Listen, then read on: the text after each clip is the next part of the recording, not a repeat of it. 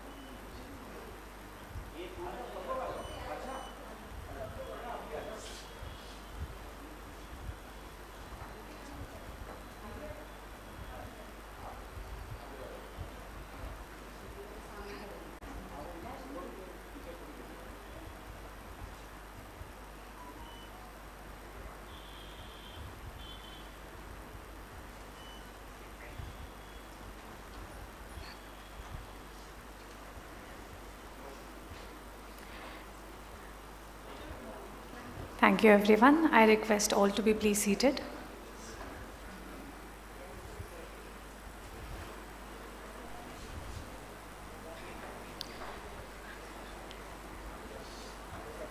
Let us now begin with today's program. I would like to request our organizing president, Dr. Viren Bharadwaj sir, to kindly come on stage and give a welcome to all our delegates and dignitaries. So, Bharadwaj sir, kindly come. Aji sir.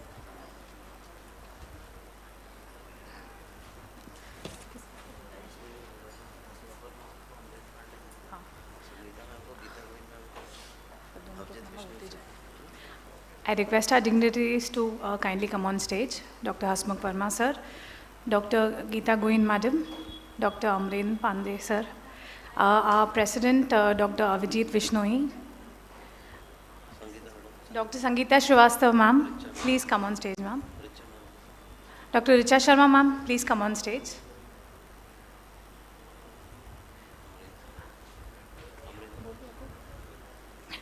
I request our dignitaries to once again kindly come on the stage. Dr. Geeta Goin ma'am.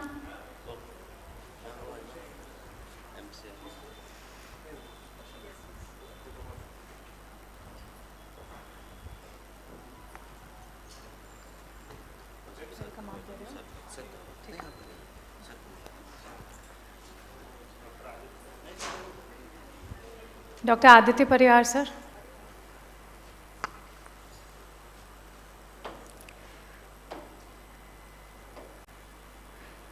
Thank you, everyone. Now I request Dr. Bharadwaj, sir, to say a few words. हाँ जी, यहीं से बोल लीजिए, sir. Good morning, dear all. Dr. Professor Hasmukh Verma, sir, chief guest of today's function. Dr. Sangeeta Srivastava, madam, a very active member and organizing chairperson of several of the programs held recently. President of IMA, Dr. Abhijit Vishnuji, Secretary Dr. Aditi, Zonal Coordinator and State Secretary General of IMA AMS, Dr. Amrendra Pandey, and in charge, Souvenir Committee and Deputy Superintendent of Medical College, Madam Sharma, MCI Inspector, Madam Geeta Gwain, senior members, and dear colleagues. You are welcome to the scientific session organized on the occasion of first Zonal National Conference of IMA AMS MP at Jabalpur, which is the headquarters of the central zone of IMA AMS. This is the first national conference of the central zone, and all of you are welcome. And I hope the program that has been laid out by Abhijit, by Dr. Amrendra, and by Dr. Aditya and their team would fulfill your expectations. Thank you. I again welcome you on this auspicious occasion.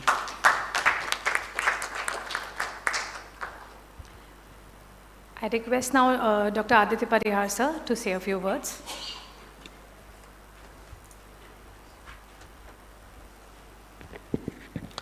Welcome all, dear esteemed speakers, delegates and participants. As a Secretary, Supercon Conference, it is my immense pleasure to welcome you to this groundbreaking event, where the forefront of artificial intelligence converges with the vast potential of medical science.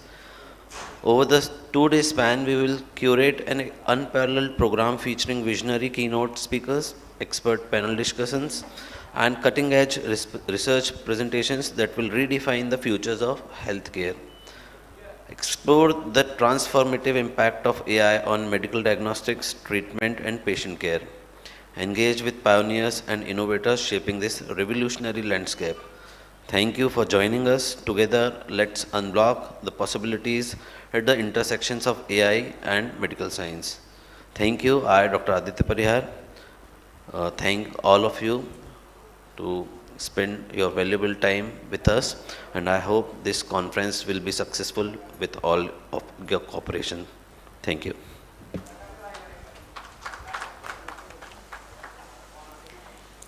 I now request our dignitaries to please take their places. I'd like to request Dr. Hasmukh Verma, sir, to kindly please say a few encouraging words before we start our sessions. I am humbled indeed and obliged to Professor Bharadwaj for extending this invitation to me as a chief guest of this August gathering, for holding this first Congress on SuperCon 24, and the theme that this young dynamic people sitting right and left to me, Dr. Amrendra Pandey and Dr. Abhijit Mukherjee, under the guidance of senior people like Professor Bharadwaj, Dr. Sangeeta Srivastava, and Madam Sharma, and with a dynamic lady like Dr. Geeta Gwain sitting over there, they have chosen a subject of AI.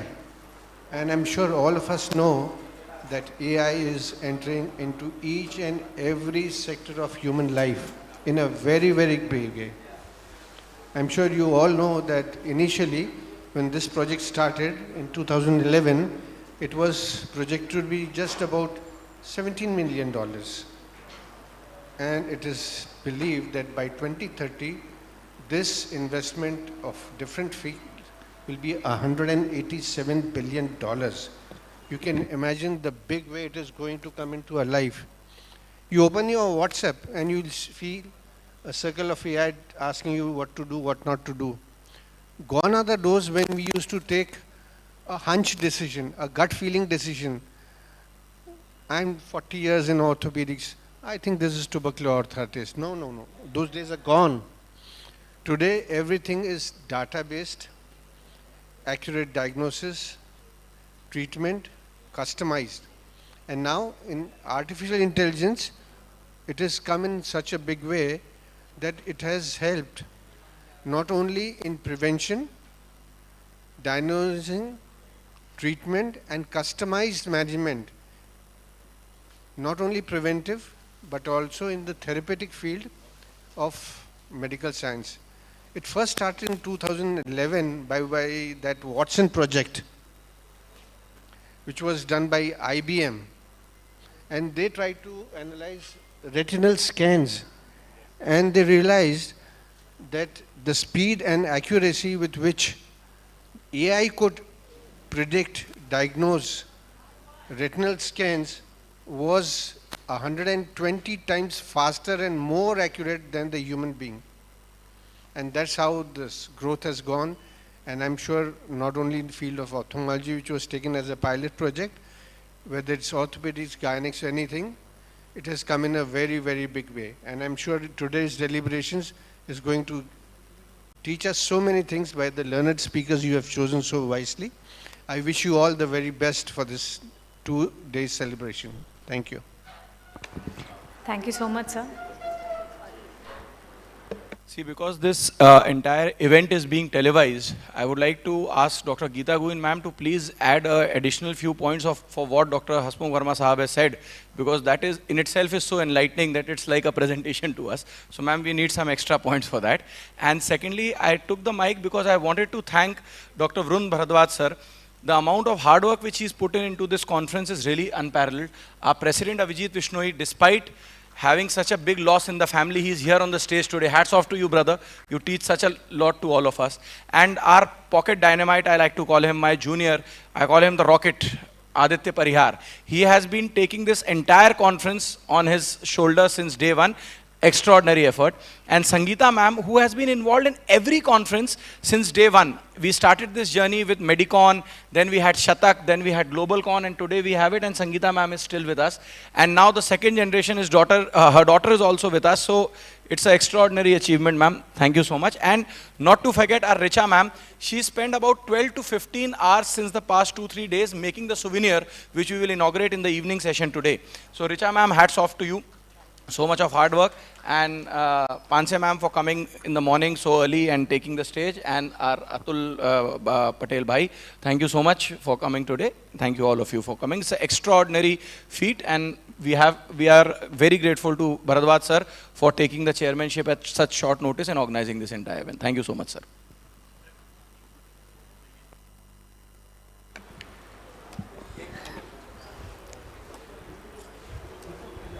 Thank you so much sir.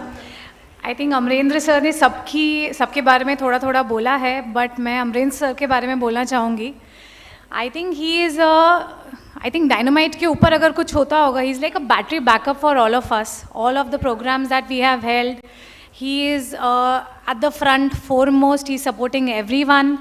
I think उनसे ही एकदम whole and soul IMA का everything whatever IMA stands for is whole and soul because of Amrendra sir. So thank you so much sir for backing us, being with all of us.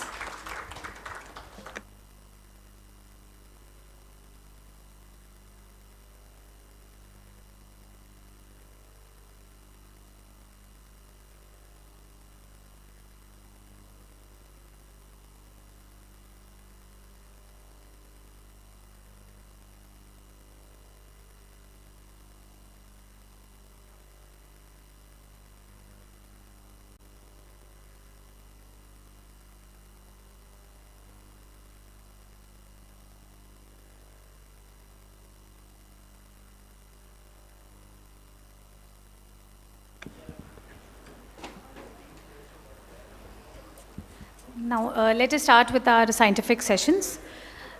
The first block of sessions today will be about obstetrician and gynecology department. I request our chairmen to kindly come on the stage. I request Dr. Sangeeta Srivastav ma'am, Dr. Pradnya Harshe ma'am, and Dr. Swaraj Naik ma'am to kindly come and chair the sessions.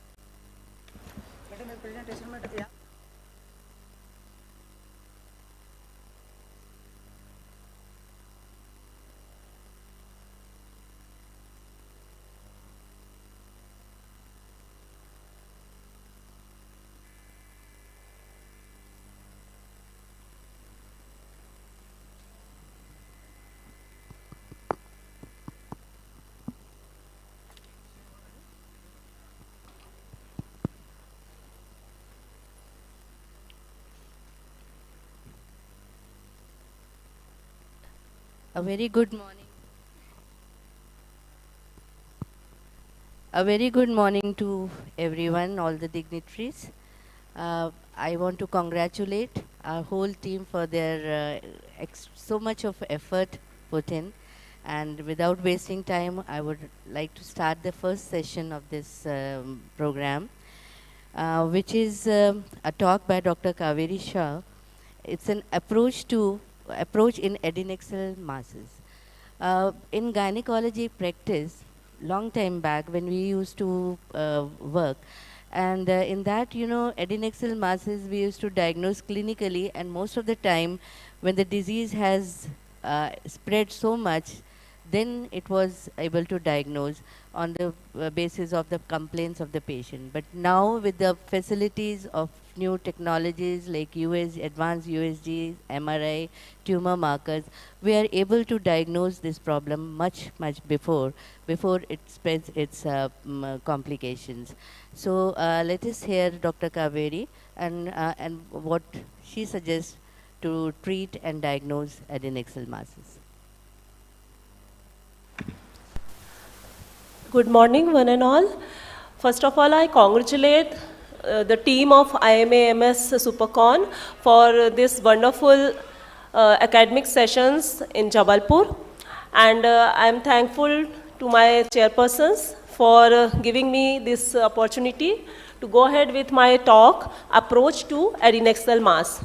I am just going to cover the few highlights of latest guidelines suggested by RCOG and ACOG, that how we should proceed for any adnexal mass which comes in our routine practice. Mostly we see pelvic masses are common gynecological health issues, and it has been found that around 10% of women will undergo surgery for a mass in their lifetime. Despite the high prevalence of adnexal masses, less than 20% of newly discovered pelvic masses will be malignant. So adnexal masses are most commonly routinely encountered by gynecologists, but they can come across to our family physician as well. In premenopausal women, almost all ovarian masses and cysts are benign. The overall incidence of a symptomatic ovarian cyst in premenopausal female being malignant is approximately 1 in 1,000, and it can be 3 in 1,000 in age approximately of 50. The underlying management rationale is to minimize the patient morbidity, reduce the patient morbidity by conservative management wherever it is possible, use of laparoscopic approach where it is appropriate and technically feasible, and avoid unnecessary laparotomy. The truth is ovarian cancer carries a high mortality rate, and it is prudent for clinicians to be able to identify which pelvic mass are concerning for malignancy. So what we have to do, first we need to take a good history and a family history as well. Within a family medicine setting, a pelvic mass may be asymptomatic and discovered incidentally during clinical examination or physical examinations. Patient presents with sometimes symptoms concerning to other causes and we can come across the pelvic mass. It can be irregular vaginal bleeding, bloating sensation, increased abdominal girth, dyspareunia, urinary symptoms, pelvic pain, abdominal pain, and so on.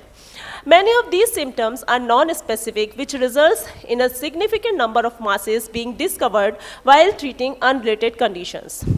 If we see the risk factor, primary risk factor for ovarian cancer is age, with approximately 70% of malignancy occurring in patients above the 55 or so. There are specific type of ovarian malignancies which primarily occur in patient under 40 or even adolescent age group 2. As such, it is recommended that all pelvic masses be assessed for risk of malignancy, and generally the first line means of characterization of these by indexes. So type of adnexal masses which we see in our routine practice, like ovarian, functional cyst, endometriotic cyst, serous cystadenoma, paratubal cyst, hydrosalpinx, and so on. So the differential diagnosis for adnexal masses has been categorized into 4, like benign ovarian masses, which can be functional, endometriosis, serous cystadenoma, mucinous cystadenoma, mature teratoma. Benign non-ovarian masses like paratubal cyst, hydrosalpinx, tubo-ovarian mass, peritoneal pseudocyst, appendiceal abscess, diverticular abscess, and pelvic kidney. Primary malignant ovarian tumors are rare, but they found like germ cell tumor, epithelial carcinomas, and sex cord tumors. Secondary malignant tumors like predominantly breast and gastrointestinal carcinomas, which can reflect after this as a ovarian carcinoma too. So the tumor marker rules are important over here. Mostly we go ahead with the CA-125 assay, but it has been found that serum CA-125 assay does not need to be undertaken in all premenopausal women when an ultrasonographic finding is suggestive of simple ovarian cyst. And in such cases, ideally the tumor markers, if we have done also, still the follow-up should be like, if it is according to the size 3 to 5 or less than 3, they need a follow-up after 3 to 6 months. Lactate dehydrogenase, alpha-fetoprotein, and SCG are markers for the complex ovarian cyst below 40 years of age, and possibility of germ cell tumor are reflected in such. So coming to the CA-125, which is mostly used, it is unreliable in differentiating benign from malignant ovarian mass in premenopausal women because of its increased rate of higher values in case of other diseases as well, and it has been found in raised in various conditions like endometriosis, fibroids, adenomyosis, pelvic infections like tuberculosis, and so. So consequently, a raised serum CA-125 should be interpreted cautiously. However, it is important to note that the only stage 3 and 4 endometriosis is to be likely with raised several hundred times of the CA-125, and it can mimic like a carcinoma. So that is the point where we need to differentiate, and other tumor markers can help us. So it is also important that CA-125 is primarily a marker for epithelial ovarian cancer, not for all the ovarian cancers. A CA-125 assay is not necessary when a clear ultrasonographic diagnosis has been made, and according to the RCOG, if a CA-125 assay is raised but less than 200 unit per ml, further investigation may be appropriate to exclude or treat the common differential diagnosis which I have shown previously.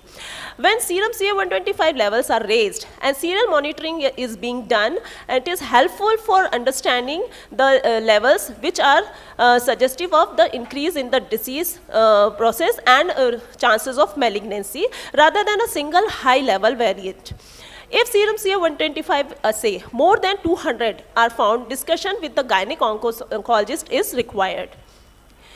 So what is going to help if CA125 is there? So we can go ahead with our proper ultrasonography findings. It is suggested that a transvaginal ultrasonography is a better approach for marking a tumor, whether it is a malignant or benign. So pelvic ultrasound is the single most effective way of evaluating any ovarian mass, and preferably transvaginal. The ACOG guideline says that if we want to summarize the previous finding, a benign tumors like simple cyst under 10 centimeter, malignant which are having solid mass septations more than 3 mm, mural nodules, papillary excessions, and ascites. So they can directly, we can advise that it is, we can conclude that it is a malignant. But indeterminate, like where we get confused, like complex ovarian cyst, size more than 10 centimeter but simple cyst, using these criteria, one can go ahead with the further confirmation. So I see. Sorry to interrupt, in Kaveri. Just be precise because the time is short. Huh? Okay. Okay. So IOTA classification is going to help us, where we can see the B rules and M rules, and unilocular cyst, solid component less than 7 mm, presence of acoustic shadow, smooth multilocular tumor less than 10 mm, and no blood flow are benign, and just increased blood flow, mural tumors with more irregular multilocular tumor with 10 centimeter papillary structures, and presence of ascites with irregular tumor are suggestive of malignancy. Other than this, RMI index are helpful, which we are using since long. ORAD scoring system for MRI is again helpful for us, where ORAD 0 to 5, 6 categories has been there, and they are helpful in concluding the which kind of tumor it can be. Role of CT and MRI is not directly very helpful. Primarily, one should go ahead with the TVS, and it can be just to understanding the staging. Biomarkers are, again I said, CA125 is only for prognostic value, but we can go ahead with the other tumor markers like alpha fetoprotein, LDH, and inhibins. So asymptomatic women with simple ovarian cyst, they actually need no active intervention, and their cyst, they resolve within 2 to 3 menstrual cycle. The persistent asymptomatic ovarian cyst needs surgical treatment. And use of combined oral contraceptive pills in case of functional cyst are helpful, but they are not proven. Women with small but less than 50 mm diameter simple ovarian cysts do not require follow-up after the as these cysts are very likely to be physiological. So biomarker which are helpful, AFP, LDH, and HCG. And this is the simple guideline for our algorithm, that asymptomatic needs transvaginal USG, clearly benign, expected management. If confirmed risk factors are there and malignancy is there, then go ahead with the surgical treatment. So that is the thing, and aspiration is avoided.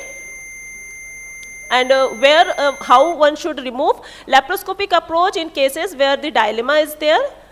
Management in pregnancy, again, as of in the second trimester, it is advisable. Hysterectomy and oophorectomy, depending upon the choice of the patient, but depending upon also the variety of the tumor. So take home message is, serum CA125 assay does not need to be simple functional cyst. TVS is better approach, and follow-up protocols depending upon the size, unilocular cyst type, and premenopausal state. Algorithm approach is better. Markers are important but not diagnostic. Thank you. Thank you, Dr. Kaveri. Indeed, it's a very difficult topic you have discussed, because the approach to adnexal masses has to be very precise before we take any operative or conservative treatment. Thank you so much for your lecture. Thank you. It was a very precise lecture, and I would just like to add that AI is coming with all these markers and images. AI helps in diagnosing all types of ovarian malignancies, benign and malignant tissues, because all these images can be sent and to the AI and we can get a precise diagnosis very fast. So AI world is progressing very fast in all these imaging fields. Thank you. It is request from the organizer that please wait till you receive your momentum.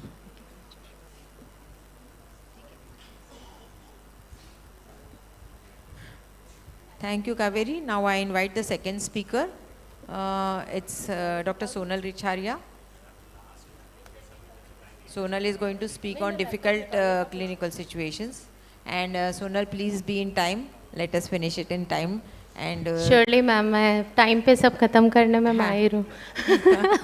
Sonal needs no introduction. She is such an energetic JOGS member, and the whole town knows her for her I am enthusiasm. really thankful, and I want to say that it's because of Sangeeta madam I am standing over here. अगर Sangeeta madam और प्रज्ञा madam नहीं बोलती कि आना है और करना है तो शायद हम लोग सब ये नहीं करते. You are our backbone madam, और आप जब जहाँ जैसा आदेश करो वैसा करने तैयार हैं. इन द मीन टाइम, जब तक ये पीपीटी शुरू करने वाले हैं, इतने सब बड़े लोगों के सामने एक बहुत छोटा सा टॉपिक प्रेजेंट करने जा रही हूँ. GI, that is gastrointestinal abnormalities in pregnancy, in which I am going to cover only two things because time is less. So it is nausea, vomiting of pregnancy, and second one is constipation in pregnancy. I don't think my slide need to go on. Next one is that gastrointestinal update in the pregnancy and its management. We all know that nausea vomiting of pregnancy is the most common disorder when any pregnant patient come to us. It is 60 to 70% in women, and symptoms usually starts within 2 to 4 weeks after fertilization. It goes up to 22 weeks. Although no consensus definition is available for hyperemesis gravidarum, but it is typically viewed as the severe form of nausea vomiting of pregnancy and has been reported to occur in 0.3 to 10.8% of pregnant patients. Hyperemesis gravidarum is characterized by the severe nausea and excessive vomiting starting before and end 22 weeks of the gestation. And it is associated with so many of morbidities like kidney injuries, liver dysfunction, pneumomediastinum, and the most common thing is the hypothyroidism. So whenever any patient comes to you and complain about hyperemesis gravidarum, two things should be keep in mind. One is about the diabetes, another one is the hypothyroidism, and third most common is the twin pregnancy, which is nowadays common due to IVF practices. Now there is a score which is called as Pregnancy Unique Quantification of Emesis, PQUE system.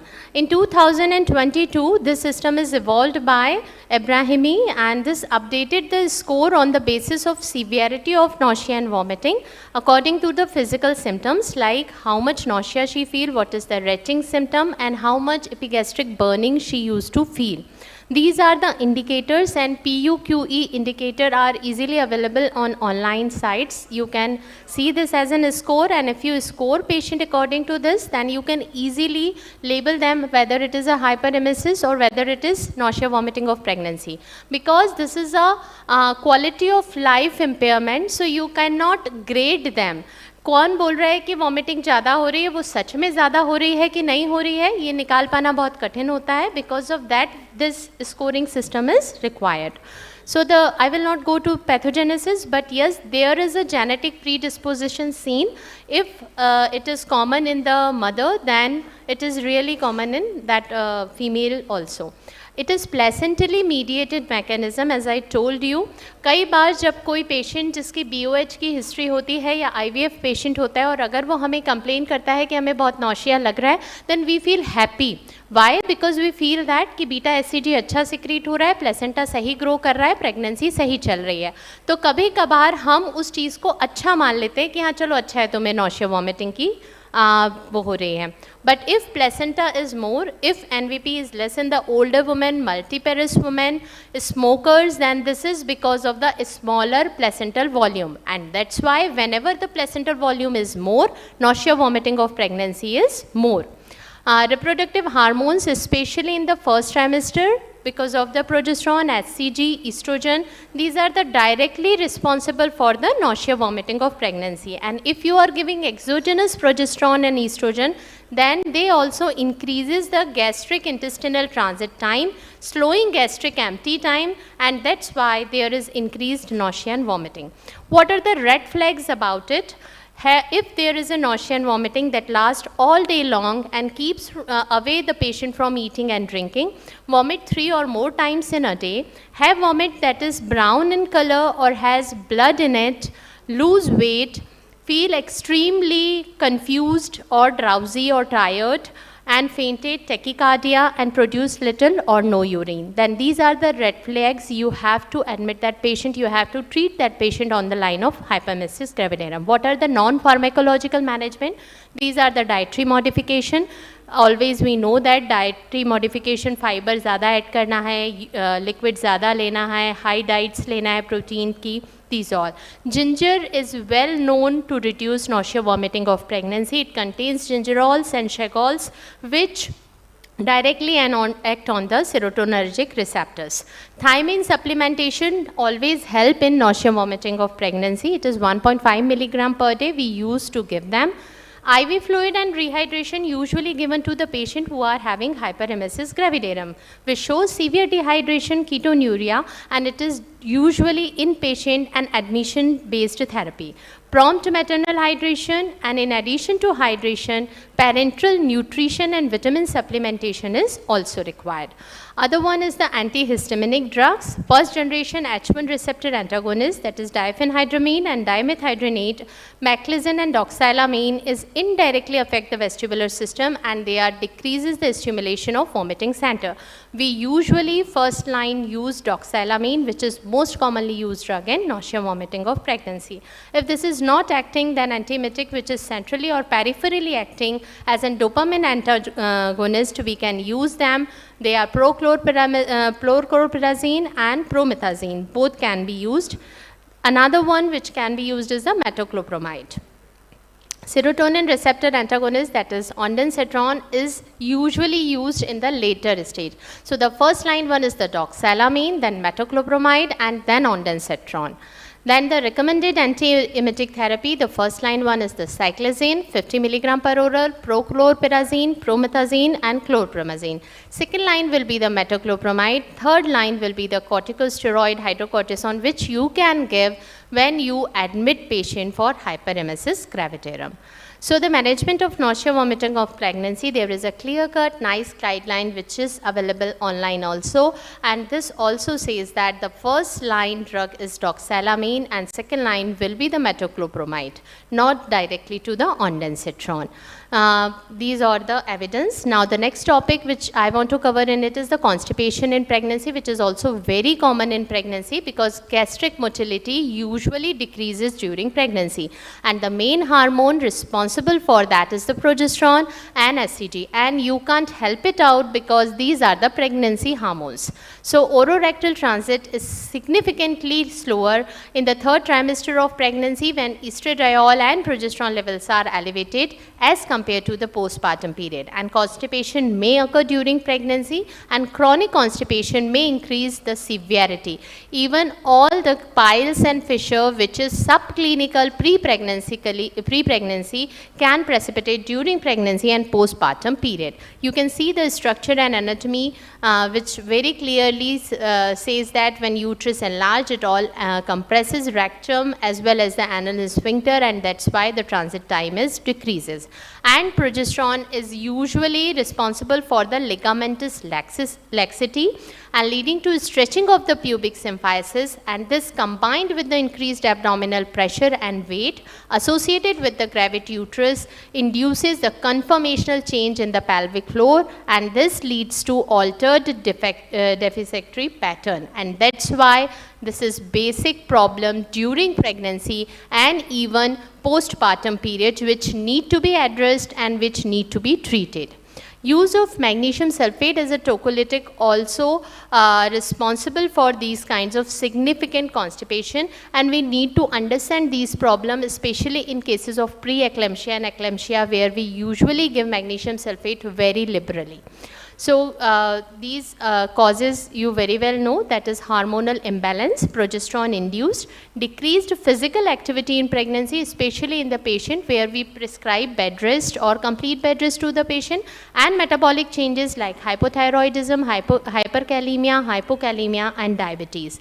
Dietary factor, we need to teach every patient that you need to increase your water intake, increase your fiber diet, because iron is also responsible for the constipation, and we need to give iron right from the starting of second trimester or third after third month. Then the mechanical factor, which I already discussed in a brief. So the clinical implication may be bleeding per rectum, hemorrhoids, pelvic floor problems, fetal malpresentation, and intestinal.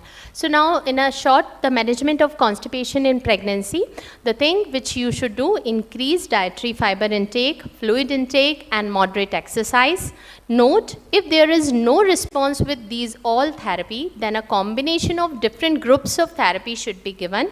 If there is no improvement even after laxative, add or switch to the following things. That is what? Improvement of symptoms not occurred. These are the 4 things which we usually give as a laxatives.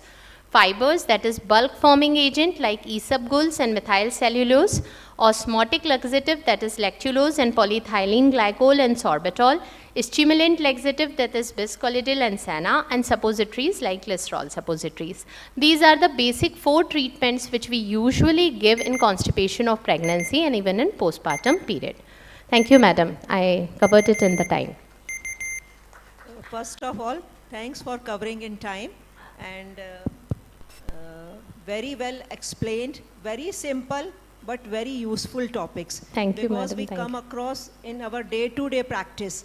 One thing I would like to add, sometimes if patient is continuously complaining of vomiting, then we advise whole abdomen USG and we find cholelithiasis and cholecystitis of pregnancy.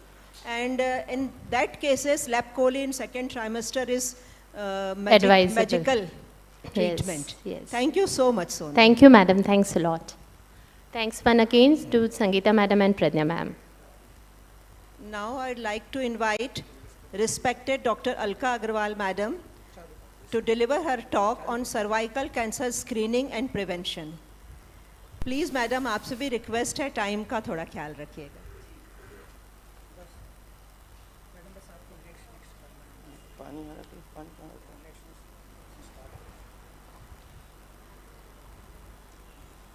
Good morning, the respected chairperson in the August gathering. The cancer cervical screening and prevention. Cancer cervix is a disease that develops quite.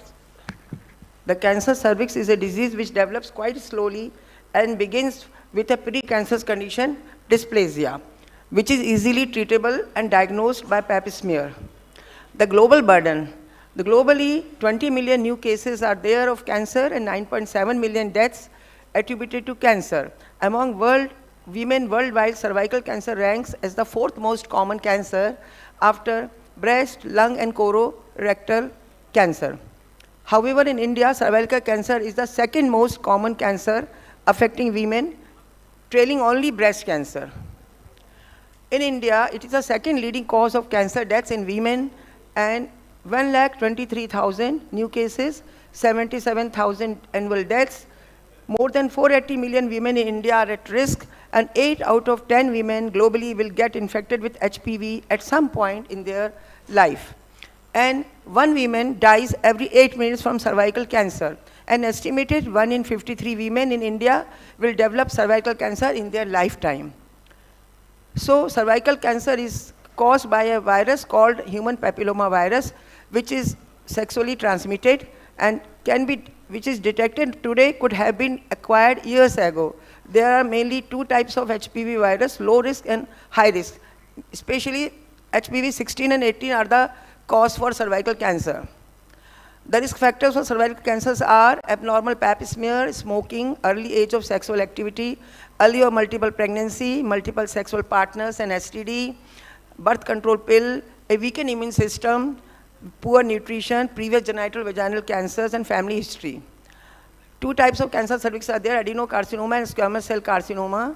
The symptoms are unusual discharge from the vagina, heavy menstrual bleeding, post-menopausal bleeding, post-coital bleeding, anemia because of the abnormal vaginal bleeding, ongoing pelvic, leg or back pain, and bleeding from the rectal bladder, and weight loss. So how to achieve the elimination? WHO wants the elimination by 90-70-90. 90% coverage of HPV vaccination of girls from 9 to 14 years and 70% coverage of screening of women with high performance tests by the age of 35 and 45 years. and 90% of women identified with cervical disease receive treatment for precancerous lesions or invasive cancers. So, how to prevent it? The base of the pyramid is primary prevention is vaccination, secondary prevention is screening and treatment procedures. The comprehensive cervical cancer control involves a multifaceted approach. Key components include primary vaccination, that is HPV vaccination to pre-adolescent girls 9 to 14 years, and extend vaccination to boys also, and awareness also. So guideline says 2 doses of HPV vaccine to 9 to 14 years age of girls at least 6 months apart, and 3 doses to 15 to 45 years of age 1 to 2 months and 6 months apart, and to males also. The HPV vaccines which are available in India are bivalent, quadrivalent, nanovalent. The secondary prevention is by screening program and early detection. The cervical cancer screening, nearly all cervical cancers are caused by HPV, which often develops without early symptoms. While most HPV infection regress naturally, persistent infections can cause pre-malignant changes. Cervical cancer screening through Pap smear and HPV test is crucial for early detection and prevention. These tests identify abnormal cells before they become cancerous. Treating precancerous condition prevents invasive cancer. Early detection also reduces long-term healthcare cost. The goals of screening are early detection, prevention of invasive cancer, reducing mortality, enhancing quality of life, and cost effectiveness. The screening modalities are cytologic, which are conventional Pap smear, liquid-based cytology, automated cytology, and dual staining to identify P16 and K167, and HPV testing, HPV alone, or co-testing HPV plus cytology. Visual inspection with acetic acid, that is VIA, or with iodine, Lugol's iodine, that is Willi. Naked eye inspection, magnified by colposcopic or camera, and automated visual evaluation of digital images. Molecular are nucleic acid amplification test, high-risk HPV DNA, messenger RNA, DNA methylation, protein biomarkers, HPV by antibodies, and oncoproteins, markers of proliferation. So automated cytology, autocytes, that is semi-automated. In this scans the slides and records images of 128 of the most abnormal fields found on the slide, most significant abnormality found in the center. When the findings of both the reviewer and the computer match, then a diagnosis of within normal limit is given. Sensitivity is 97%. Auto Pap test is the material on the slide is reviewed and scored based on an algorithm as to the likelihood of an abnormality is given, 97% sensitivity. Primary HPV testing is, testing methods are HPV DNA test, detect the presence of high-risk HPV types by amplifying and identifying viral DNA. HPV RNA test, detect the presence of high-risk HPV types by identifying viral RNA. Advantages are increased sensitivity and longer screening intervals. Nowadays, HPV self-testing kits are also available. Co-testing of HPV testing and cytology Pap smear, that is 100% sensitivity and high negative predictive value. VIA visual inspection under acetic acid is revealing abnormal areas. Low cost and good for low resources. And visual inspection with Lugol's iodine, Willi, the test negative, then Mahogany brown, then it is normal. If test positive, bright yellow, then precancerous lesions or cancers. Suspicion for cancers, ulcerative or cauliflower-like growths, suggestive of invasive cancer. So, in good resource settings, HPV testing, primary HPV testing and co-testing are to be taken in 25 to 65 years of age, and in limited resource setting, VIA is to be done and in 30 to 65 years of age. And this cytology co-testing is repeated if it is negative, it is repeated every 5 years. VIA also can be repeated after 5 years if it is negative. Tertiary prevention is by treatment of precancerous lesions and cancer treatment. The invasive cancer, if skin lesions are not treated, they may progress to invasive cervical cancer in 5 to 10 years or more. HPV-related cancers in other sites, such as anal or oropharyngeal cancers may follow similar timelines. So, proper patient history, physical examination, pelvic examination and VIA, USG pelvis, PAP test, HPV test by LBC method, colposcopy, endocervical curettage and cervical biopsy will help us in diagnosing the cancer cervix as early as possible. Take-home message that to reduce the risk of developing cervical cancer, cervical screening is a must, regular gynecological checkup is required, HPV vaccination is very effective, have routine PAP test, avoid smoking, practice safe sex, use condom, and delay first sexual intercourse.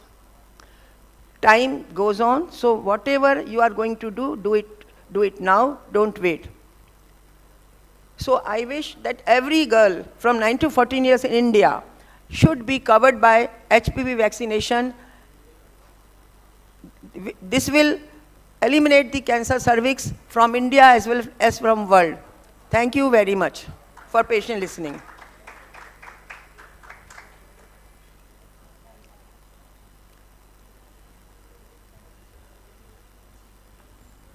Thank you, Alka madam. You have covered the topic so well and the ending was fabulous. Thank you. Thank you very much. Before we call our next speaker, I would like Dr. Kehkashan Reza to kindly come and chair the session here with us.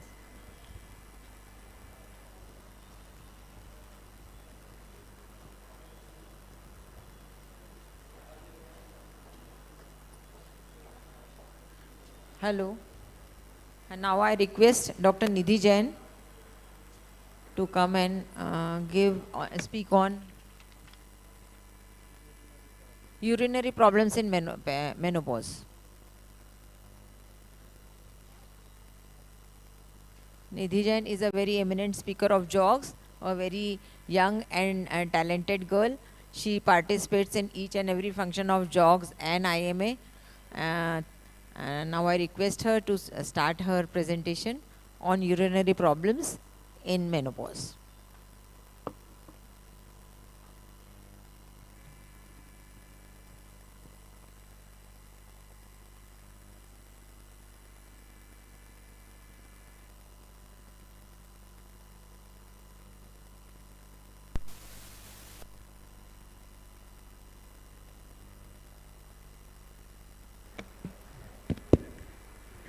A very good morning one and all, and thank you IMA AMS Supercon conference organizers to give me the opportunity. Thank you Sangeeta ma'am, especially to give me the opportunity to speak about this topic. And today I'm talking about the urinary problems in menopause.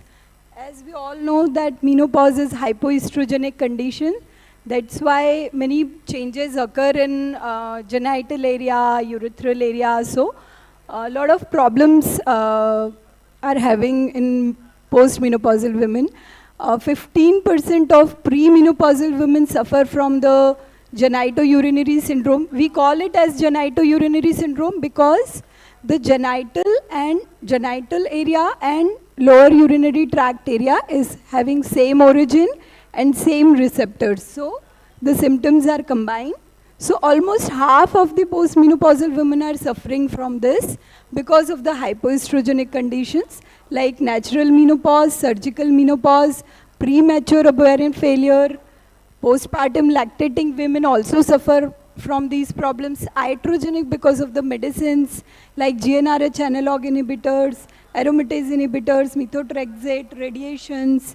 Abuses like smoking, alcoholism worsen this problem. Pathophysiology, as we know, kindly maintain silence at the back, common please. Origin of lower urinary tract and genital area. So both have estrogen receptors and decreased receptor as the age increases, leading to vaginal rigid vagina, dry atrophied vagina with decreased rugosities. So clinical manifestation, urinary tract will have dysuria, urgency, incontinence, stress, incontinence, recurrent UTI, urethral prolapse, etc. And genital symptoms will be vaginal dryness, burning, itching, leukorrhea, thinning of skin and mucosa, vaginal and pelvic pain, pressure, wall prolapse. Sexual problems will also be there like dyspareunia, reduced lubrication, postcoital bleeding, loss of libido, decreased orgasm and desire. Diagnosis is mainly clinical.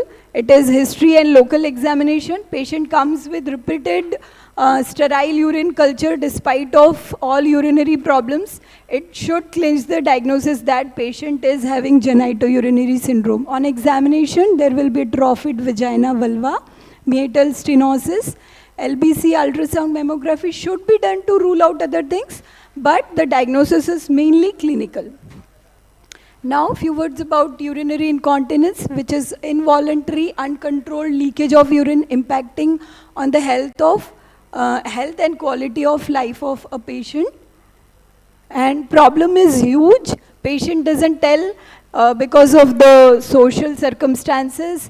Patient hides, so we have to ask again and again. Young women suffer, like 20 to 30% of young women suffer from the urinary incontinence, middle age up to 40%, and up to half of the old age women suffer from the incontinence.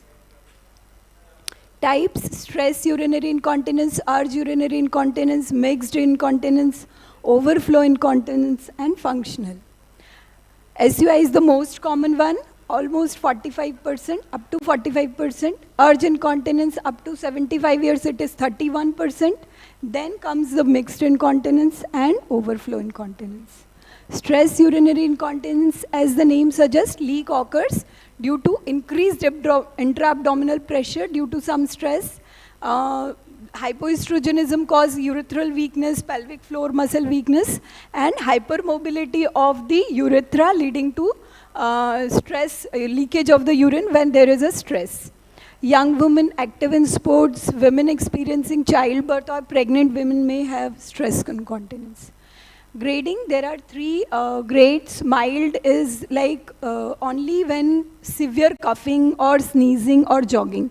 Grade 2, it is moderate SUI with a moderate stress, like fast walking, climbing. Severe SUI, incontinence, even with the slight rest, slight movement or even rest. Urge incontinence, mainly a part of overactive bladder, and it is preceded by or accompanied by a sense of urgency कि बहुत तेज urine जाना है and patient rushes to the toilet, and 17.4% patients are affected with urge incontinence. Then comes the mixed incontinence of stress and urge incontinence, and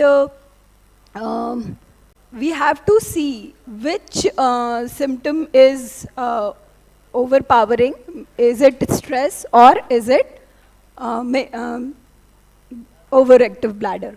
Then comes the overflow urinary incontinence. Overflow urinary incontinence is involuntary leakage from over-distended bladder.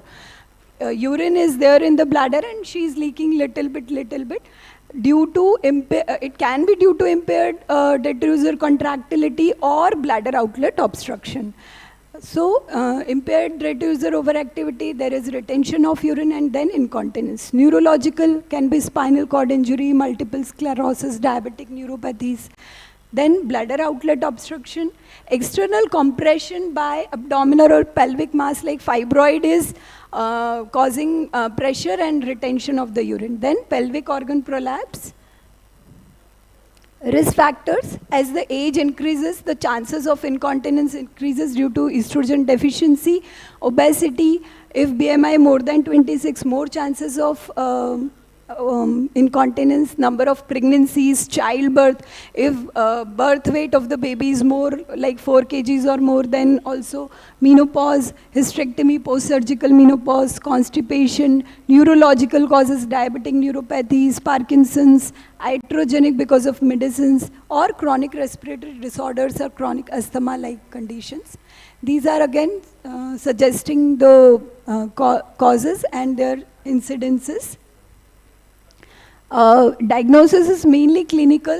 Type, severity, burden, duration of the incontinence should be sought with the history and physical examination. Voiding diaries may help. Sign and symptoms of emergent condition like asthma or any pelvic organ prolapse or anything, we should see for that. SUI patient will say that on coughing or sneezing, I am having urge incontinence. There will be frequency, urgency, nocturia.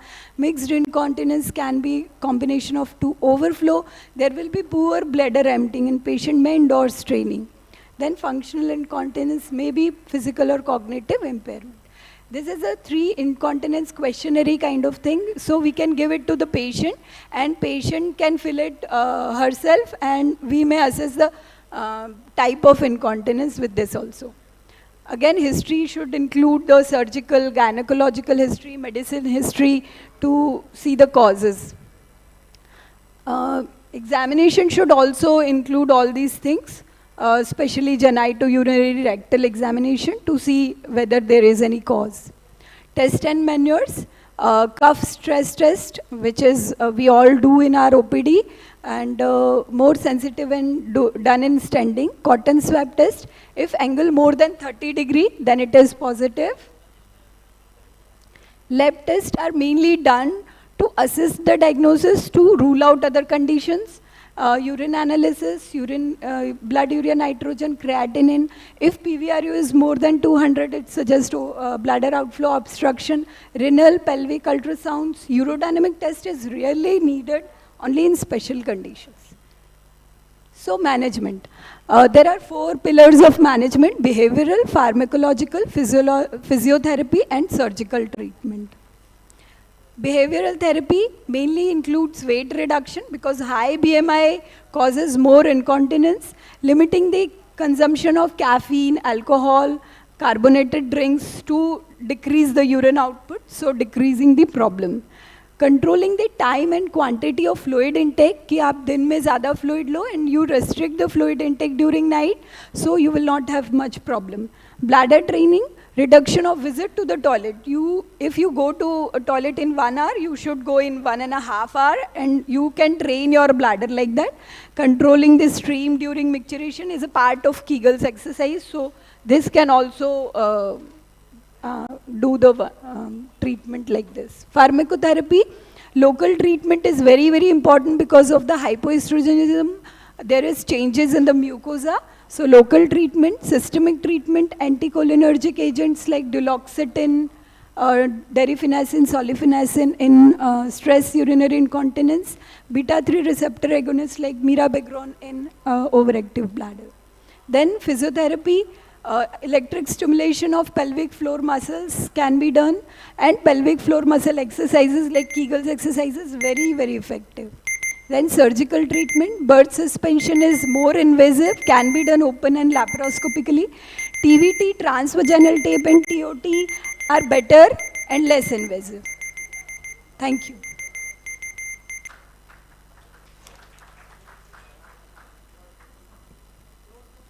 Thank you, Dr. Nidhi, for your very informative lecture.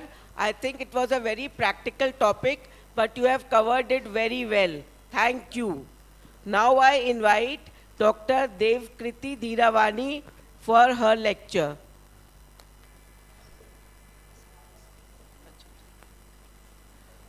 Her topic is evaluation of infertile couple.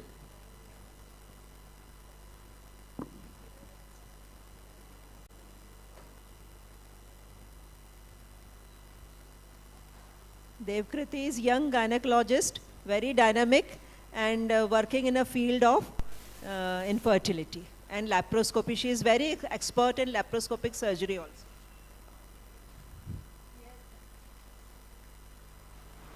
She has just started her IVF center at Jabalpur hospital, and I would request everybody to help her to succeed in her journey of IVF. Thank you so much. Thank you, ma'am.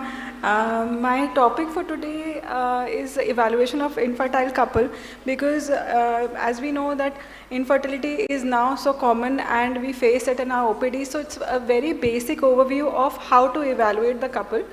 We won't be getting into very advanced or very complex topics. So infertility is defined as a failure of conception after 12 months of unprotected intercourse. And we should be starting our infertility investigations after 12 months in all the couples. Earlier investigation is recommended after 6 months in women who are more than 35 years of age, and or whether a woman is already known or highly suspected of amenorrhea, oligomenorrhea, or any tubal or uterine causes are there, or endometriosis is suspected. So we should evaluate the couple a bit earlier.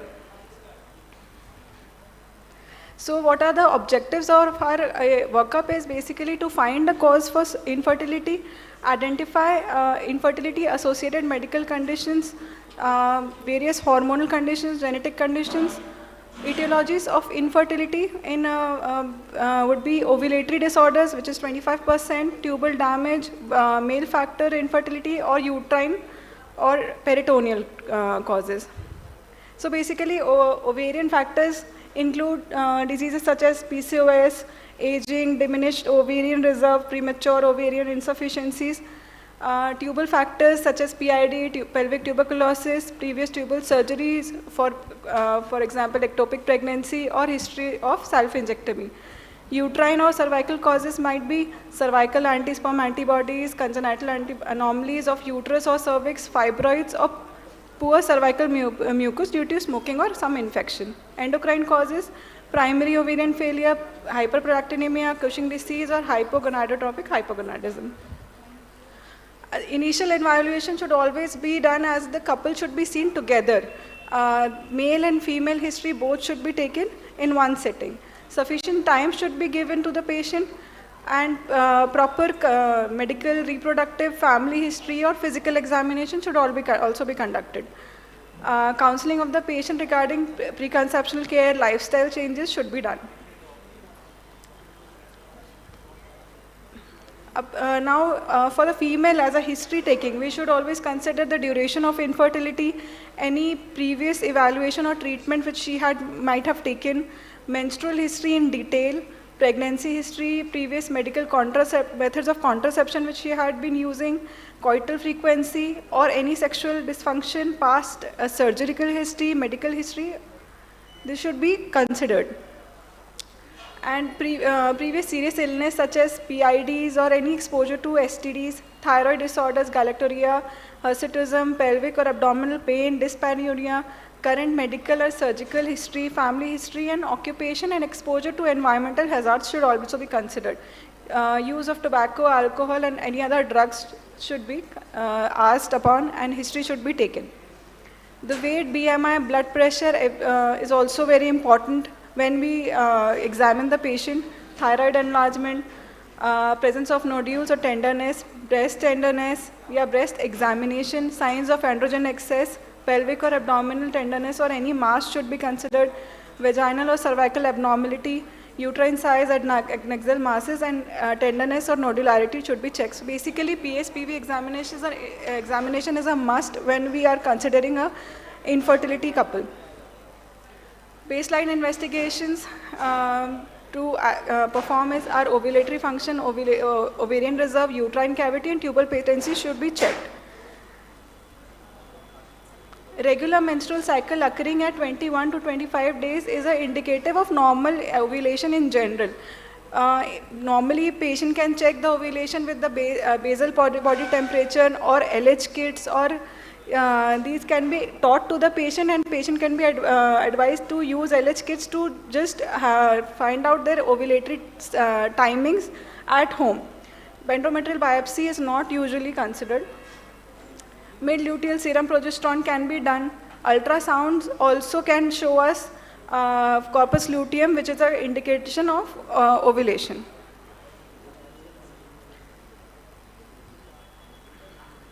So the main goal is to evaluate the fertility potential and predict the ovarian response to controlled ovarian stimulation. The main test for ovulation, ovarian reserves, which include day 3 serum FSH levels, E2 levels, AMH levels, and antral follicular count. Day 3 serum FSH and E2 levels, high FSH more than 10 to 20 IU per liter, associated with poor ovarian stimulation or failure to conception, failure to conceive.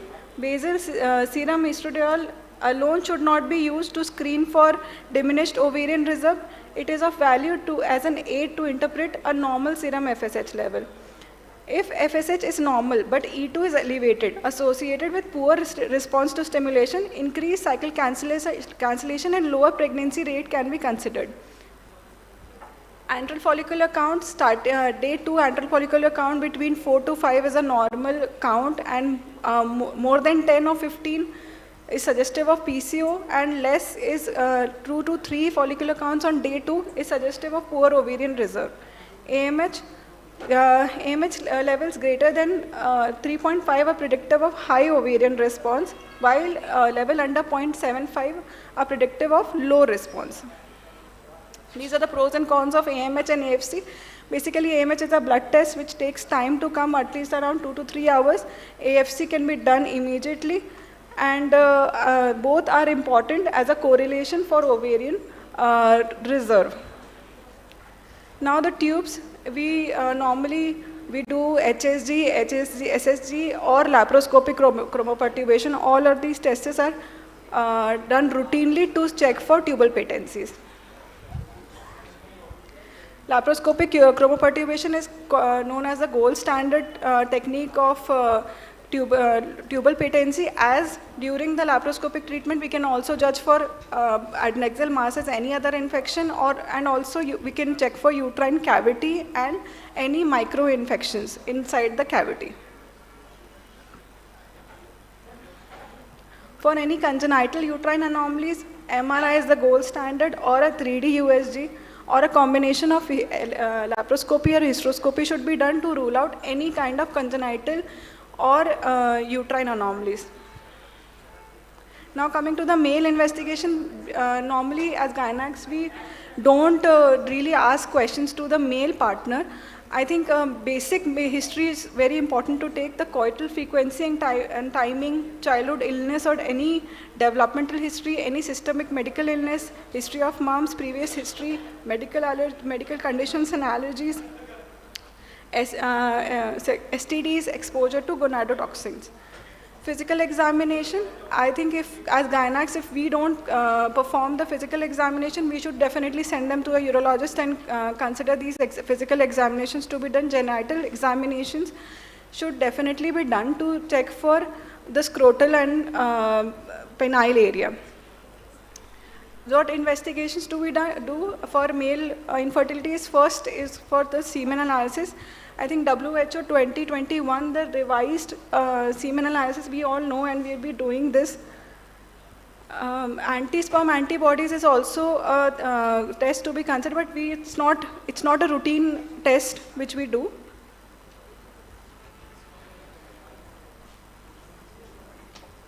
Genetic testing would be advised in men with non-obstructive azoospermia or severe oligospermia less than 5 million per ml count. Most genetic abnormalities found in such men are numeric structural chromosomal aberrations that impair testicular function, and Y chromosome microdeletions that are associated with isolated defects in spermatogenesis. Sperm DNA damage, sperm DNA fragmentation test is another test which we do. Sperm DNA damage can occur, and because of some intrinsic factors such as protamine deficiency, mutations affecting DNA compaction, from extrinsic factors such as heat, radiation, gonadotoxins. The term DNA fragmentation refers to a denatured or damaged sperm DNA that cannot be repaired. For male investigations, transrectal sonography and scrotal sonography are must. Indications of IUI in a male factor. So if there is retrograde ejaculation, impotency or ejaculatory dysfunction, hypospadiasis, hypospermia, non-liquefying or highly viscous semen, subnormal semen parameters, seminal anti-sperm antibody, non-availability of the partner during the fertile period due to work or other reasons if the partner is away, HIV or HbAg or HCV positive male partner. Concluded. I'll conclude. So basically, if everything fails and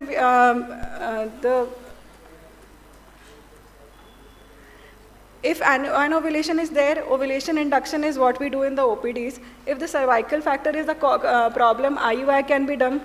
With normal semen parameters, IUI is the treatment of choice. If the sperm abnormality, the total sperm count is less than 15 million, or IUI can be considered. If it is less than 5 million, I think ICSI is the treatment of choice. Tubal factor infertility, IVF, ICSI after tubal clipping is the treatment of choice. Unexplained infertility, IUI can be tried, IVF can be tried, ICSI can be tried. Severe male factor infertility, testicular or epidermal sperm aspiration which is followed by ICSI can give you great results. Absent oocytes or spermatozoa, donor IVF can be considered. Thank you. Thank you, Devkriti. It's IVF or infertility is a very vast subject, and main thing is the counseling of the couple. And majority of the time, just with good counseling, they benefit with the treatment. But you have given a very nice lecture. I congratulate you and give you blessings for your future venture. Thank you, ma'am. Thank you so much.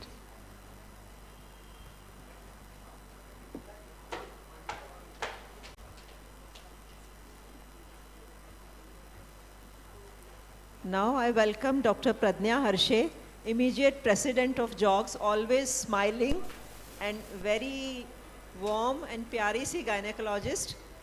And her topic is Save the Uterus. Good morning, ma'am. Ma'am, thank you for such nice words. And congratulations to the young dynamic team of IMA for organizing this conference. Special congratulations to Richa ma'am, Amrendra, Guin madam, Sangeeta ma'am. Sangeeta ma'am, you are the backbone, and whatever we are doing at JOGS, it's because of you, so special thanks to Sangeeta ma'am. And the topic is Save the Uterus. As you all know, uterus is a very important organ, especially women, not only for obviously for the reproductive reasons, but apart from that, the uterus has many other uses too. But what I'm going to say is guidelines to prevent unnecessary hysterectomies. The need for this has come because of some of us do unethical practices, and that is why Supreme Court has laid down these guidelines. We all respect our bodies, we all respect the uterus, and I don't think so any gynecologist or any doctor per se would do a hysterectomy without consent. But ऐसा बोलते हैं ना, एक मछली पूरे तालाब को गंदा कर देती है. So because of the series of incidences which have happened in Maharashtra, in Madhya Pradesh, the Supreme Court has laid down these guidelines. And so I'm going to just keep it very brief. And these are the guidelines not written by us gynecologists, these are by the Ministry of Health and Family Welfare.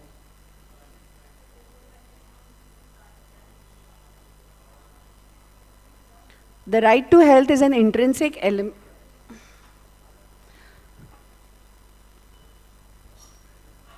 The right to health is an intrinsic element of right to life under Article 21 of the Constitution. Life is to be enjoyed in all its diverse elements and must be based on the robust conditions of health. There has been a serious violation of the fundamental rights of the women who underwent unnecessary hysterectomies. So in 2022, they have issued guidelines titled Guidelines to Prevent Unnecessary Hysterectomies, which have been forwarded to all states and union territories for compliance.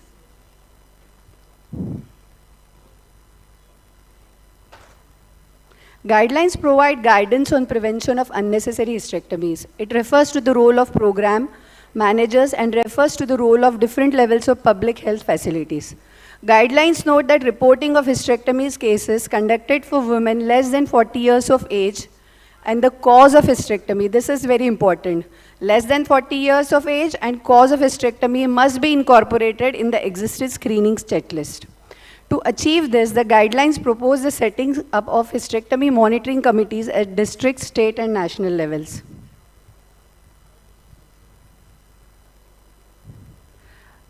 There is an issue to issue necessary orders to both public and private sectors to submit a line list of all women who underwent hysterectomy every month.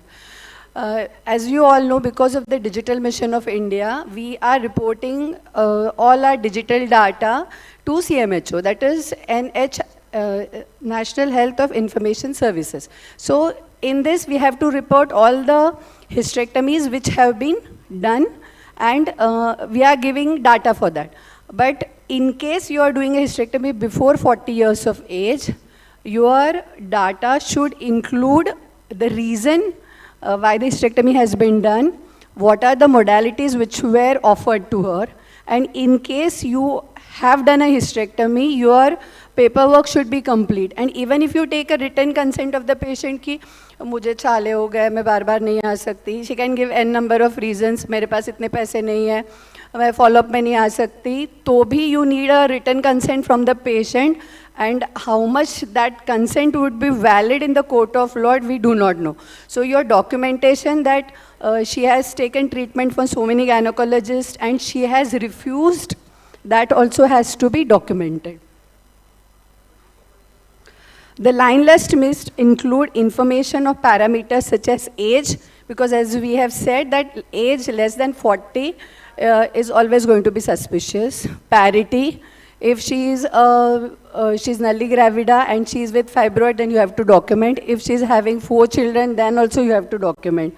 The occupation is again a major role, because what we have seen is, because in Beed district in rural Maharashtra, the indication for hysterectomy was that the sugarcane workers, the female workers could not work during the period of menstrual cycle. So they thought that it is better to chop off the uterus and save the pay, which is so difficult to believe that we live in a society where you can even think of such things.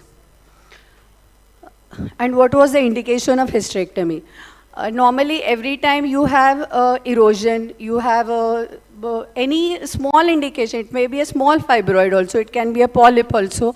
The indication may not be exactly the reason for hysterectomy, but whatever reason you have written as the indication of hysterectomy has to be collaborated with the histopath specimen.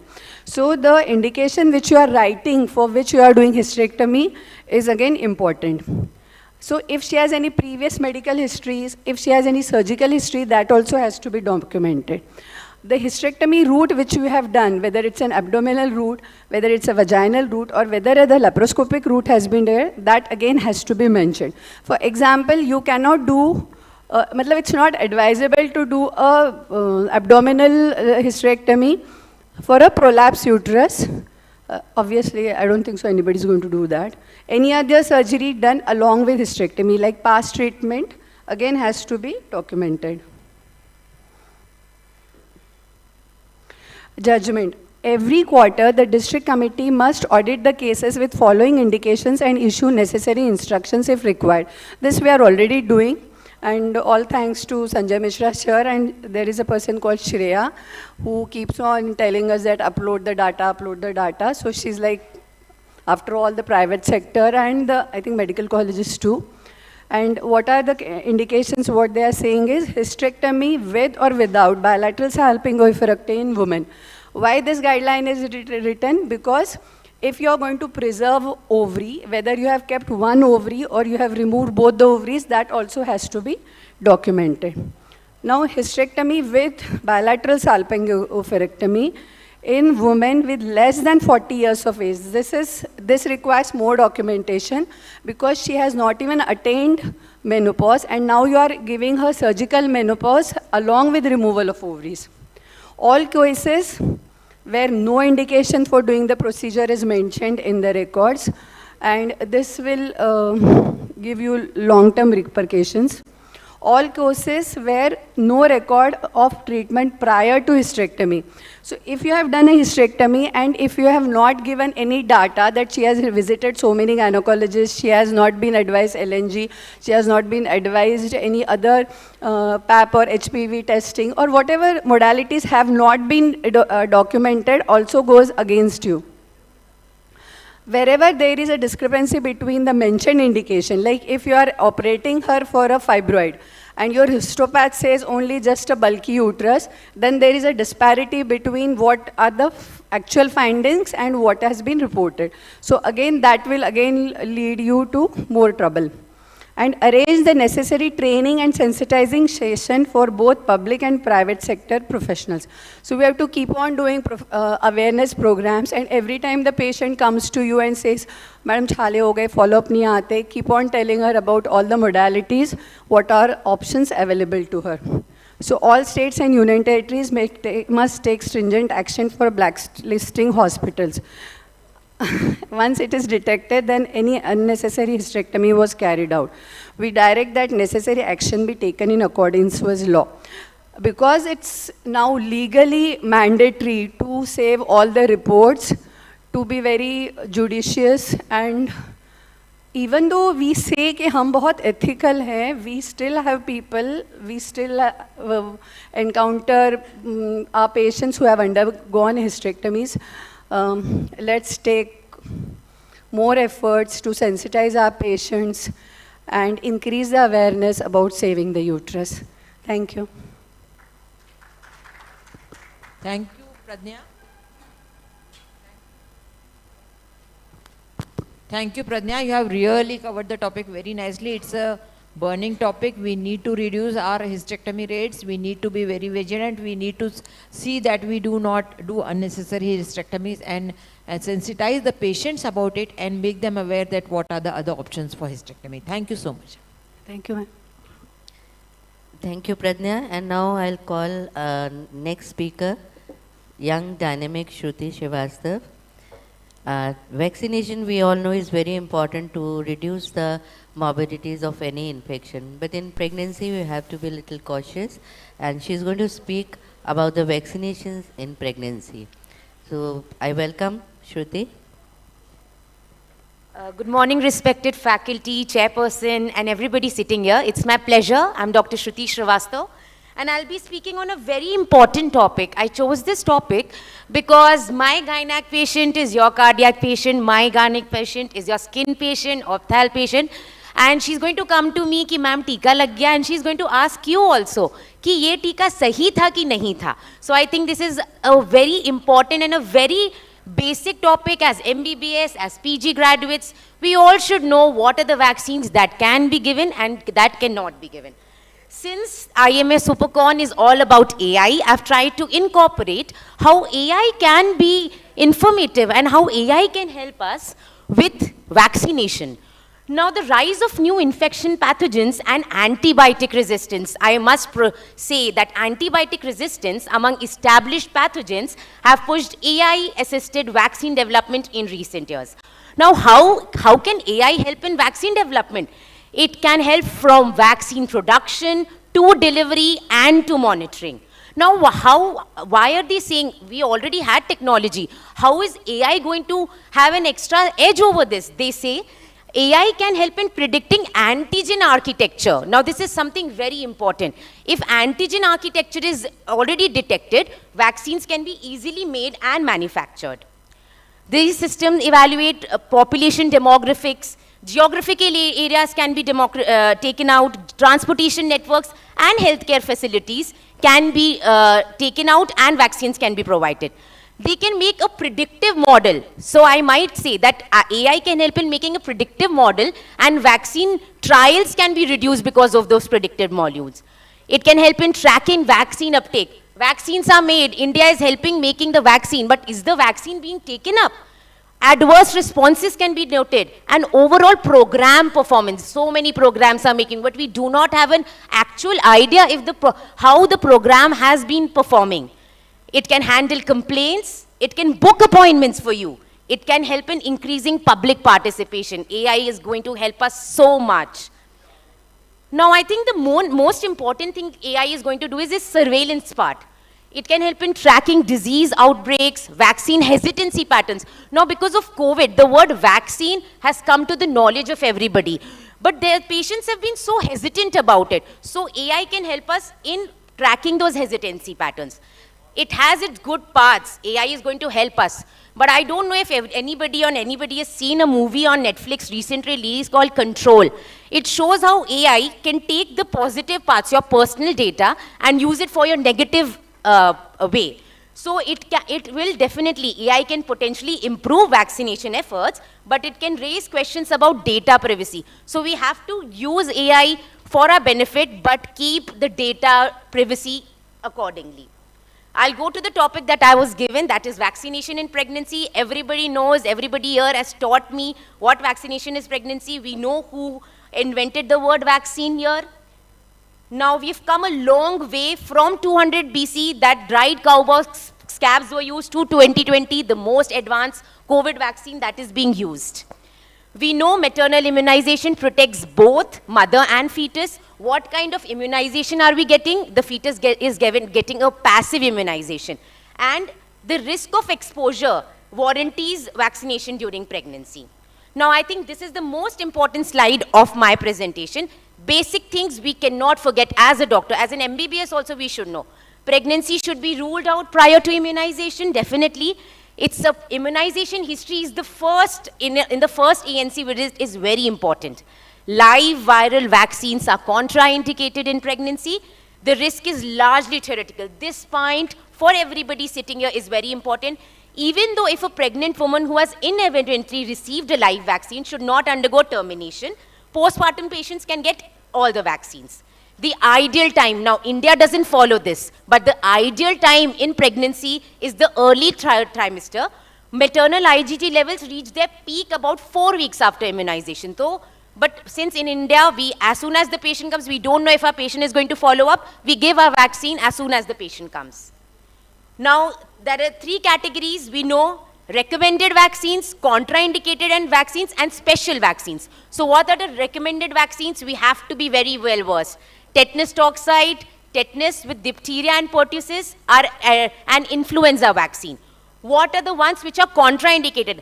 पता है होनी चाहिए कि क्या दे सकते, मगर ज़्यादा पता होनी चाहिए कि कौन सी नहीं दे सकते. तो measles, mumps, rubella cannot be given. HPV vaccination, हमारा इतना अच्छा ड्राइव चल रहा है, मगर हम तब भी प्रेग्नेंट वुमेन को HPV वैक्सीनेशन नहीं देंगे. Varicella vaccine and pneumococcal vaccine. Now what is pre-conception immunization? Patient आती है हमारे पास, मैडम कौन सी वैक्सीन होनी चाहिए. हम pre-conceptionally is obviously important, prevent करने के लिए diseases. Measles, mumps, rubella, if given, should be 4 weeks of gap should be taken before conception. MMR vaccine, 2 doses are given 4 weeks apart. Why are we so scared of measles, mumps, rubella, mainly rubella? Because it can cause spontaneous abortions, congenital rubella syndrome. We know tetanus can be given, tetanus with diphtheria and acellular pertussis, very, very important. Now, if tetanus, 2 doses is not given, Tdap can be given in place of that. Activated influenza vaccine is very important. Since we are talking about pertussis, we should know what cocooning is. Cocooning is a protective measure taken to encourage all adults and children in contact with the baby, especially the mother, the grandparents, and the sibling. We have to know. We know what are contraindicated: MMR, varicella, live influenza vaccine, polio vaccine. What are the special vaccines that can be given? Hepatitis A can be given. Where it can be given? Chronic liver diseases, hemophilia, intravenous drug abuse.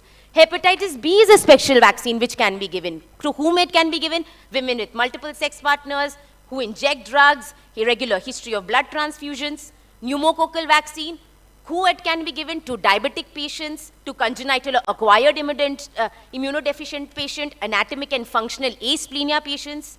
Yellow fever in endemic cases, very important. Every patient, चूहे ने काट लिया, बिल्ली ने काट लिया, can we give rabies vaccine? Yes, rabies vaccine can be given. It can be, there's something called as pre-exposure prophylaxis, then can be post-exposure prophylaxis. Unimmunized, 5 doses have to be given. Fully immunized, 2 doses have to be given. We know drive के साथ साथ हमको pregnant patients को HPV vaccine नहीं देना है, BCG vaccine नहीं देना है. Very important, COVID vaccine. We now, ICMR, WHO, FOGSI, we have to know COVID vaccine can be given to all pregnant patients and all breastfeeding mothers. Ministry of Health and Family Welfare tell us on 2nd July 2021, they had written and given that it is approved vaccination. We have all these vaccines available for us. These are some studies that I'm showing that say that COVID vaccine is totally safe and can be given in pregnant and in breastfeeding mothers. I'm so thankful to everybody that I was given this opportunity to say in front of such esteemed members. I just want to say that treatment without prevention is simply unsustainable. We don't have to hesitate, we have to vaccinate. Thank you so much. Thank you so much. Thank you. Thank you, Shruti. Very, very well spoken, and we admire your confidence and expression power, and you have given good lecture on very important topic. Thank you so much. You have explained what to do and what not to do also. That is very important. Thank you so much.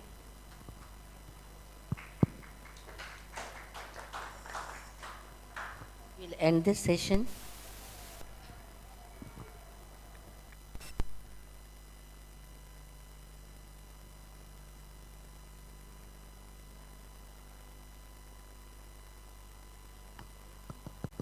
Thank you, everyone. Thank you, all the speakers, all the chairperson. On behalf of IMA, I thank everybody, as I know that I am linked with IMA and JOLS, so I have to thank both of them. And the session went very well.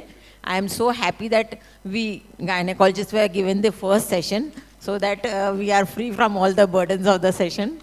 Thank you, Parijat. No, Thank you, I think, ma'am, Bharadwaj we sir. would like Thank to you, inform- Amreen. Thank you, everybody, for the initiating session on gynecology. No, ma'am, I think on behalf of everyone, we would like to thank you all for such engaging sessions, because I, as a pulmonologist, I have so many queries which were answered by, I think, some queries were answered in each session, so I'm very happy about it. Thank you so much. I would like to request Dr. Hasmukh Verma sir and Dr. Vrind Bharadwaj sir to kindly come on stage and felicitate our speakers.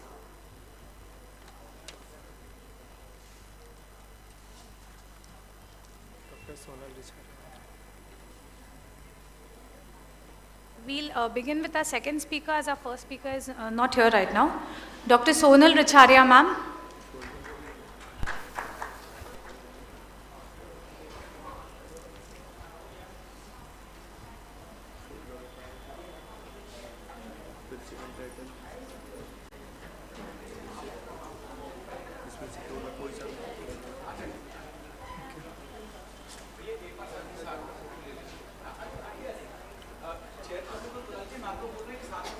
Please, chairperson also come on dais.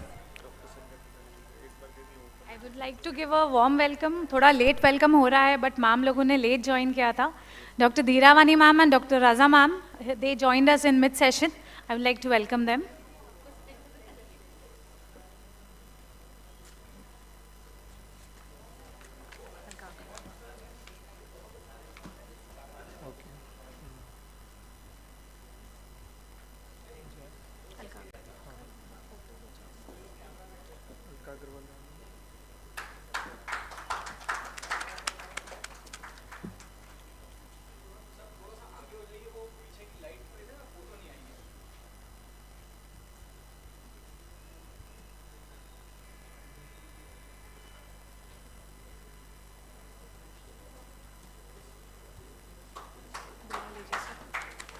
I would like to invite Dr. Alka Agrawal ma'am.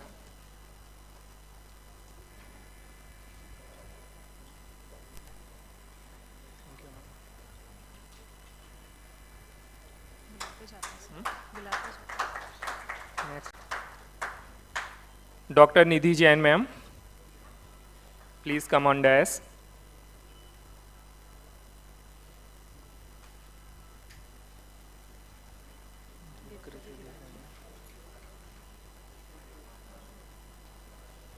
Dr. Devkrati Dhiravani ma'am.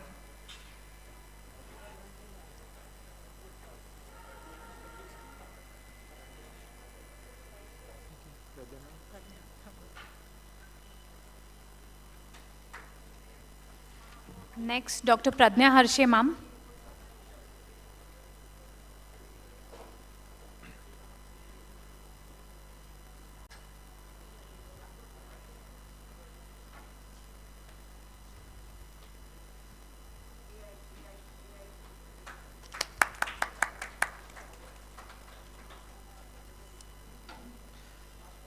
Next speaker, Dr. Shruti Srivastava, ma'am.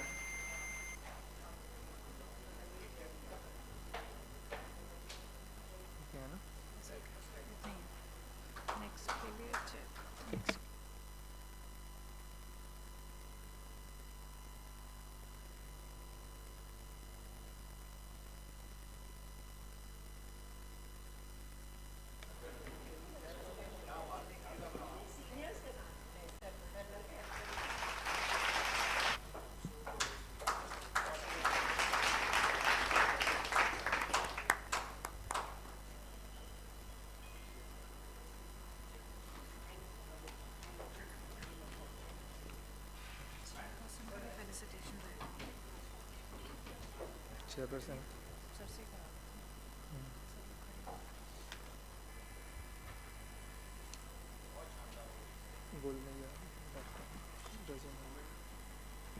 I request sirs to kindly also felicitate our chairpersons.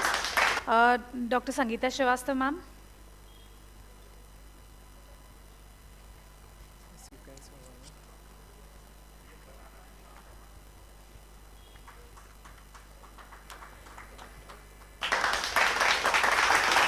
Dr. Swaraj Naik, ma'am.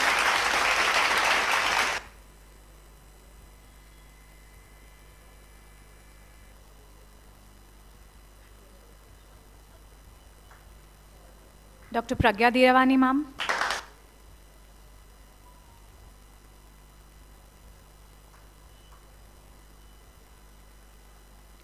Dr. Kehkashan Raza, ma'am.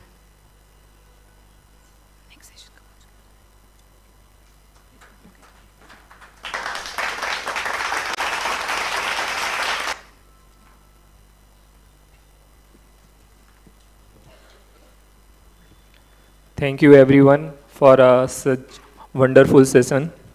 Very knowledgeable for all of us. Before going next session, I would like to invite chairperson for next session.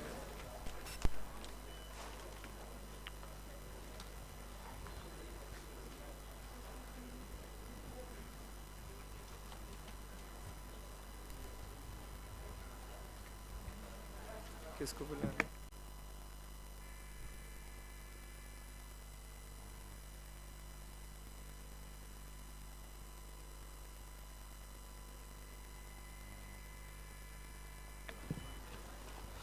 For next session, I would like to invite as chairperson Dr. Rakesh Pathak sir, Dr. Hasmukh Verma sir, and Dr. Varkade sir. Please come on dais. Thank you, sir. Next session, who first?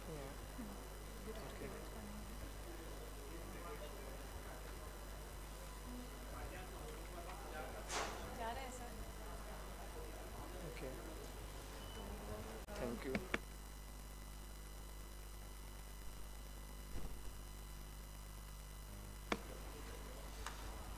I would like to invite Dr. Bharadwaj sir for chairperson for next session.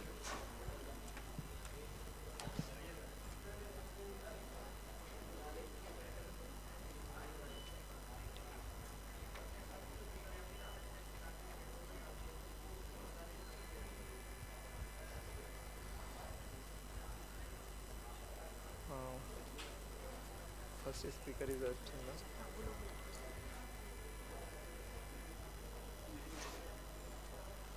Very good morning. Hello. Yeah. Very good morning to all of you. Now we are going for a second session, and the first topic is AI in anesthesia. What is the present and future? And Doctor. Sir, we'll start with the second session, sir. So pain medicine. Topic of the this session is the pain medicine and the recent advancement by Dr. Sanjay Khanna. He is a very senior anesthetist of the town.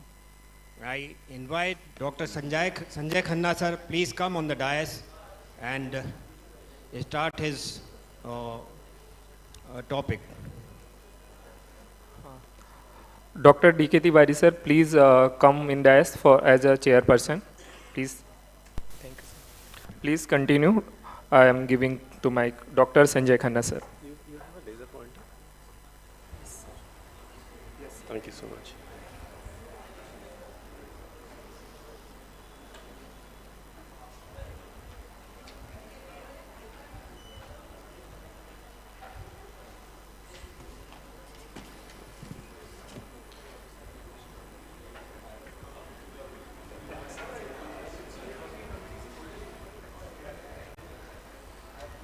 Respected Chairman, sir. I am Dr. Sanjay Khanna, pain physician from Jabalpur. The topic which has been given to me is frozen shoulder. What is the latest management local guidelines? Now, when a patient comes with restricted movements of the shoulder, commonly we label it as frozen shoulder, which is nothing else but adhesive capsulitis or thickening of the shoulder joint capsule. The incidence is only 2 to 5% in the population, but there are a number of other causes which can cause restriction of the abduction or the shoulder movement. And the scenario is such that all restricted arm movements are labeled as frozen shoulders, which is not correct. So we are going to highlight what are the other causes which can produce a similar picture. It can be because of tendinopathy, which is muscle involvement, or similarly tendinitis, which is inflammation of the tendons. There can be tears, which can be partial as well as complete. There can be arthritis of the acromioclavicular joint and the glenohumeral joint. Similarly, there can be scapular dyskinesia or the scapular rigidity where the scapula does not cooperate with the abduction movements. Now, in the earlier stages of frozen shoulder, there is only one problem, that the arm movement is possible, but the person gets tired quite early. This is quite commonly seen among the dentists. When the disease progresses, then the problem becomes that sleeping in the lateral position becomes problematical because of the painful shoulder. Now, when the disease progresses further, then it becomes difficult to remove the wallet from the back pocket. And in the female, it becomes difficult to unhook the blouses. And when the frozen shoulder reaches the full-blown picture, then daily eating and drinking becomes also problematical, and you have got to flex your neck and bring it close to your palm so that you can eat your food. Now, there are many ways to diagnose. One is clinical, but we can also diagnose almost all the causes of restricted shoulder movements by musculoskeletal sonography as well as MRI.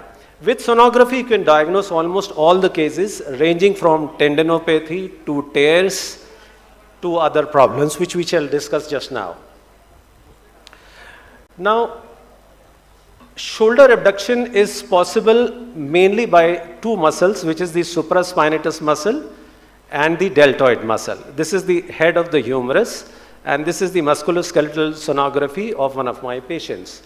So, supraspinatus muscle is involved when there is a problem of 0 to 15 degrees abduction. That is, the patient cannot even abduct to this level. When the patient says, I can abduct till 15 degrees, but I cannot abduct beyond 15 to 90 degrees, then it gives us a hint that it is the deltoid muscle which is being involved. And if the patient says, I can lift my arms, but I cannot lift them beyond 90 degrees, then we start thinking about trapezius or serratus anterior muscle.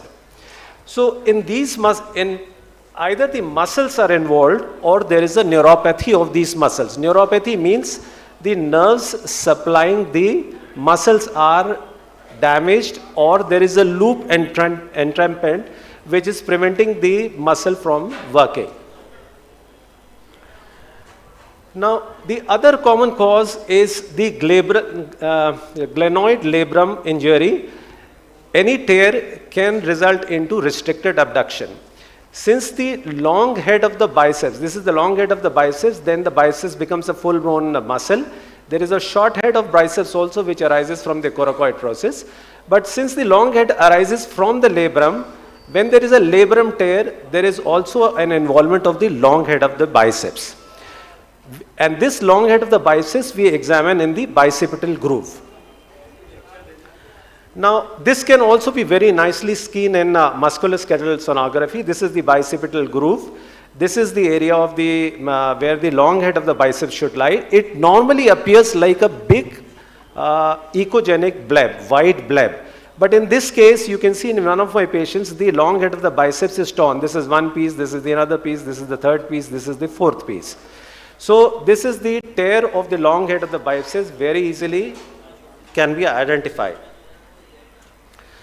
Now the neighboring joint, though it is a very small joint, the acromial clavicular joint, this is the acromial end, this is the clavicular end. Now you will understand that this joint is inflamed. There is synovitis. This is the synovitis part of the joint. Sometimes what happens is that there is osteophytes, big osteophytes as you see in the knee joint. So big osteophytes, or the joint fails to move while you are trying to move your arm towards the opposite shoulder. So the joint hardly moves. When this is the problem, again there is a restricted abduction of the shoulder. There is scapular dyskinesia also. Now, if the shoulder, if the scapula does not move, then 30 to 50 degrees of, when you're trying to abduct your arm between 30 to 50 degrees, scapula normally moves laterally. And if it does not move laterally, then the movement is compromised. Similarly, if you try to abduct your arm beyond 50 degrees, then the scapula rotates.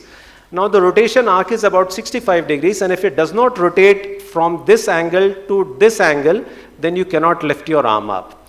So all these movements of scapula is possible by infraspinatus muscle, which arises from the scapula, as well as the teres minor from the scapula, as well as teres major from the scapula.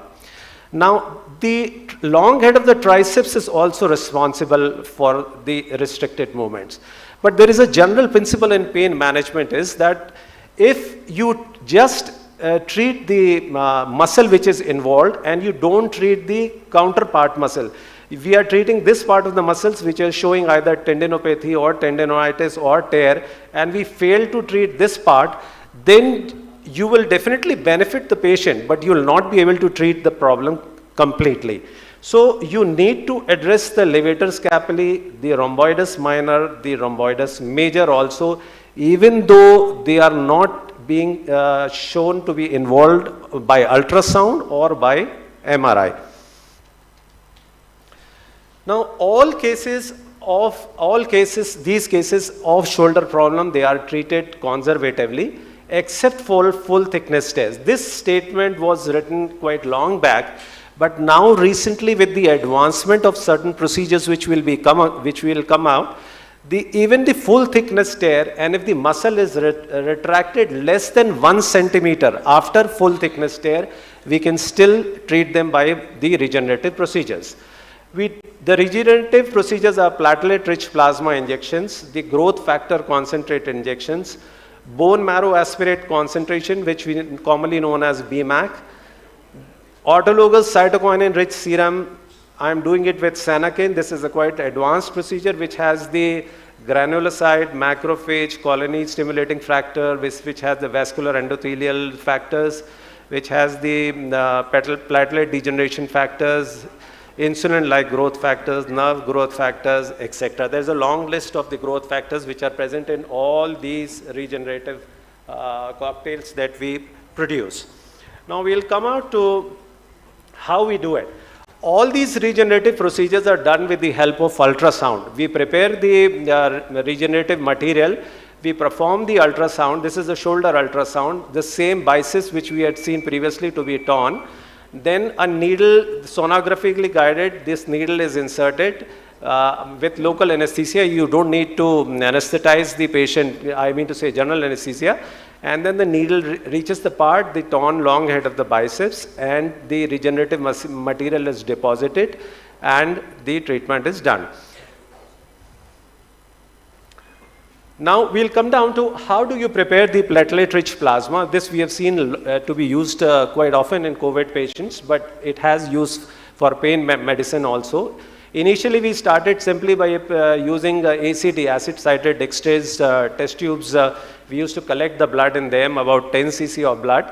But now we have come down to special containers. These are special containers because we had problems in collecting the PRP. We did not know whether we were aspirating the red blood cells or the plasma or the PRP part.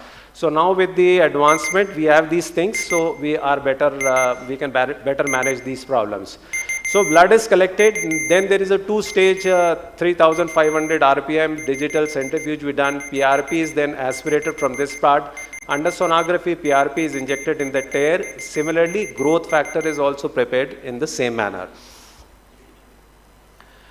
Now, how do we prepare the autologous cytokinin-rich serum? This is quite an advanced procedure. Fortunately, in our city, we are doing this procedure. Then how the serum is prepared, but in this case, rather than 10 ml, we are collecting 15 ml. In one of the ACT bottles, we transfer the specimen. It's a big test tube. We keep it in the incubator for about 3 hours. Then we centrifuge it. Then this is the final content, and this is injected not only for osteoarthritis, knee, but also for OA and tears, as we have mentioned previously. The biggest advantage over the PRP is that it has interleukin 1 receptor antagonist, which is responsible for inflammation after injury. It has cytokinins, interleukin 4, interleukin 10, interleukin 13, as well as growth factors, which we have talked about in the previous slides. Sir, concluding remarks. Sir, I have been given 2 topics. Am I supposed to speak about the 2 topics, or should I conclude?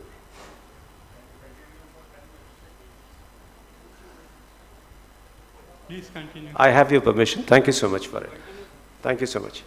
Now, the autologous cytokinin-rich serum, which we are doing it with Sanakin, this procedure is same, but the preparation is quite advanced. We get a better concentration of the cytokinin, better concentration of the interleukin factors. The preparation is the same, but in this case, these are the 3 vacuolated test tubes. We keep it in the incubator for 3 hours, but the results are much better, and it's quite an advanced procedure. We have seen our orthopedic patients aspirate bone marrow, and they used to inject it in the non-healing bone. We do the same thing from the anterior superior iliac spine or from the posterior superior iliac spine. This is collected in the ACT test tubes, or there are special test tubes also which are available nowadays. Again, they are centrifuged for about 10 minutes in 2 stages. And once they are centrifuged, then the final thing is collected in the test tube.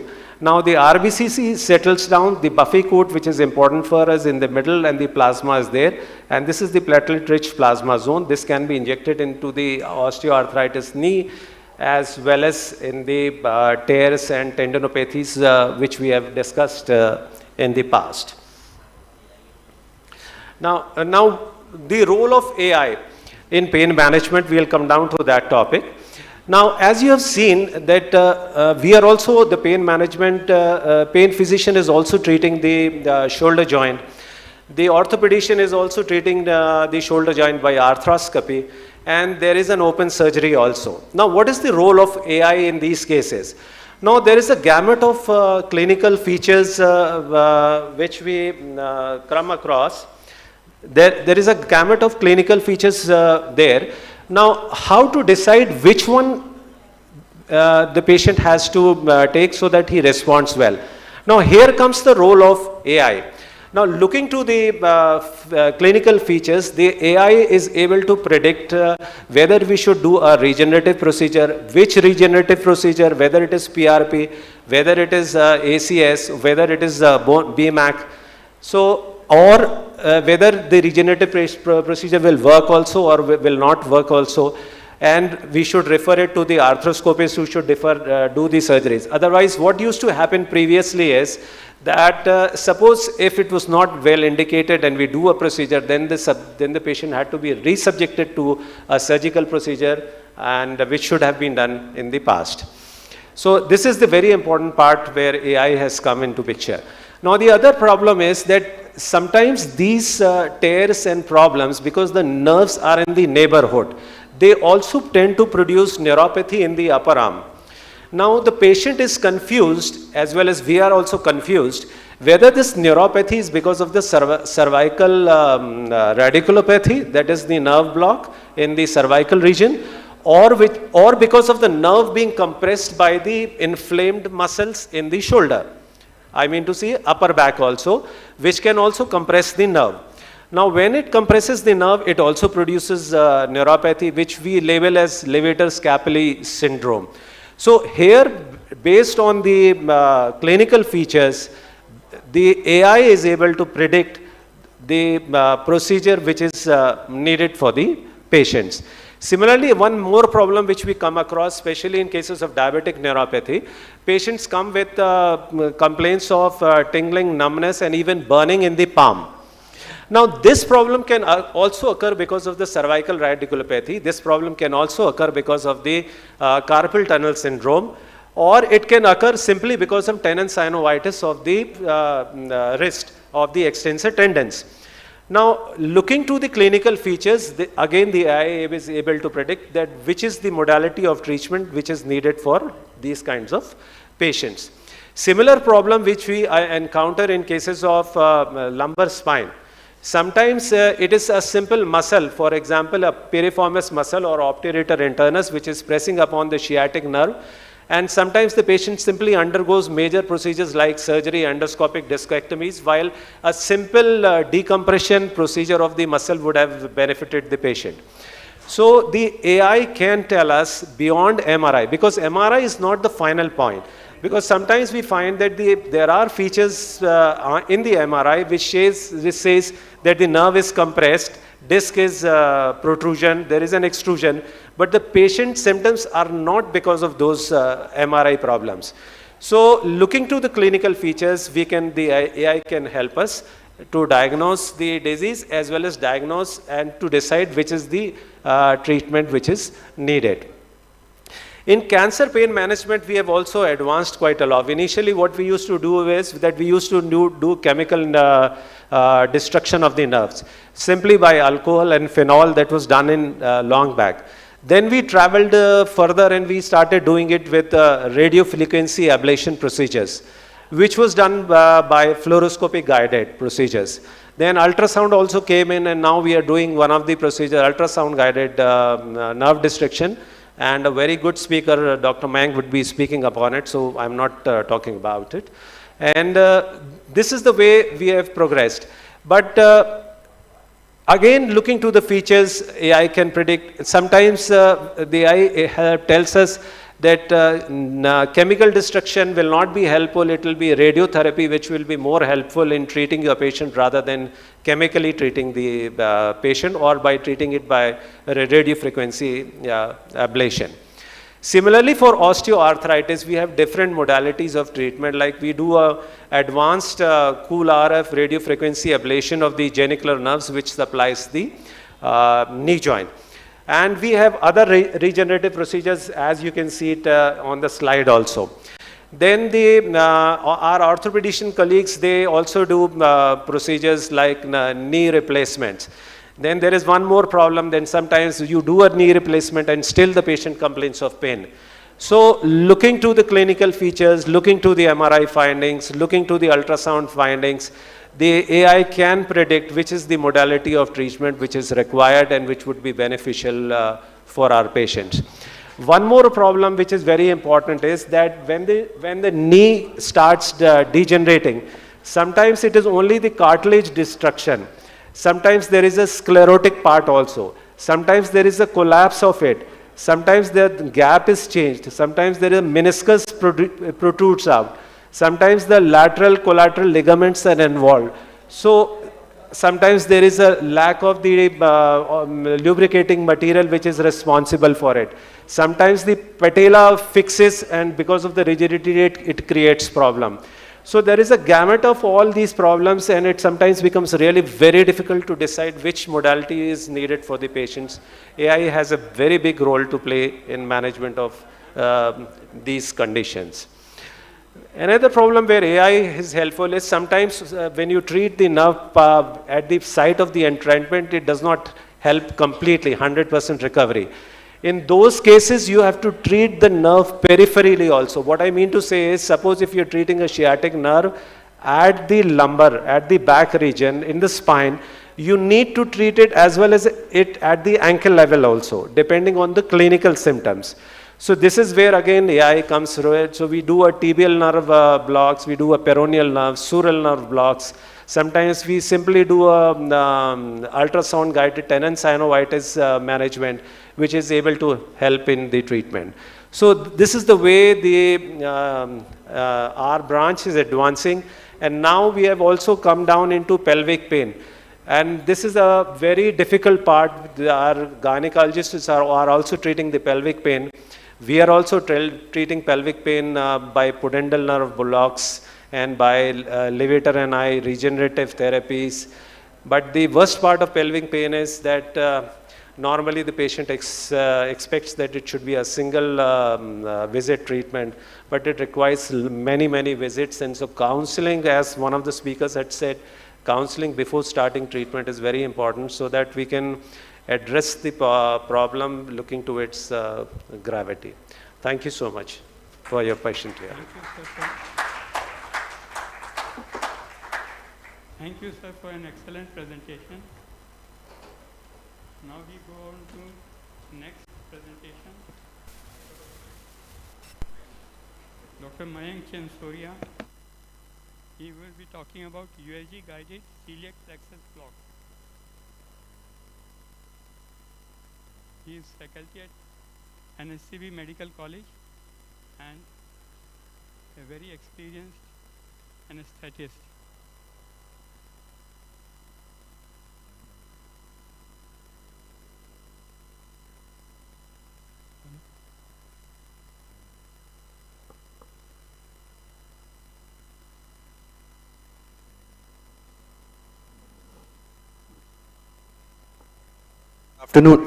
Good afternoon, everyone.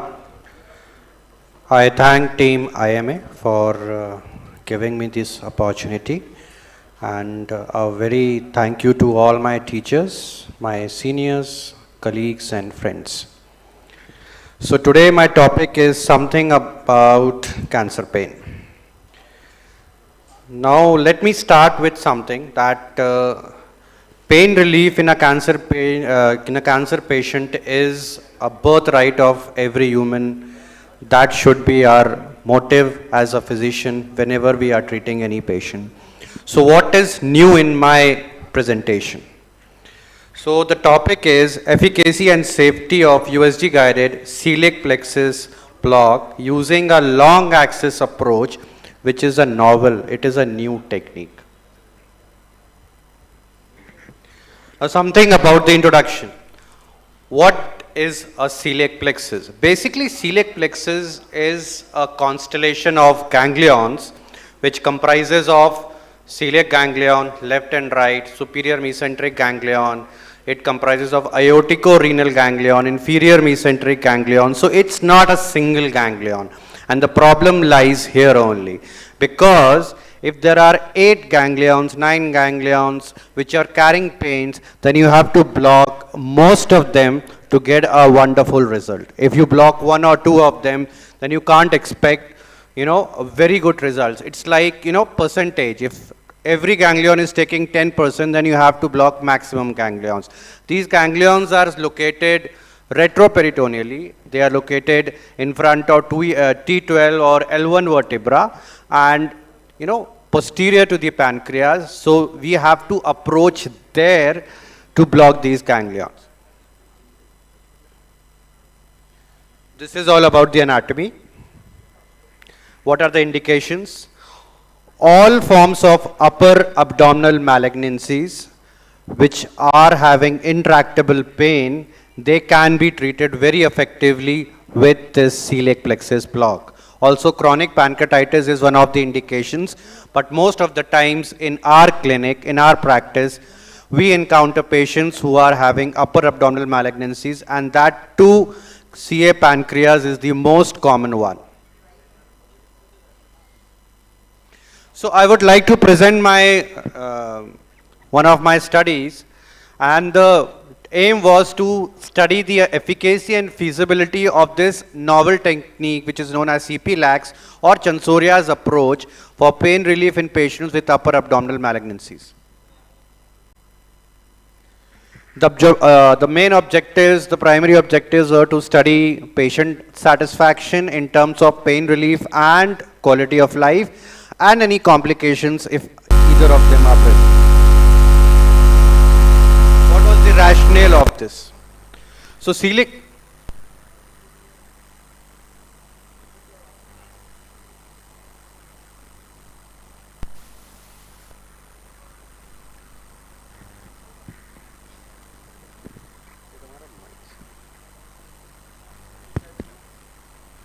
Okay, thank you.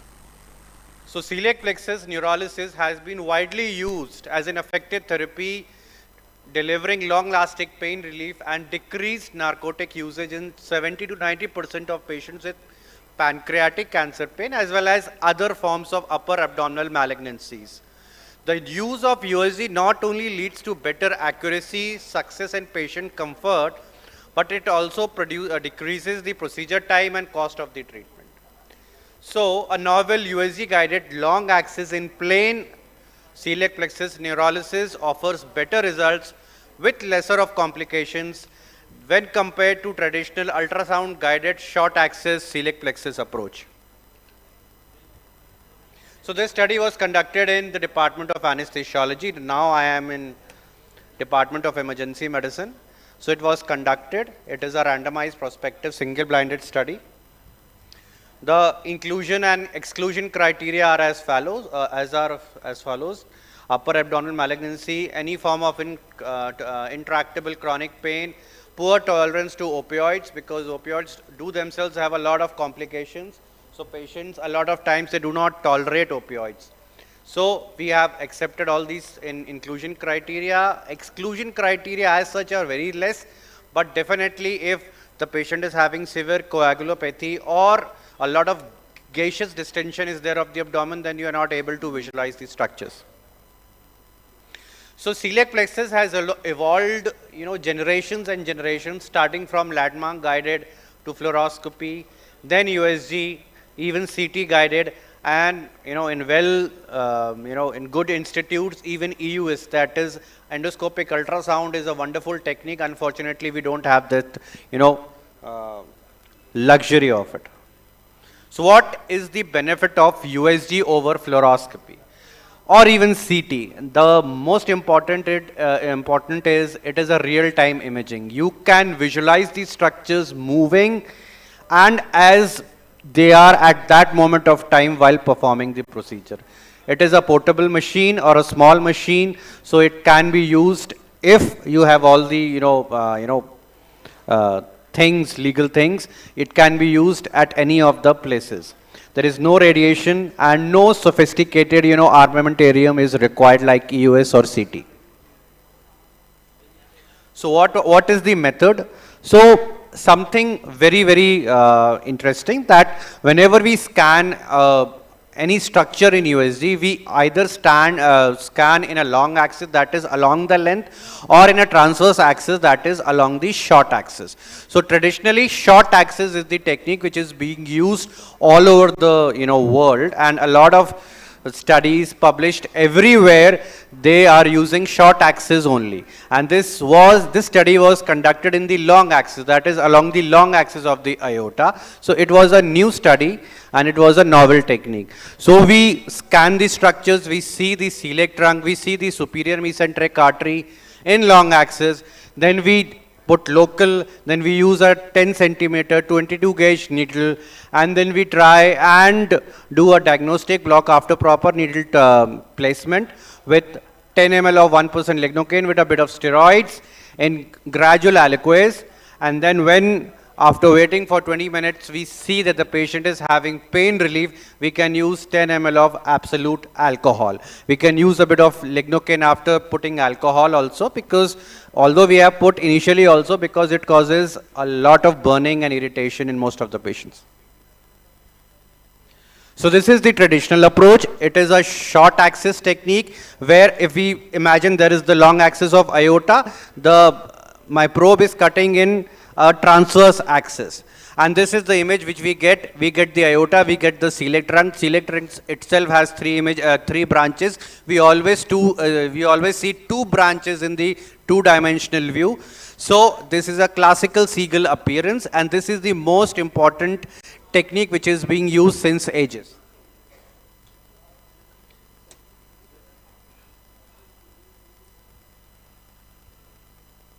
So what was the new in my technique? So when we use short axis, you are not able to visualize celiac trunk and superior mesenteric artery in one view. That was the biggest drawback of the old technique. And because my probe is too close to the rib, the rib cage, the abdominal movement, especially in a patient with ascites or pain, you have to position the needle several times, because with one deep breath, the needle view goes off. And sometimes if that patient is having a narrow rib cage, the celiac trunk or the superior mesenteric artery is beneath the rib cage and you're not able to visualize it. So we came up with this new study, long axis technique. I got it published in 2019, and I'm happy that it is being practiced at a lot of elite centers around the world. So this is my technique. I use my probe in a long axis along the axis of aorta. My needle placement is away from the rib cage, and it facilitates in a lot of manners. First of all, I can see all the structures in one view, which is of my interest. Secondly, because my needle placement is away from the rib cage, the rib cage movement or deep breathing or fast breathing, my needle placement is not affected to that extent. So this is what I get. In long axis, I am able to see the celiac trunk, see the superior mesenteric arteries just originating from aorta at the base of celiac trunk. So if I bring my needle like this and put it like this, I can see both the major vessels with aorta in one view. There are a lot of small vessels and venous complexes here. And when I get my needle like this, it forms a beautiful trident, which is known as Chansoria's trident. And if you get this view and put drug, most of my patients get good results. So this is the needle, this is the celiac trunk, this is the superior mesenteric artery, here is the aorta, this is the needle. And once you give alcohol, the trident, because it is echogenic, you are not able to visualize the trident anymore. So this is an ongoing thesis. Now it has finished in my department. So these are the benefits of my approach. The needle point entry point is far away from the chest wall, so hence it is more stable. It is a constant single view, can be performed even in tumors around one of the arteries. It has a better safety profile. Definitely it has some limitations. The sample size is small. No control group was there initially. Now in thesis we have a control group, and USG takes time in learning. Thank you so much.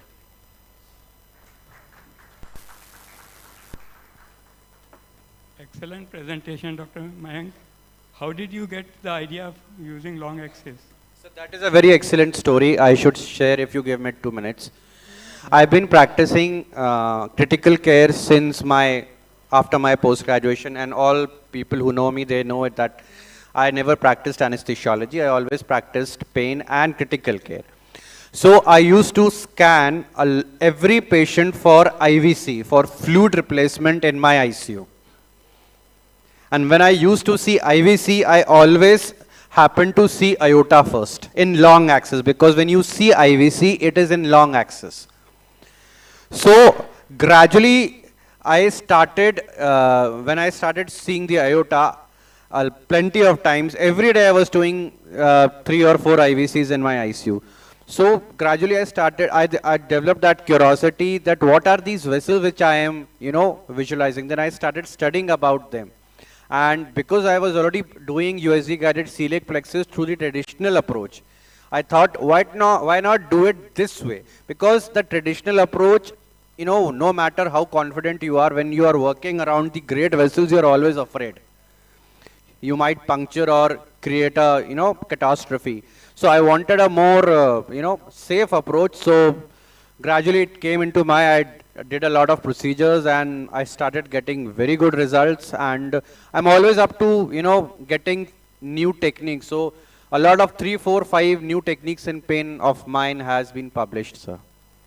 In shoulder pain also. Congratulations. One question. And a special thanks to my professor and HOD of Gynae and ex-teen, Dr. Geeta Guin ma'am. Because of her courtesy, now I have cooled radio frequency in Medical College, Jabalpur. And we can, I'm doing everyday procedures.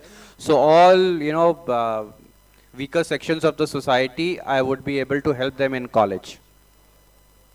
Thank you so Mayank, much. Excellent. One more question, sir. So can I ask a question? Yes. Excellent presentation, Mayank. Excellent presentation. One thing I want to ask you: can we do the same procedure? Means if you can put at the same place the chemotherapy drugs also. I have no idea for that. Yeah, because if we can put a chemotherapy drug also, that would be very for great which malignancy? Especially for CA esophagus. CA esophagus. Yeah. So you have to first of all, search for any articles or previous studies. I can't comment on that because. And second is also that in nowadays stem cells are also being injected there from the hepatic vein to liver. See, I am bypassing the liver, sir. So if you want to inject in liver, you can very well go, and if there are studies going on, you can go and inject in liver. I am going retroperitoneally, and my therapy is to block the ganglions. It is a neurolysis. It's nothing of regeneration. Regeneration has no role in my study, as sir was telling. Even radio frequency has no role, because radio frequency creates a very small lesion, and these are big ganglions. So you can never do celiac plexus with radio frequency. It is always has to be a chemical neurolysis, either with phenol, alcohol. Okay, sir?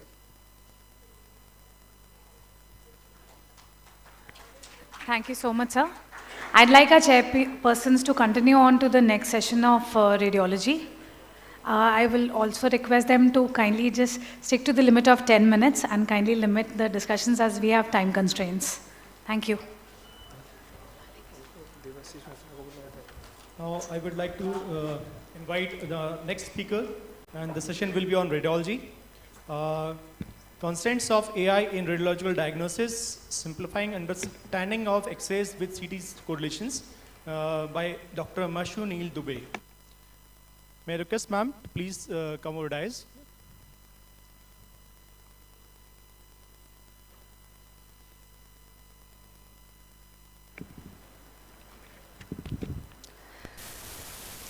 Good afternoon, everyone.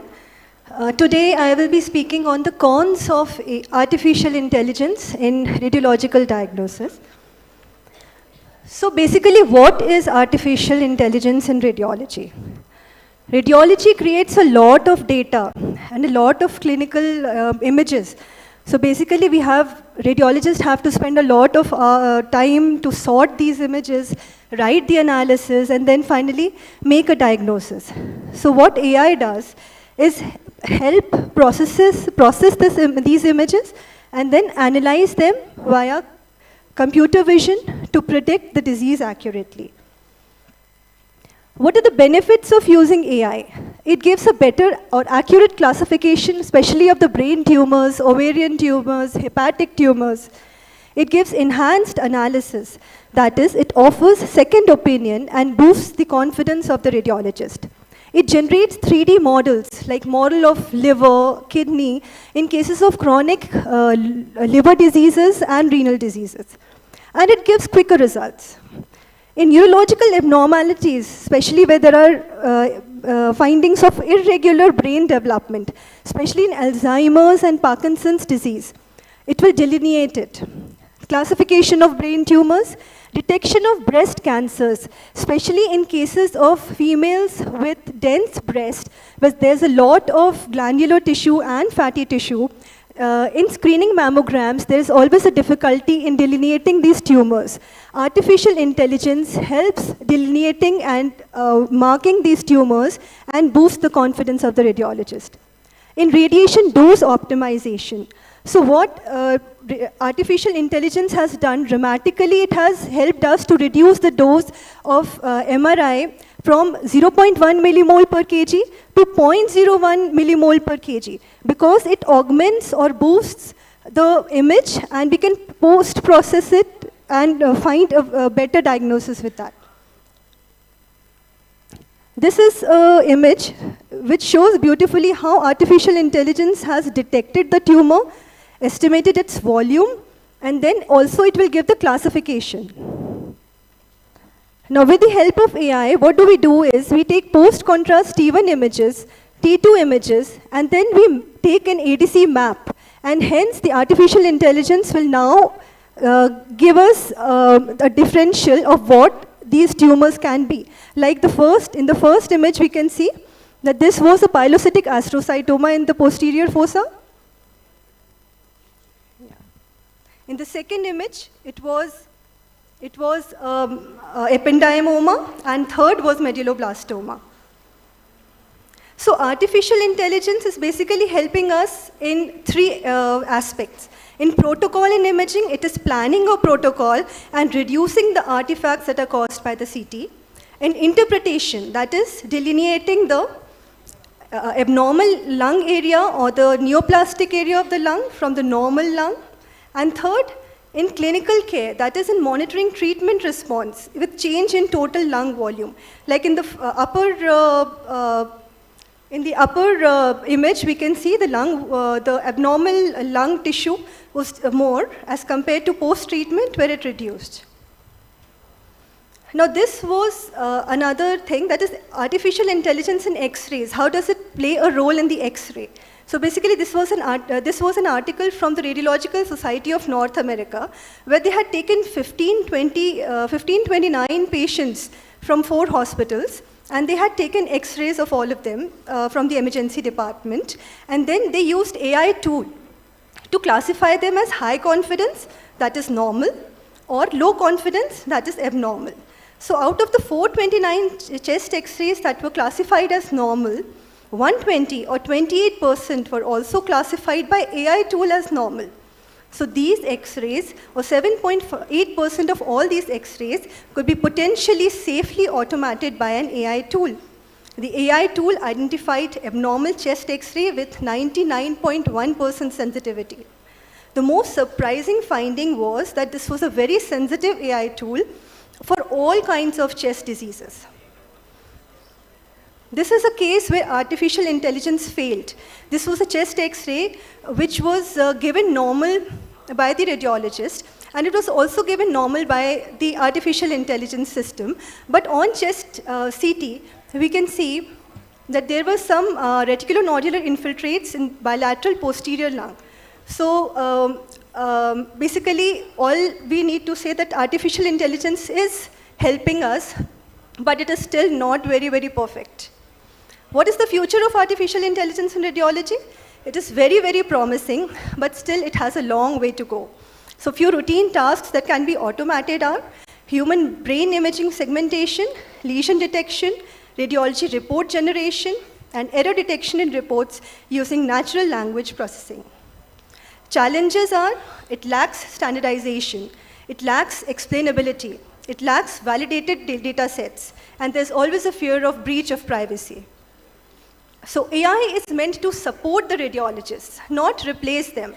It will not take away jobs, but only the cumbersome tasks. However, radiologists practicing AI will likely replace the ones who don't. Now coming to human intelligence. After all the artificial intelligence, can we ignore the human intelligence? Can we ignore the chest X-rays? Absolutely not. the first line of investigation when a patient comes to the emergency department is the chest X-ray. As we know, when we get a chest X-ray, there are 3 lobes in the right lung, 2 lobes in the left lung, and when we see a PA view of the chest, what we see anteriorly is the right upper lobe, right middle lobe, and on the left side, left upper lobe, and the left basal lobe. And a value of the lateral chest X-ray cannot be underestimated, as a lateral chest X-ray gives a lot of information. This is a lateral chest X-ray of right lung, where we can see this is the upper segment, this is the middle lobe, and this is the basal lobe. Here, this is the left upper lobe, and this is the left basal lobe. Now, silhouette sign, it's been described since ages, and it's a very important sign helping in the localization of the tumor. As we can see, these concentrate on these 2 X-rays. The first one, where we see an opacity in the right lower lung zone. And can you see this opacity, where again there is an opacity in the right lower lung zone. But how to delineate whether the lesion is in the middle lobe or the basal lobe? So this silhouette sign helps. Now in this first X-ray, the silhouette or the cardiac border is preserved. And when we look at the lateral X-ray, this opacity corresponds to the basal segment. So this lesion was in the posterior segment of the right lower lobe.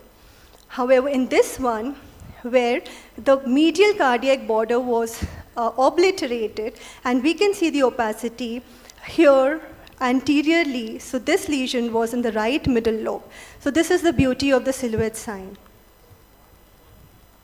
Hilum overlay sign, the ability to visualize the pulmonary vessels through the mass.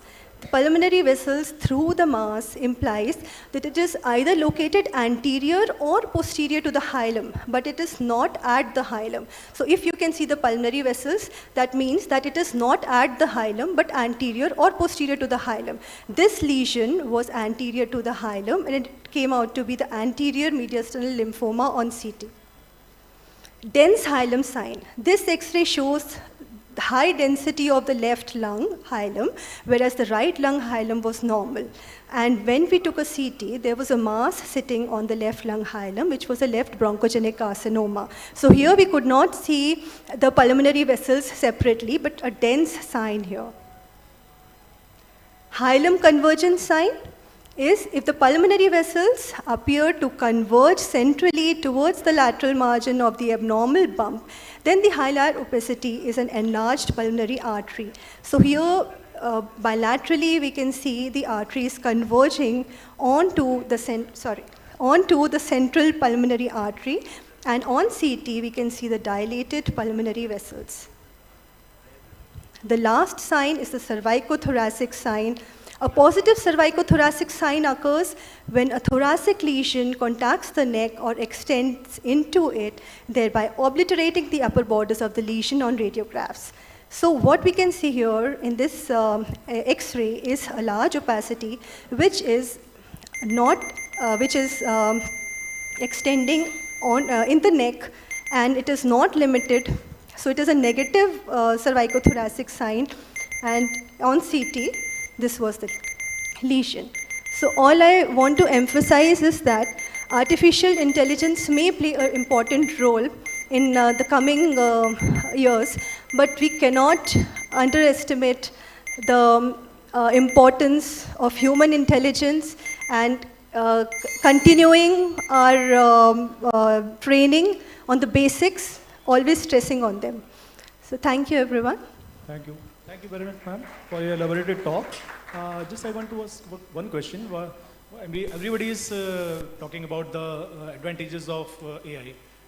Can I ask you one question? That's, what is the major disadvantage of AI in this medical field? So I feel the disadvantage would be that it would supersede the human intelligence sometimes, because we have a broad spectrum in radiology. We cannot cope up with what we already know and what's upcoming. So we are trying to struggle in that area, like in differential diagnosis, because a lesion may have multiple differential diagnosis. But AI is so much evolved that it can directly pick up and give you the accurate results. So somehow you may lack that confidence, or you may feel that you are lying behind. So I think that can be lesion. But to overcome that, you always have to keep yourself updated. But what I feel always, the human intelligence will be better than AI. That is what my... Definitely, sir. I feel even if you have to apply the artificial intelligence, right. you should have that human intelligence first. That is more important. Yeah. So it is in the learning stage, and gradually you have talked very nicely. Very nice. Thank you, sir. Thank you.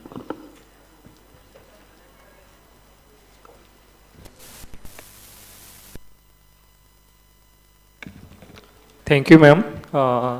After a wonderful talk, I would like invite Dr. Bhatele sir and Dr. Manish Mishra sir in dais for to facilitate the chairperson, our chairperson.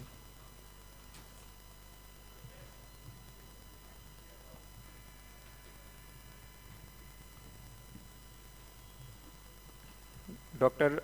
D.K. Tiwari sir, please stay on stage. Dr. Tiwari sir, please stay on stage.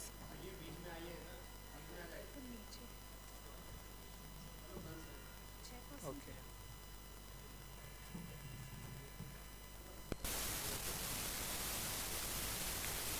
We'll felicitate our chairpersons first.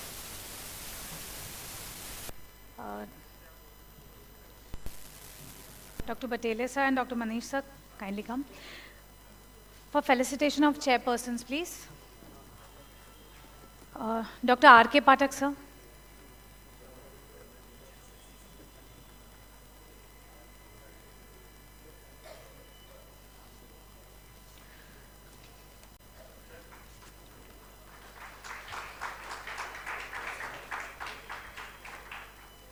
Dr. Vrind Bharadwaj sir.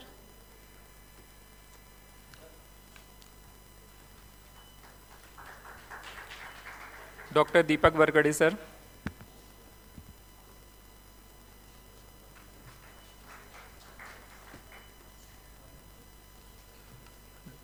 Dr. D.K. Tiwari sir.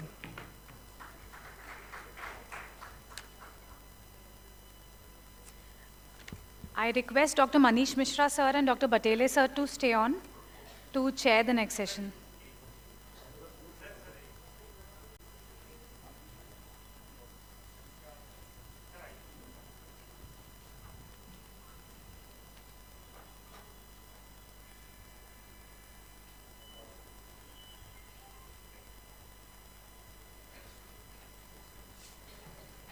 Let us proceed with the next session. I would also request Dr. Rahul Sukla sir for chairperson and Dr. Anand Gupta sir.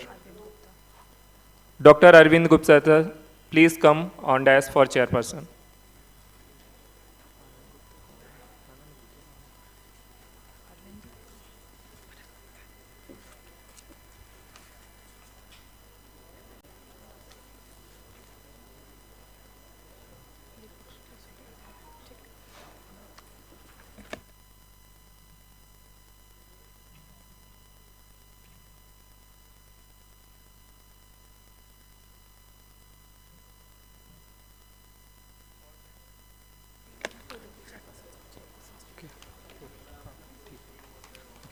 For next speaker, I would like to invite Dr. Devasis Mishra,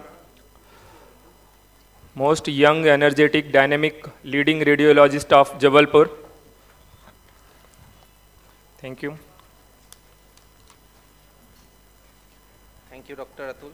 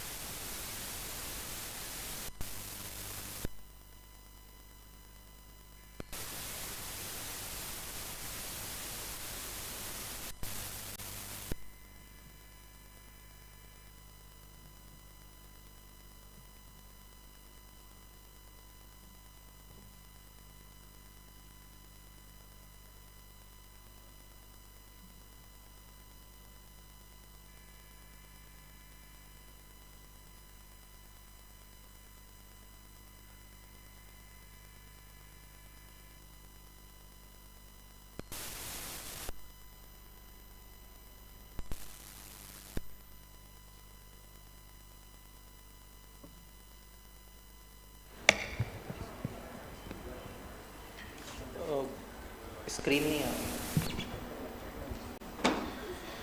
Good afternoon, everyone. Today I am here to speak about the transperineal ultrasound and MRI fistulogram.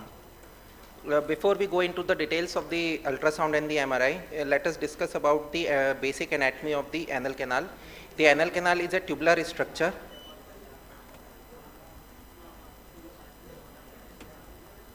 Anal canal is a tubular structure surrounding which is the involuntary smooth muscle fibers, which are the internal sphincter, that are the continuation of the internal fibers of the rectum. Adjacent to it is surrounding it is another voluntary muscle fibers, which are known as the external sphincter. The space between these two sphincter is the intersphincteric space. On MRI, you can very well visualize the internal sphincter as well as the external sphincter. These two are the T2 weighted images in the axial section and the coronal section. In the axial section, the ring-like structure around the anal canal is the internal sphincter, and surrounding it is the more hypointense structure, that is the external sphincter. On coronal section as well, you can see the internal sphincter and the external sphincter. The space between them is intersphincteric space. The external sphincter continues superiorly as the continuation of the levator ani muscle, which forms the puborectalis. The puborectalis is a sling-like structure which helps in the process of defecation, which is very well visualized in the MR. The puborectalis, the space below the puborectalis is the infralevator space, and the space above it the supralevator space, and the abscesses or the fistulas above the puborectalis are the supralevator abscess. On ultrasound, you can see the hyperechoic structures. These are the anal mucosa. Surrounding it is a ring-like structure, which is the internal sphincter, and the more hyperechoic structure adjacent to this internal sphincter is the external sphincter. On coronal section, also the external sphincter and the internal sphincter, and the space between them, which is filled with fat, appear as hyperechoic. It is intersphincteric space. Perianal fistulas are formed because of the two processes, the primary and the secondary. The primary are formed because of the blockage of the anal glands, that because the collection gets collected in the anal canal, glands in the intersphincteric space, which then ruptures into the transsphincteric or intersphincteric plane, forming fistulas. Secondary fistulas are formed because of the iatrogenic or inflammatory bowel disease, infection or malignancies. The PARC has classified the fistulas into various types. This is the most commonly used classification.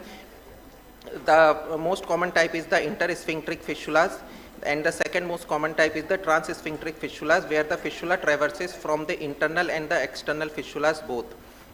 Other fistulas are the more complex one. These are the suprasphincteric fistulas and the extrasphincteric fistulas. The extrasphincteric fistulas has opening in the distal anal canal, while the suprasphincteric fistulas has opening in the anal canal, which then goes upwards into the supralevator space and then downwards into forming suprasphincteric fistulas. This is the newer classification, the St. James University Hospital classification, which is widely used now. In this classification, apart from the fistula's tract, the complications of the fistulas are also included. In this, the intersphincteric fistula, the type 1 is the intersphincteric fistula, which is the most simplest type. In type 2, the intersphincteric fistula along with its complication like abscess or any ramification are included, that is type 2. In type 3, the transsphincteric fistula, that is simple with no ramification or abscess formation, while in type 4, the transsphincteric fistula along with the abscess or any ramification is included. In type 5, the suprasphincteric or extrasphincteric fistulas both are included. Now let us discuss about few cases. In this case, you can see this hypoechoic structure. This is the anal canal. This hypoechoic structure, which is attached at the 6 o'clock position in the anal canal, and it is traversing, this is the external sphincter, the hyperechoic, that is, it is traversing between both the internal and the external sphincter, opening externally at 6 o'clock position. So the diagram was made like this, and this is intersphincteric fistula with internal and external opening at 6 o'clock and 5 o'clock positions. So this is simple grade 1 St. James University Hospital classification. In second case, you can see this fistula. on ultrasound, the hypoechoic structure which is going at, with attached to anal canal at 6 o'clock position. On MRI, you can see a small abscess formation in the intersphincteric plane. So this is the grade 2 fistula with abscess formation, intersphincteric fistula with a small intersphincteric abscess formation. In this case, you can see the thick hypoechoic structure which is traversing from the anal canal, traversing through both the internal and the external sphincter with multiple air foci within. On MRI, also you can see the tract which is attached at the 6 o'clock position. So this is transsphincteric fistula which is traversing through both the internal and the external sphincters, and it is grade 3 St. James University Hospital classification. In this case 4, the tract is seen traversing from both the internal and the external sphincter, and a small collection is seen in the intersphincteric plane along the tract. That is, it is transsphincteric fistula with a small intersphincteric abscess formation. That is, it is grade 4 St. James University Hospital classification. So what should be included in the report is that the internal opening should be very well marked, the external opening should be mentioned, the course of the tract, whether it is going intersphincteric, transsphincteric, suprasphincteric, and any other secondary ramification or collections if there, because that may affect the course of the surgery, and any presence of the complicating disease like Crohn's disease or any malignancy, something that should be mentioned. So we have the two modalities, the transperineal ultrasound and MR fistulogram. The transperineal ultrasound is inexpensive, it is less time consuming and easily available. However, it requires some expertise because of the orientation of the anal canal. However, MR is more gold standard, but it is expensive and more time consuming, and it is sometimes not available at all the places. So when we compare the transperineal ultrasound with MRI, the only thing that ultrasound is not able to pick up is the detection of the side branches, but if they are more superiorly, and if there are supralevator extension, that is the abscess or collection is more deep, then the transperineal ultrasound will not help, then MR is the modality of choice. So when to order the transperineal ultrasound or MR fistulogram? For preoperative assessment of any complex high fistulas that are more superiorly placed into the supralevator space, then MR fistulogram is the modality of choice. If there are supralevator extensions, if there are multiple side branches, and if there is severe anal pain that patient is not allowing to put you the probe into the anal canal, transperineal ultrasound is preferred if there are superficial tracts and abscesses. However, it requires experienced radiologist, and the post-operative assessment of the tract, that is, if the tract is healed or not, then transperineal ultrasound is a better modality. To summarize, always make note of the internal opening and ramification and any abscess. Transperineal ultrasound is very good modality for superficial abscesses and fistulas, and MR for supralevator extensions. Thank you.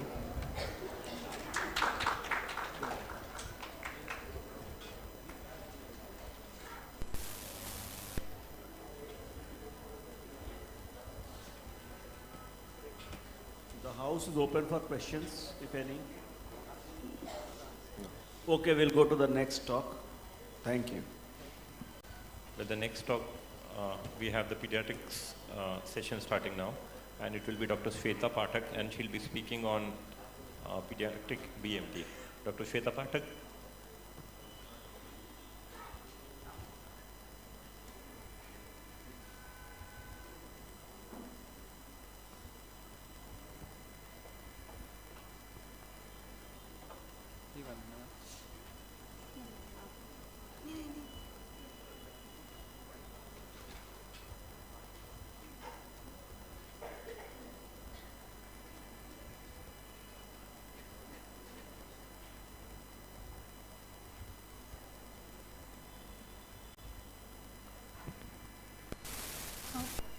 A very good afternoon, everyone. Respected Bharadwaj sir, Geeta ma'am, all the respected chairperson on the dais, off the dais. I would like to take this opportunity to thank all of the members of organizing committee to give me this opportunity to talk about this unique subject, which is bone marrow transplant. So I know there is variety of audience over here. Some are students, some are from different speciality. I am from pediatrics, and now I am pediatric hemato-oncologist and bone marrow expert. So I think that I would just try to do justice with my job. So to begin with, I just would like to say that this is not bone marrow transplant. It is a misnomer. It is actually hematopoietic stem cell transplant. As all of us must have heard about the pluripotent and totipotent cell. So what is totipotent cell? So if you just go to the basic, it is a fertilized egg, so which has potential to make any cell of your body. So the best example is fertilized egg. It can develop into the whole body. Similarly, pluripotent cell means which has potential to differentiate into variety of cells which is of same domain. For example, hematopoietic stem cell. So as we all know that hematopoietic stem cell, it is a cell which gives rise to RBCs, WBCs and platelet. So, and similarly there is mesenchymal stem cell, through which your connective tissues and mesenchymal cells will be formed. So likewise the hematopoietic stem cell is there in your marrow. So basically the bone marrow, we don't take hematopoietic stem cell from the bone marrow. Sometimes it can be taken from the peripheral blood. So we will see in subsequent slides. So that is why the bone marrow transplant is actually taking out the hematopoietic stem cell from the bone marrow or from the umbilical cord, or you can also take that out from the peripheral blood. So this is how we take the stem cell. So, and then we do the transplant. So we go one by one that what are the indication, what is the procedure and what is the current outcome of bone marrow transplant and what are the future perspective. So we will divide I'll divide my topic like this. So first, what is bone marrow transplant? So first of all, it is not an operation, it's a medical procedure which is used to replace damaged or destroyed bone marrow. So with a healthy bone marrow stem cell.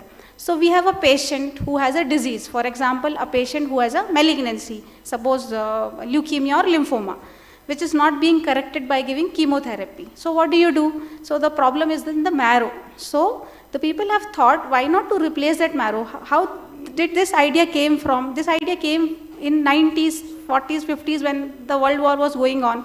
People were suffered from radiation injury, and then the doctors have thought, why the sufferers, they have got pancytopenia. So then eventually they replaced, they have given up, they have taken out the marrow and given the marrow to them, and the sufferers, they improved. So this is how the procedure has evolved. And then later on it was done for a child who suffered from immunodeficiency disorder. So immunodeficiency disorder means your immunity is not working. So you're bound to get repeated infection. So the first bone marrow transplant for a pediatric patient was done for an immunodeficiency disorder. That time there was no concept of conditioning, there was no concept of giving anything to the marrow, directly give the stem cell, because in an immunodeficient child, their marrow is already damaged. So there was no concept. So they just used to give a marrow, and then some people they used to refer. Then now we have come to an era where we are actually transplanting a child whose marrow is hypercellular, like thalassemia, sickle cell. So there are so many things which are coming up. So the first thing was radiation injury to the marrow, and then we thought that this thing can work in future.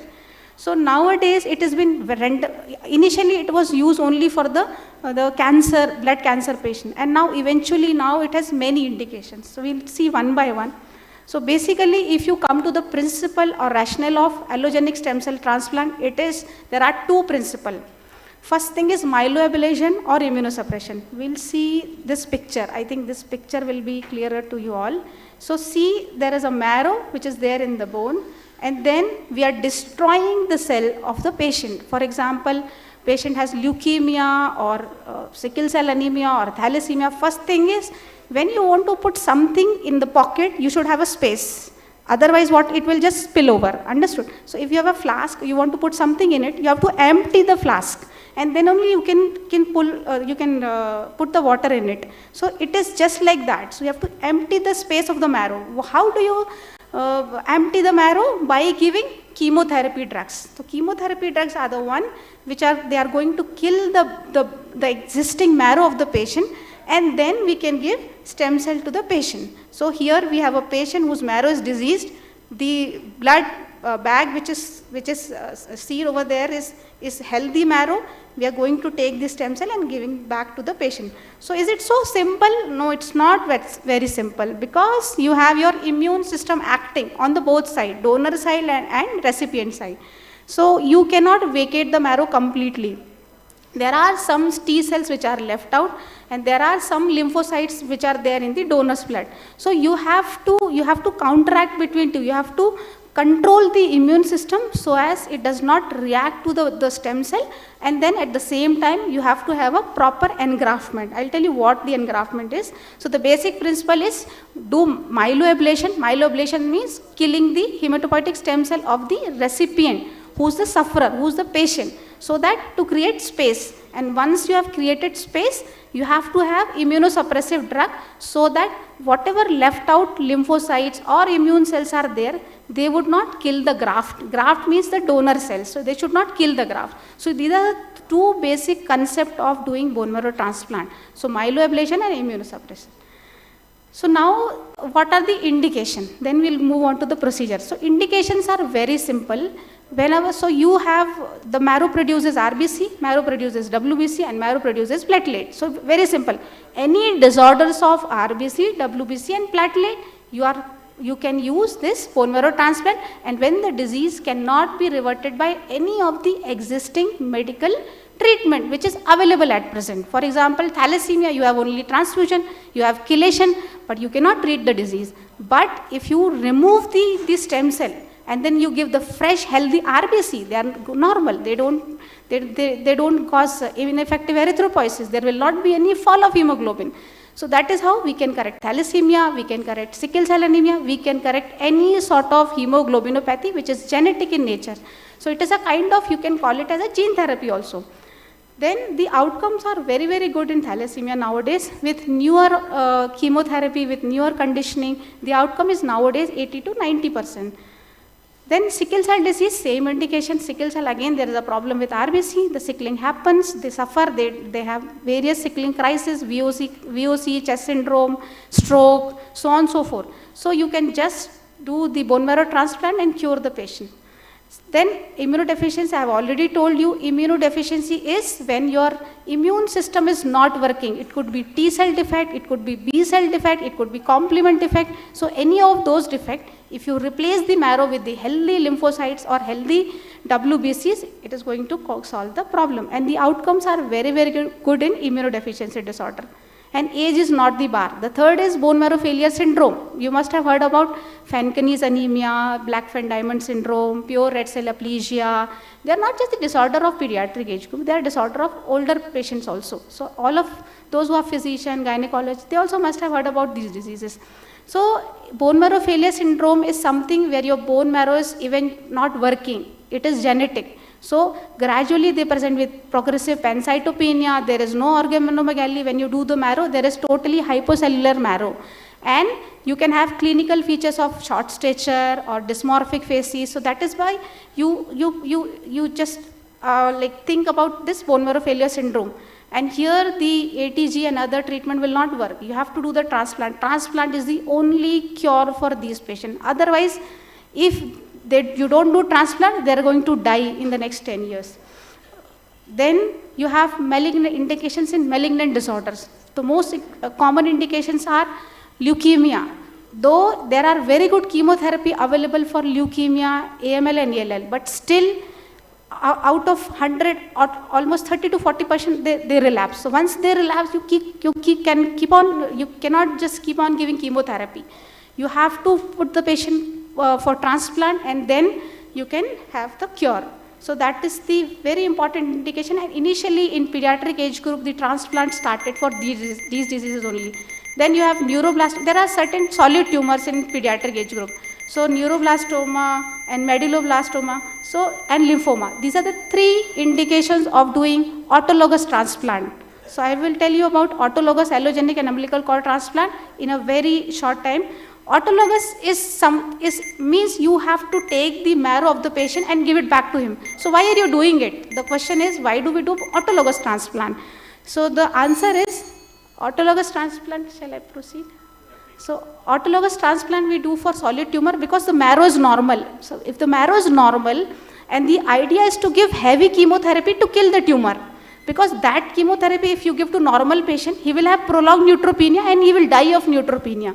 But if you take out his stem cell and you give the stem cell back to the patient, you can recover, shorten the duration of neutropenia and you can save the patient. So that is the only objective of doing autologous transplant in neuroblastoma, medulloblastoma and lymphoma. And nowadays retinoblastoma also, because stage 4 retinoblastoma is a lethal disease. You cannot treat it. So nowadays in retinoblastoma also the outcome is very good, almost 30 to 40% with the transplant. Then allogenic means you are taking the marrow from somebody else. It could be father, a sibling or mother or father. And then umbilical cord is if you take the cord from somebody who is matched to that particular patient. So this is how we do the transplant. We take the cell, we give chemotherapy to the patient for a myeloablation, and then we give immunosuppressant and we give the stem cell back to the patient. So autologous transplant, no role of immunosuppression. You can just observe the patient for engraftment. Allogenic, yes, there is a role because there are still some left out recipient lymphoid cells. So you have to suppress those cells, you have to give immunosuppression, but not for lifelong. It is just for 2 to 3 months. Unlike the other organ transplant, bone marrow transplant does not require immunosuppression for lifelong. Just 2 to 3 months or maximum 1 year immunosuppression is enough. Madam, excuse me, in short. Yes, sir, yes, sir. So I'll just skip this donor selection. I've already told you. The process I have told you, you have to do conditioning, transplantation, and the last thing is engraftment. So how long you have to keep the patient in the bone marrow transplant unit? You have to keep until the patient WBC count goes above 500 and platelet goes above 20,000. So we call this engraftment or success of transplant. And then we keep on checking the chimerism. Chimerism means the donor cell in the patient blood. So we keep checking the chimerism. If chimerism is 100%, which means your transplant is successful. So there are certain hurdles. This is the procedure of transplant. This is how we plan the conditioning. And then we treat the patient. The outcome are excellent. This is how we do the bone marrow harvest and we collect the stem cell. One is bone marrow harvest. So we collect almost 20 ml per kg of the bone marrow from the donor. So that is as per recipient weight. So suppose if the recipient weight is 10 kg, so we are supposed to collect almost 200 ml of the bone marrow from the donor. Then other method is this. You don't need to give sedation or nothing. Just you have to have this apheresis machine, collect the stem cell, whatever amount you want, and then you can give it to the patient. Madam, thanks. Yes. Shorten it. Yes, sir. So this is so these are the 3 methods about the success story. I just wanted to show this slide because nowadays in haplotransplant, if you take the marrow from the father or mother, the outcome is almost equivalent to your sibling outcome with some modification in conditioning. So these are the approaches of haplotransplant.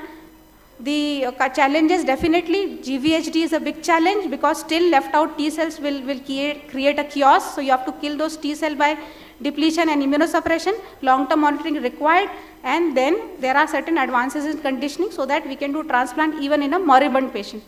So summary, best result with matched sibling transplant, more than 90% survival, but the problem is only 20% have these siblings available. So we can use haplotransplant. So the comparable outcomes are there with unrelated and haplotransplant. Haplo means taking marrow from the father, mother or unrelated person. The overall risk is GVHD and rejection. Madam, thank you. Thank you. And thank you. While the content was very good, sorry. Presentation was also good. It should be kept in 10 minutes, maybe 1 or 2 minutes more. It's all right. Thank you, sir.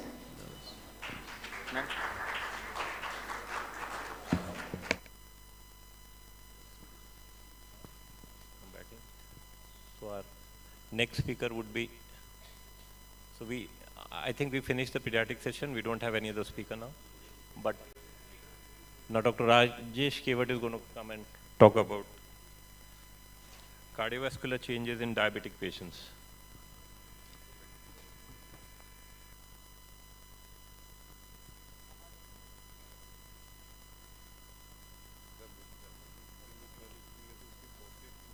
I would like Dr. Aditya Parihar to come on stage. Dr. Bharadwaj sir, if he can come. And Dr. Tiwari sir. Hello. So good afternoon everyone. Now, first of all, I would like to thank each and every one of organizing committee. Thank you, V. Bharadwaj sir. Thank you, Aditya Parihar sir. Thank you, Amren sir. Thank you, Geeta Govind ma'am. Entire team, a beautiful and wonderful sessions, very informative. So I just presenting today a very interesting topic, that what the changes in blood vessels leads to hypertension and causing cardiovascular disease in diabetic patients. So we all know that there are a lot of patients with the most problematic thing in our India is diabetes, and what's the complications of this diabetes, and what will be the major risk factors which we are focusing on these diabetic patients to prevent this cardiovascular and hypertension events. So today my topic is CVA changes in diabetic patients. So now, first of all, we will discuss the management of hypertension in diabetes. So these are Times of India given, where clearly indicates that diabetes, if you have diabetes, then what are the risk factors of your. So diabetes, India, the diabetes capital of world in next 30 years can also be the hypertension capital of world. Manish sir का phone miss हो गया है, अगर किसी को मिले तो please inform कर दें. मनीष मिश्रा सर का मोबाइल फोन मिस है, अगर किसी को मिले तो प्लीज इन्फॉर्म कर दें. So the diabetes in India, the diabetes capital of world in next 30 years can also be the hypertension capital of world. So these are the various history given of diabetes in 1500 BC, 400 BC. We have not enough time to discuss the things. So these are the histories given by various persons. Now in 1798, John Rollo document that excess sugar in blood and urine, means in 17th century this was already given, that excess sugar in blood and urine in diabetic patients. Also Claude Bernard links diabetes with glycogen metabolism, Paul Langer, and these are the various persons given the various symptoms in diabetes. So these are the various historical persons which are given. In 1922, Colip refines the extract and re-injected in the boy with glucose falling from 520 to 120 milligram per deciliter. And they clearly indicate that insulin can causing hypoglycemia in diabetic patients. So these are the various Nobel Prize winners. Now, this is the topic. Hypertension and insulin resistance frequently occurring together as part of the dysmetabolic syndrome leads to diabetes. So the addition of hypertension to the clinical picture of diabetes amplifies the already high cardiovascular disease risk in these patients. So aggressive blood pressure control prevents more cardiovascular events in diabetics than non-diabetics. So these are the diagnostic criteria of hypertension. How we diagnose that patient is having hypertension and diabetes. If we talk about the diabetes, then normal blood sugar is less than 100, and in pre-diabetic patient it is 100 to 125, and diabetics it is more than 126. And if we do glucose tolerance test, that it is normally less than 140, and in pre-diabetic it is equal or more than 140, but less than 200, and more than or equal to 200 in diabetic patients. So these are the diagnostic criteria for diabetic patients. Now if we talk about the complication of diabetes, then the most common complication we all see that stroke. This is very common, retinopathy. And one more thing that is very important, that if patient is having nephropathy, that is diabetic nephropathy, develops, it means already that patient is having retinopathy. Means अगर किसी patient को nephropathy develop हुई है, अगर उसको देख रहे हैं, अगर उसको अगर polyuria कुछ हो रहा है, तो it means patient is already developed retinopathy. So once patient diagnosed with polyuria, then you must diagnose retinopathy first beside diabetes. So these are the end stage renal, kidney disease, heart disease, and this is foot, that is diabetic foot. So the appropriate blood pressure control in diabetic trial investigated the effect of aggressive blood pressure control in type 2 diabetic patient with peripheral arterial disease. So the intensely treated group had no increased risk of cardiovascular events over 4 years of follow-up. The most important thing is in diabetic patient, the most common symptom is hypertension. So if we treat hypertension previously, then you can manage your stroke and cardiovascular events before. So the Achieving American Diabetes Association target blood pressure, that is 130/80, almost always require more than one agent. So the hypertension and diabetes being two important risk factors for cardiovascular disease, stroke and chronic kidney disease, this is of prime importance in strategy of control of non-communicable disease. So these are the United Kingdom prospective diabetics with 10 mmHg decrease in mean systolic pressure was associated with 15% deaths related to diabetes, 11% myocardial infarction, 13% for microvascular complication.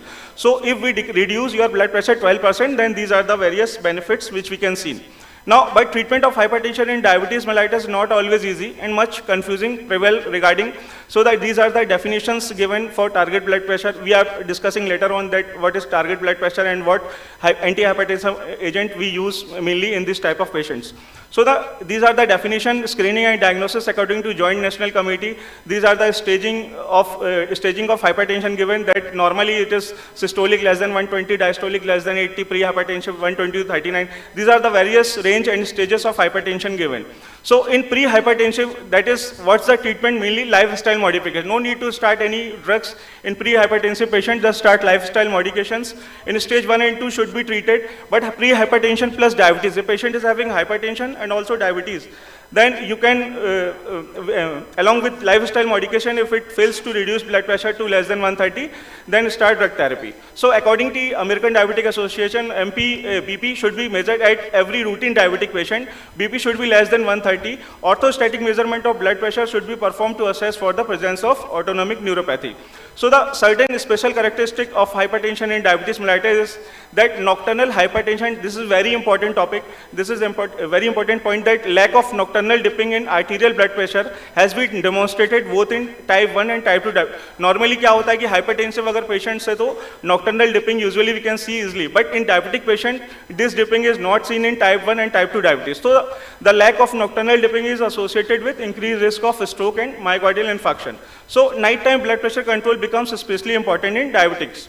So excessive salt sensitivity and increase extracellular volume. This is very important point, that blood pressure of diabetic patient is more sensitive to salt intake.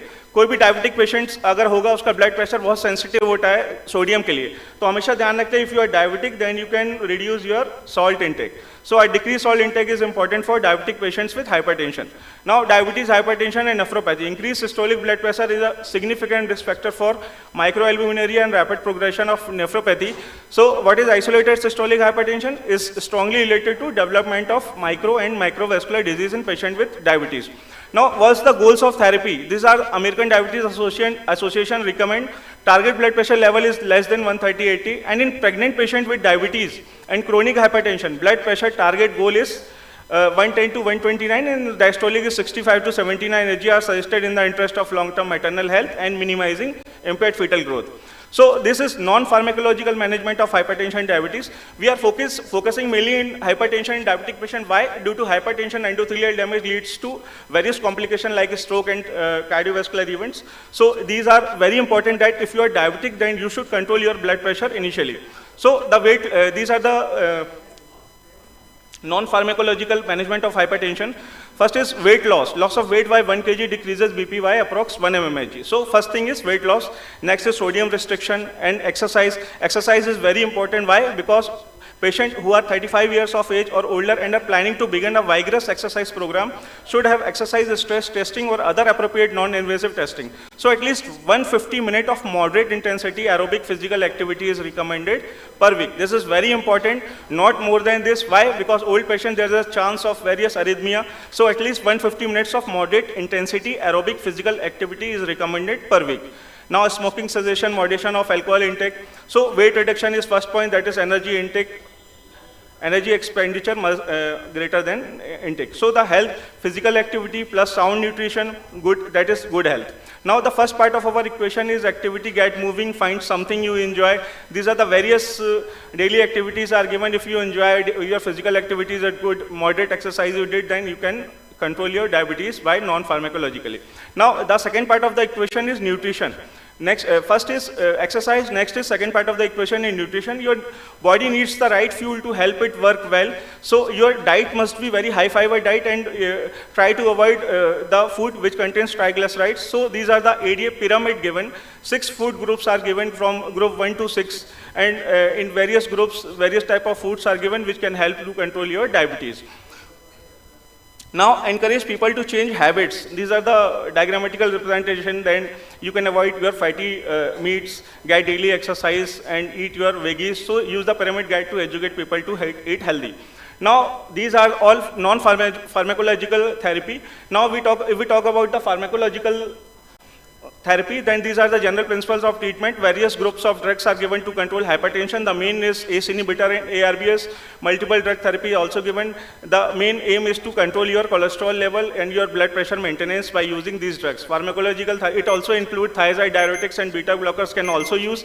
There are some side effects of beta blockers, but we can use in diabetic patients. So these are the various drugs are given. We have not enough time to discuss. These are the various flow chart are given to control your blood pressure.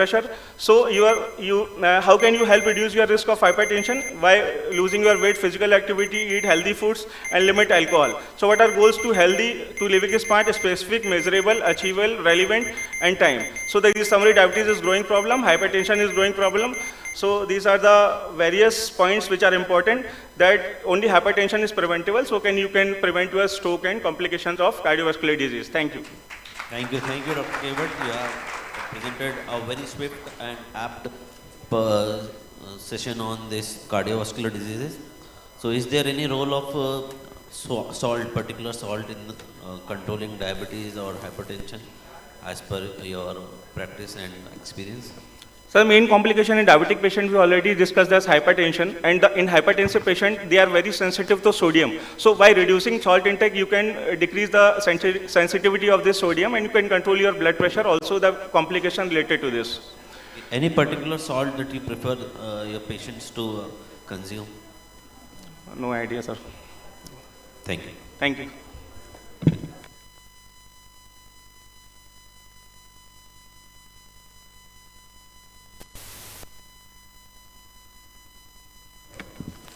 Thank you, Rajesh. Now, I would like to invite Dr. D.K. Tiwari sir and Dr. Keksha Raja ma'am to facilitate our speaker. Dr. D.K. Tiwari sir, come on dais. And chairperson, Dr. Rahul Shukla sir, Dr. Bharadwaj sir, and Dr. Adit Parihar sir, and Dr. Manish Misra sir. Please come on dais. Dr. Arvind Gupta sir.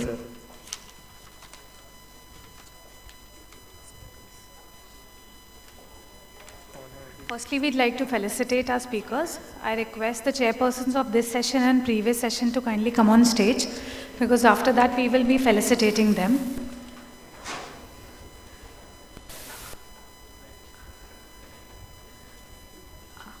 I request Dr. Mashu ma'am to come on stage.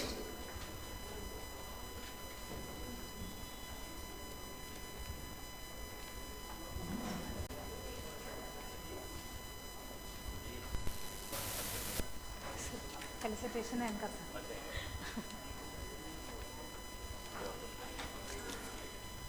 next, Dr. Debashish Mishra, sir.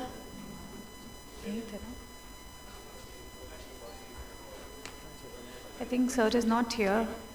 Dr. Kevert sir, please come on stage.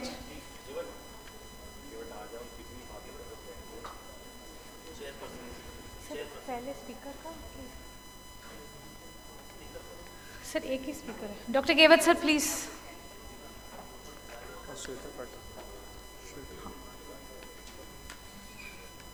Next, Dr. Shweta Pathak ma'am.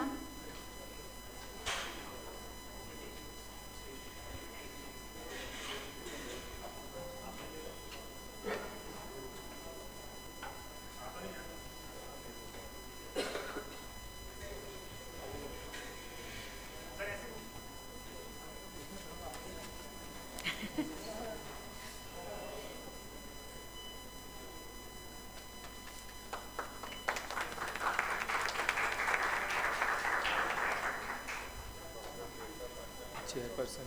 Dr. Shweta. Chairperson's coming.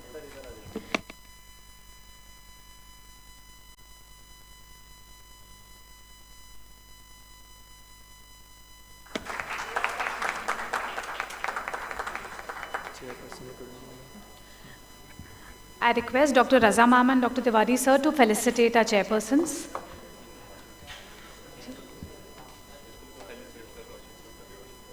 Dr. Debashish sir has joined us. Please come here, sir.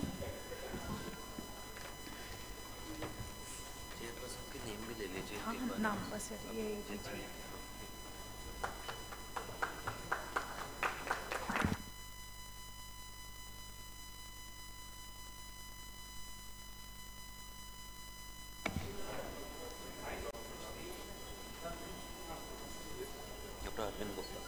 Dr. Arvind Gupta, sir.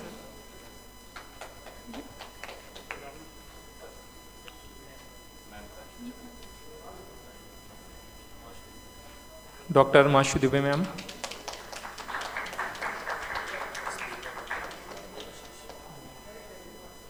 Speaker Dr. Debashish Misra.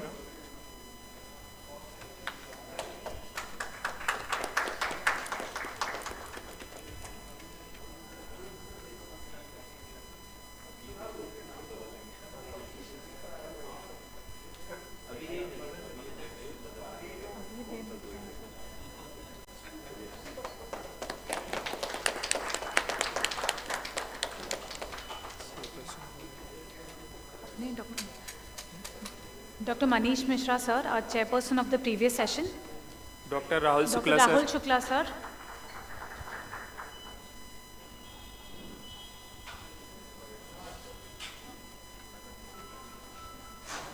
Dr. Rahul Shukla sir. हाँ जी sir. नहीं.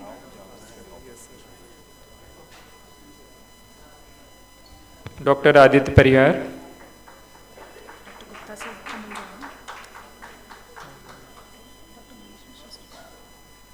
Now I request Dr. Tiwari sir and Dr. Raza ma'am to stay on. Dr. For next session. For next session.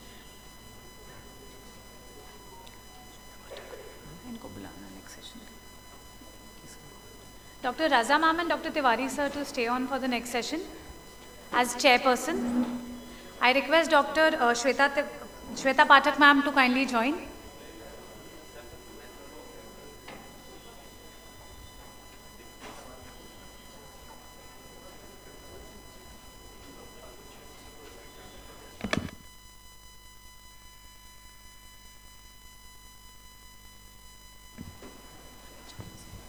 Dr. Arvind Sharma, sir. Come on stage for chairperson.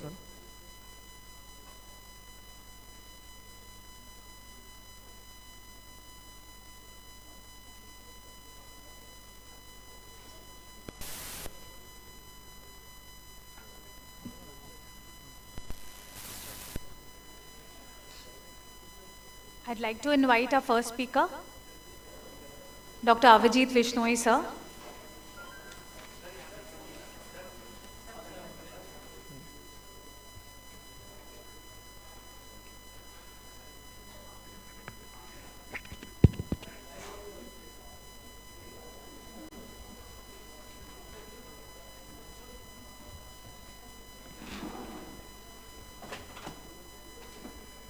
Pointer भी है क्या?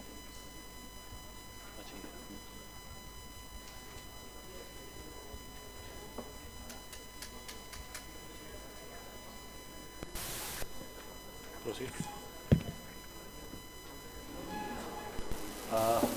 Excuse me. Screen. A very good afternoon to all of you. I hope you all are enjoying the session. This is more of a practical topic which I have kept here just for the inter-speciality thing.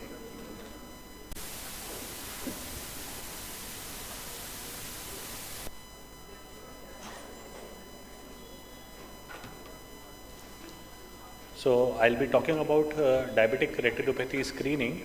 Nowadays, a trend of this screening by physician has taken up the charts, and retina surgeons' view on particularly regarding to this.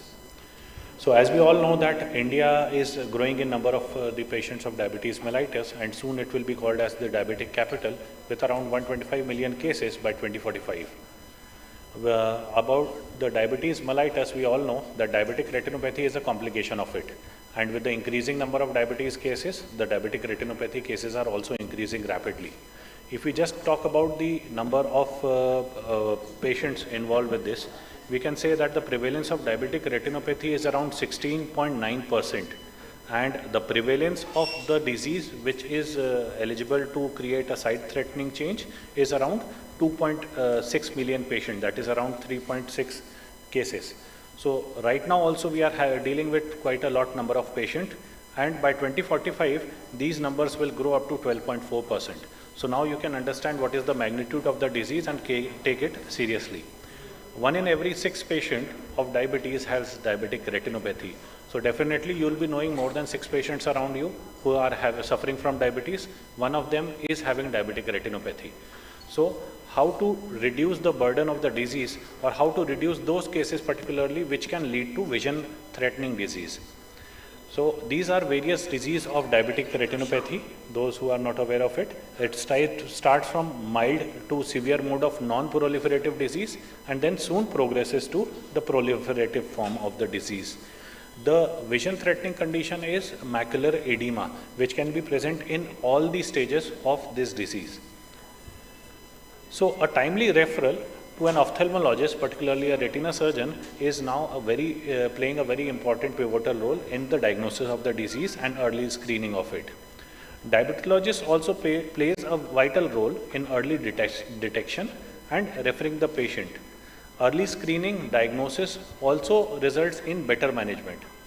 It makes such a lot of difference that up to 98% of the diabetic retinopathy related vision loss can be avoided if the treatment is done on an early stage and prompt management is taken care.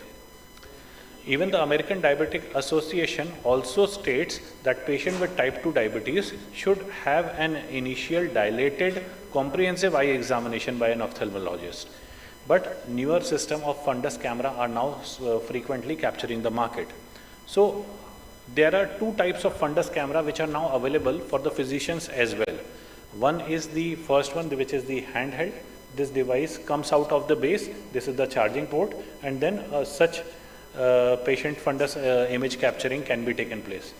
Other is the table mounted one, in which both the images captured are of the same degrees of the retinal field.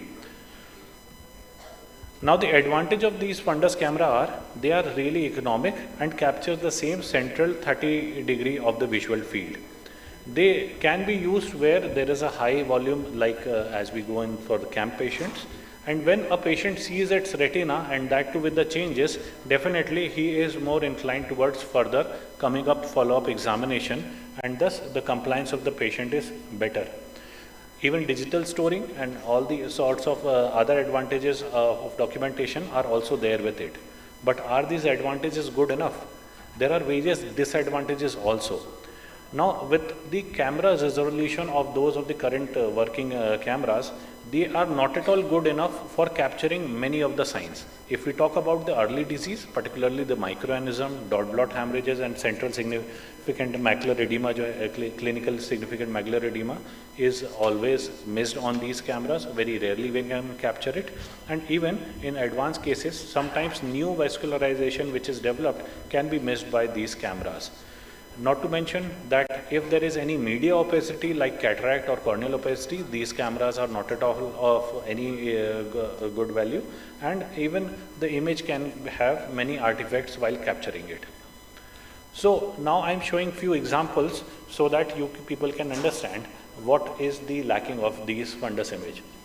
From an ophthalmologist point of view, this is a very, very, very good quality of fundus image. In this, the arrow is showing where you all can notice that there is a minor change in this fundus. These are hard exudates, but what you cannot see are these small dot red spots, which are the microaneurysm. Even after highlighting these red spots, I am sure that most of you must have missed out these hemorrhages spots. So this is where even a good image, despite of it showing the changes, yes, we are actually regular missing. On OCT, there is a clinical significant macular edema present in these patients.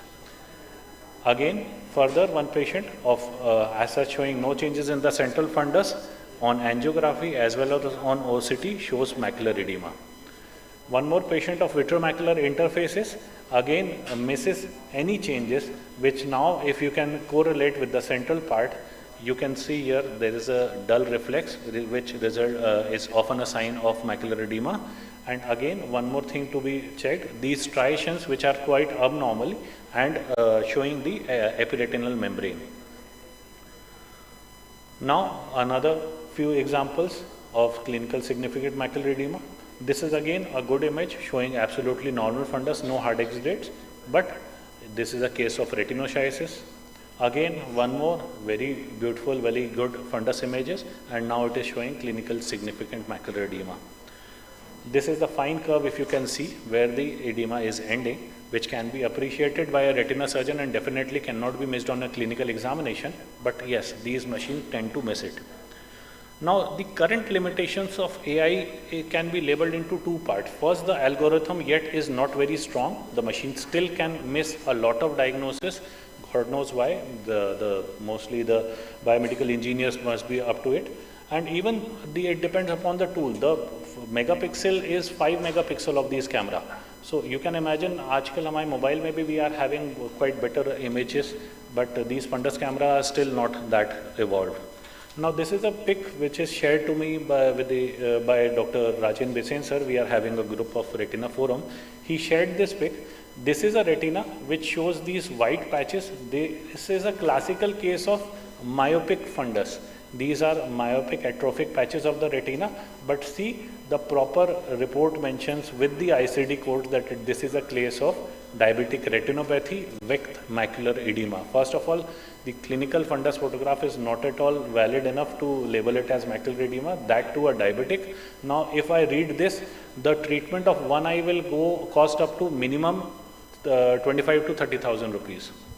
But if it is a myopic fundus, this patient doesn't need any treatment because this is the change since many years and no treatment is required. So there are huge many limitations of these AI generated image and diagnosis.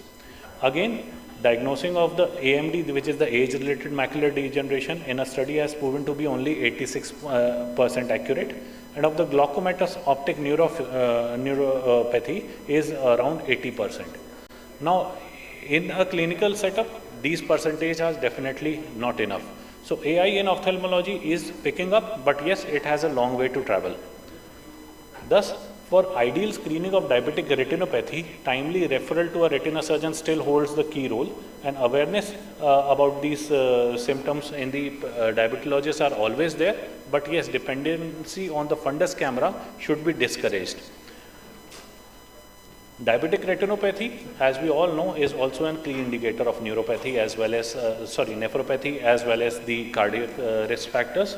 In this particular study, it is clearly shown that those patients who are having diabetic retinopathy are 2 times more risk on developing nephropathy, and particularly those which are having advanced disease, that it is a proliferative form, are 4 times a higher risk of developing nephropathy.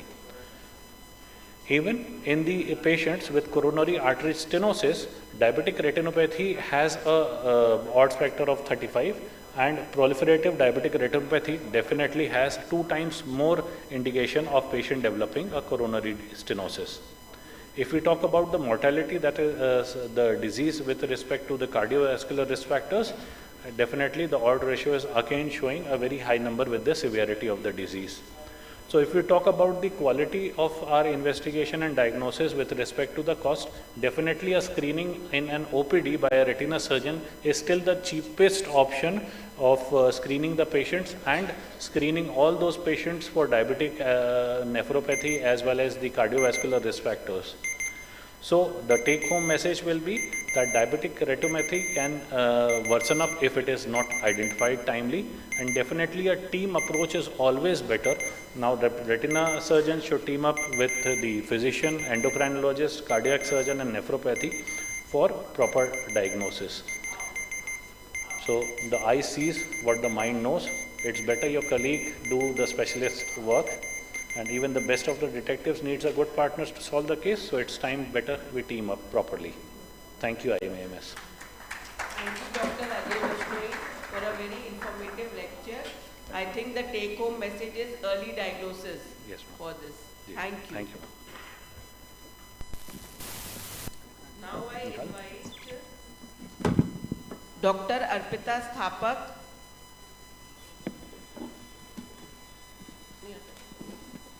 Dr. Apurva Sthapak, sorry. Dr. Apurva Sthapak. Her topic is retinopathy of premature ROP.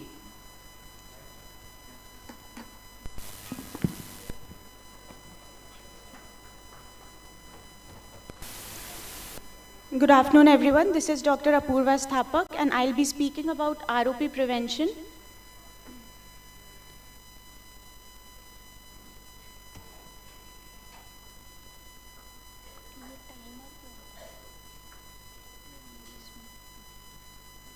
Good afternoon, everyone. This is Dr. Apurva Sthapak, and I'll be speaking about ROP prevention, bridging the gap between pediatrician and ophthalmologist. So what is ROP? ROP is retinopathy of prematurity. It is a disorder of low birth weight premature infants. It is the leading cause of avoidable childhood blindness in India. It could affect the infants who are born 4 or more weeks preterm or those who have received intensive neonatal care. It can vary from being mild with no visual defects to progressing into neovascularization, retinal detachment, and ultimately leading to blindness.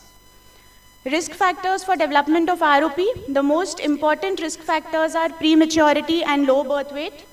Others include high exposure to oxygen for prolonged period, apnea, sepsis, anemia, any cardiac defects, any respiratory distress syndrome, or history of multiple blood transfusions. Today, we'll be covering all these questions about retinopathy of prematurity, screening, who should be screened, and where should the screening be done. So, the question comes, who should be screened for ROP? So, any infant who is born with a birth weight of less than 1750 grams or who has the gestational age of less than 34 weeks should be definitely screened for ROP.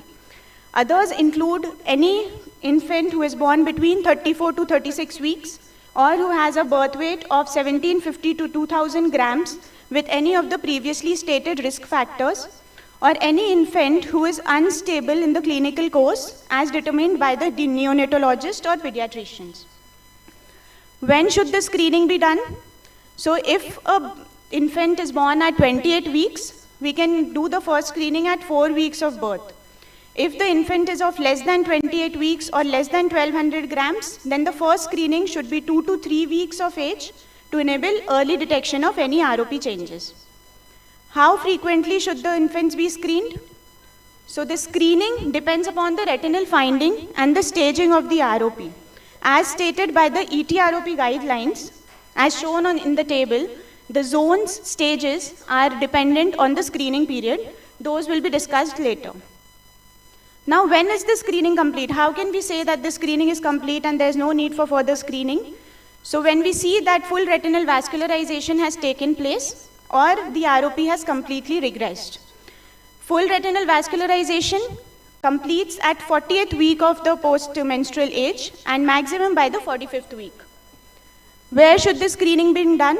So if it is a preterm infant, the ideal setting is under a radiant warmer in NICU under the guidance of a neonatologist. And if the baby is discharged and stable, then they can be screened at the ophthalmologist clinic or in the NICU or in the nearest hospital as suited by the parents. The treatment of ROP depends on various things. That is again the zones, the stages of the ROP and presence of plus and plus disease or no plus disease. So what are these zones and stages that I'm talking about? There are 3 zones in ROP. In a developing human eye, we can divide it into 3 zones. Zone 1 includes the macula and the disc. Zone 2 is the portion anterior to it, and zone 3 is the farthest anterior point closer to the ciliary body. The zones can be defined according to ICROP as zone 1 is defined when we take optic nerve as the center and we take the radius as the distance between the optic disc and the macula. If we double it and make a circle around the optic nerve, that is the zone 1. Outside, if we take the optic disc as the center again, and we take nasal ora serrata and the optic disc distance as the radius, the outer circle is zone 2. And the remaining temporal crescent is the zone 3. Further, ROP is divided into 5 stages. Stage 1 is, these stages are named according to the severity. So stage 1 is the least severe stage, where there is a flat demarcation line between the vascular and the avascular retina. Secondly is the stage 2. When this flat line has certain width to it, it becomes a ridge. This is stage 2. Stage 3 is when along with the width, there is certain height to the demarcation line. It forms the extra retinal fibrovascularization, that is the stage 3. Stage 4 is the development of partial retinal detachment, and stage 5 is total retinal detachment along with retrolental hyperplasia. These are the clinical images showing different stages of ROP. Stage 1, as the white arrows denote, it is a flat line between the avascular and the vascular retina. Stage 2 is the ridge. Stage 3 is the extra vascular proliferations into the vitreous from the retina. Stage 4 is subtotal retinal detachment. Stage 5 shows total retinal detachment. And then there is plus disease, also known as aggressive posterior ROP, where there is tortuosity and dilatation of the retinal vessels more at the posterior zones as compared to the periphery. So now, as we have understood the zones and stages, we can come to normal retinal vascular development. So normal retinal vascular development comprises of 2 things, vasculogenesis and angiogenesis. What is vasculogenesis? It is de novo formation of the blood vessels. And angiogenesis is development of new vessels from already existing vessels. Normally, at 16 weeks in utero, the retinal vascularization starts at the disc margin. It reaches the nasal ora serrata till 32 to 36 weeks and the temporal ora serrata by 40 weeks. So, by 40 weeks of gestation, complete retinal maturation happens. The physiological growth can be explained like when the retinal tissue is developing, it has increased demand for oxygen. So if there is any area of localized hypoxia, there will be VEGF release in that area and neovascularization will take place in that area. Abnormal retinal vascularization happens in ROP, which can be further divided into phase 1 and phase 2.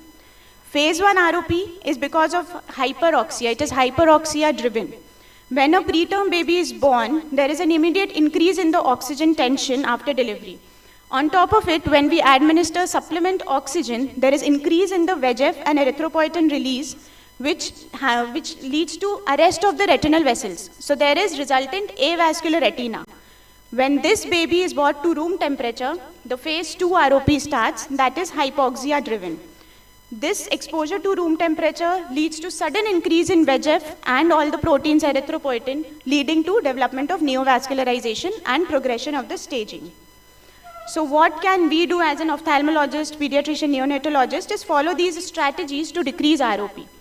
Since now if a preterm baby has come to us between 22 to 28 weeks, we know that it is in phase 1.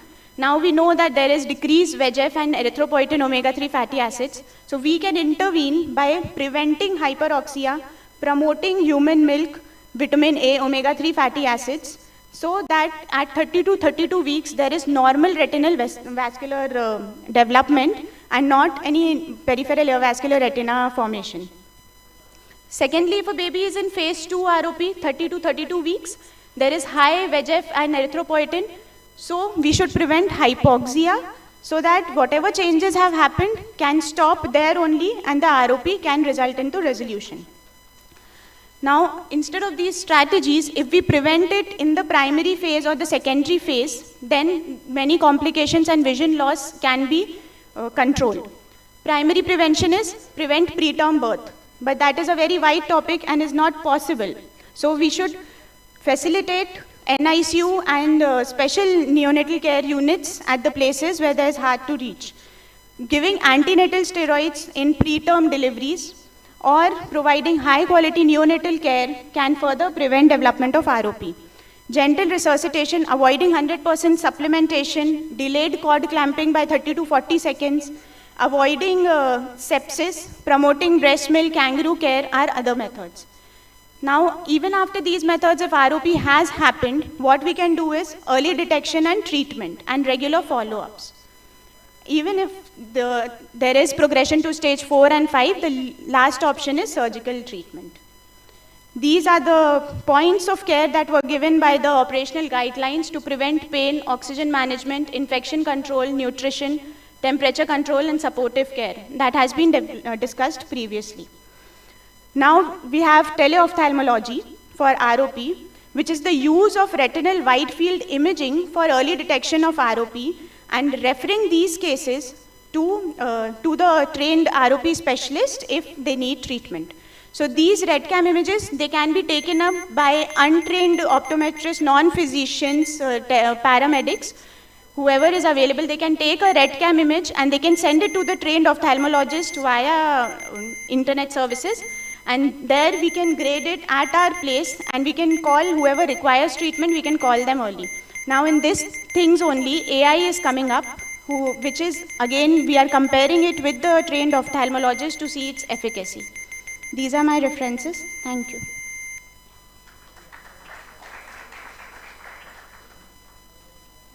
Thank you, Dr. Apurva. It was a very good lecture. I think one important comment which I would like to make is we have judicious use of oxygen. When the baby is born, it was earlier a practice to start oxygen. Nowadays, there is a role, even if the baby is not being not breathing, you have to first resuscitate, not with the oxygen, with the AMBU bag. So with 21% oxygen.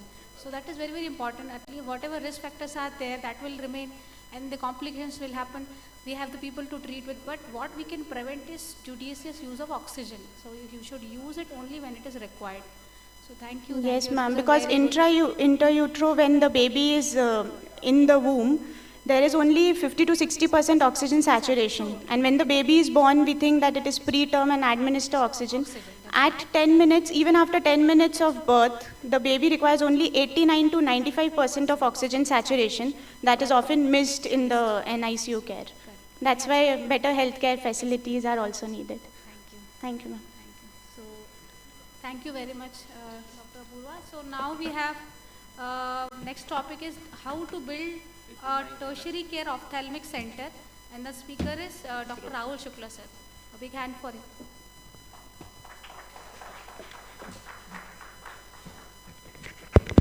Good afternoon, everyone. At the outset, I would like to thank IMA AMS for giving me this opportunity.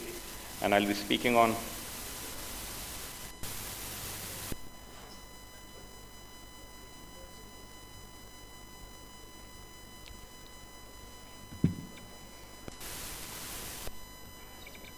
how to build a tertiary ophthalmic care center. Actually, it's basically a center for excellence. So basically, there are two things. One is being done by everyone, and there are subtle changes if we can do.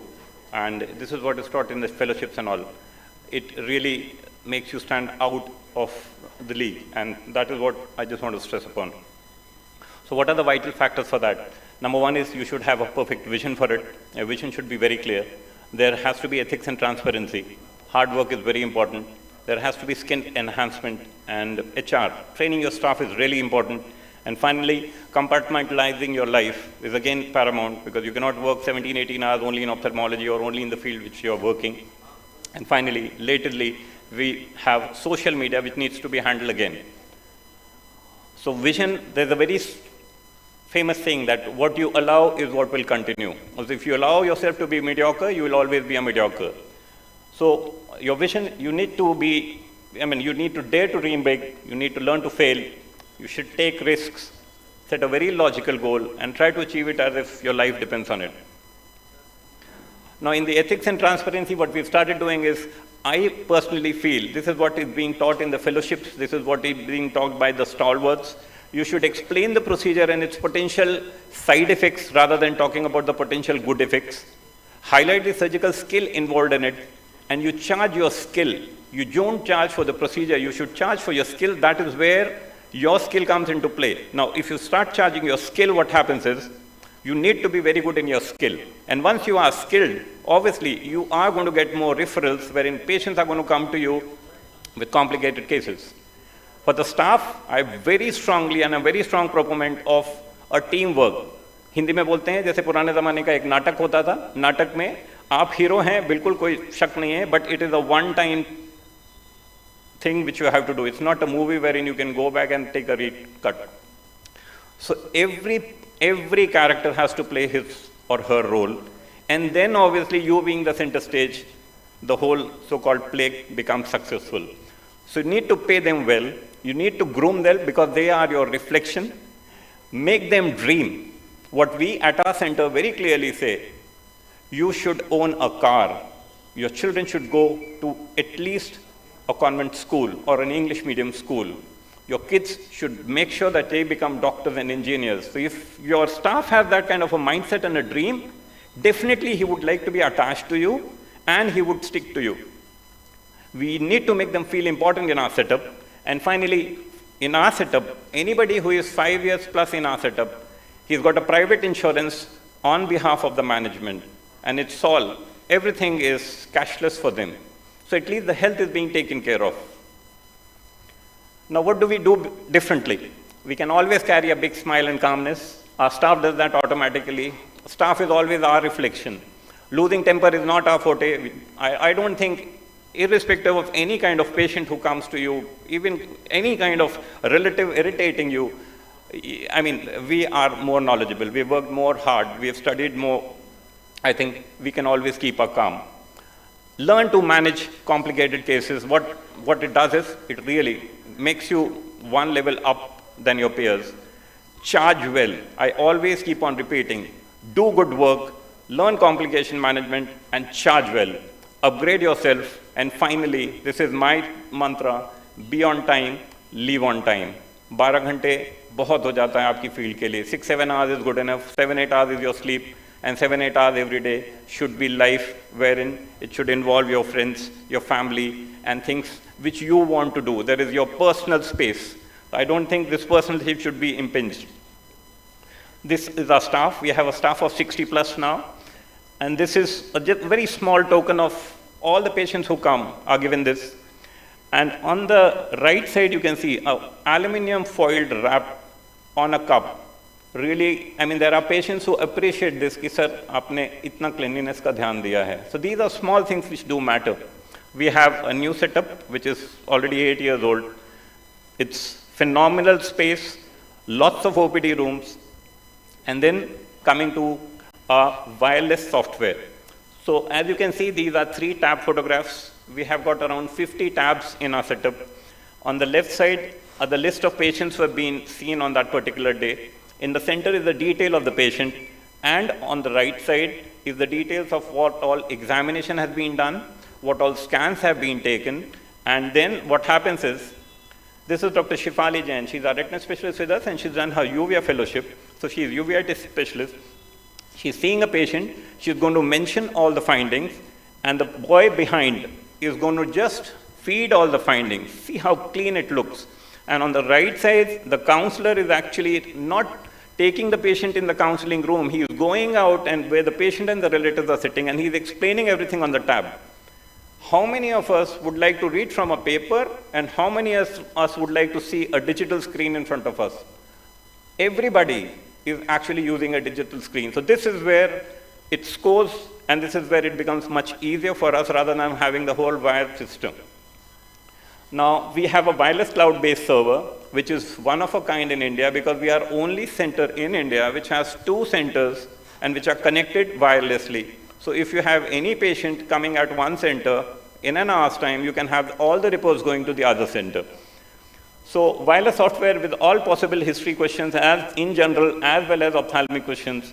Tabs are easy to carry, and anyone can access the records on the app remotely. That way, if a patient comes for an emergency checkup, the primary consultant is not present, the secondary consultant or the second consultant sees the patient, he uploads the reports, pics, and the primary consultant talks to the patient with real-time pics on the app. So if I am a patient, I want to see Dr. X in our department, suppose Dr. Himanshu is not there, Shifali has seen the patient.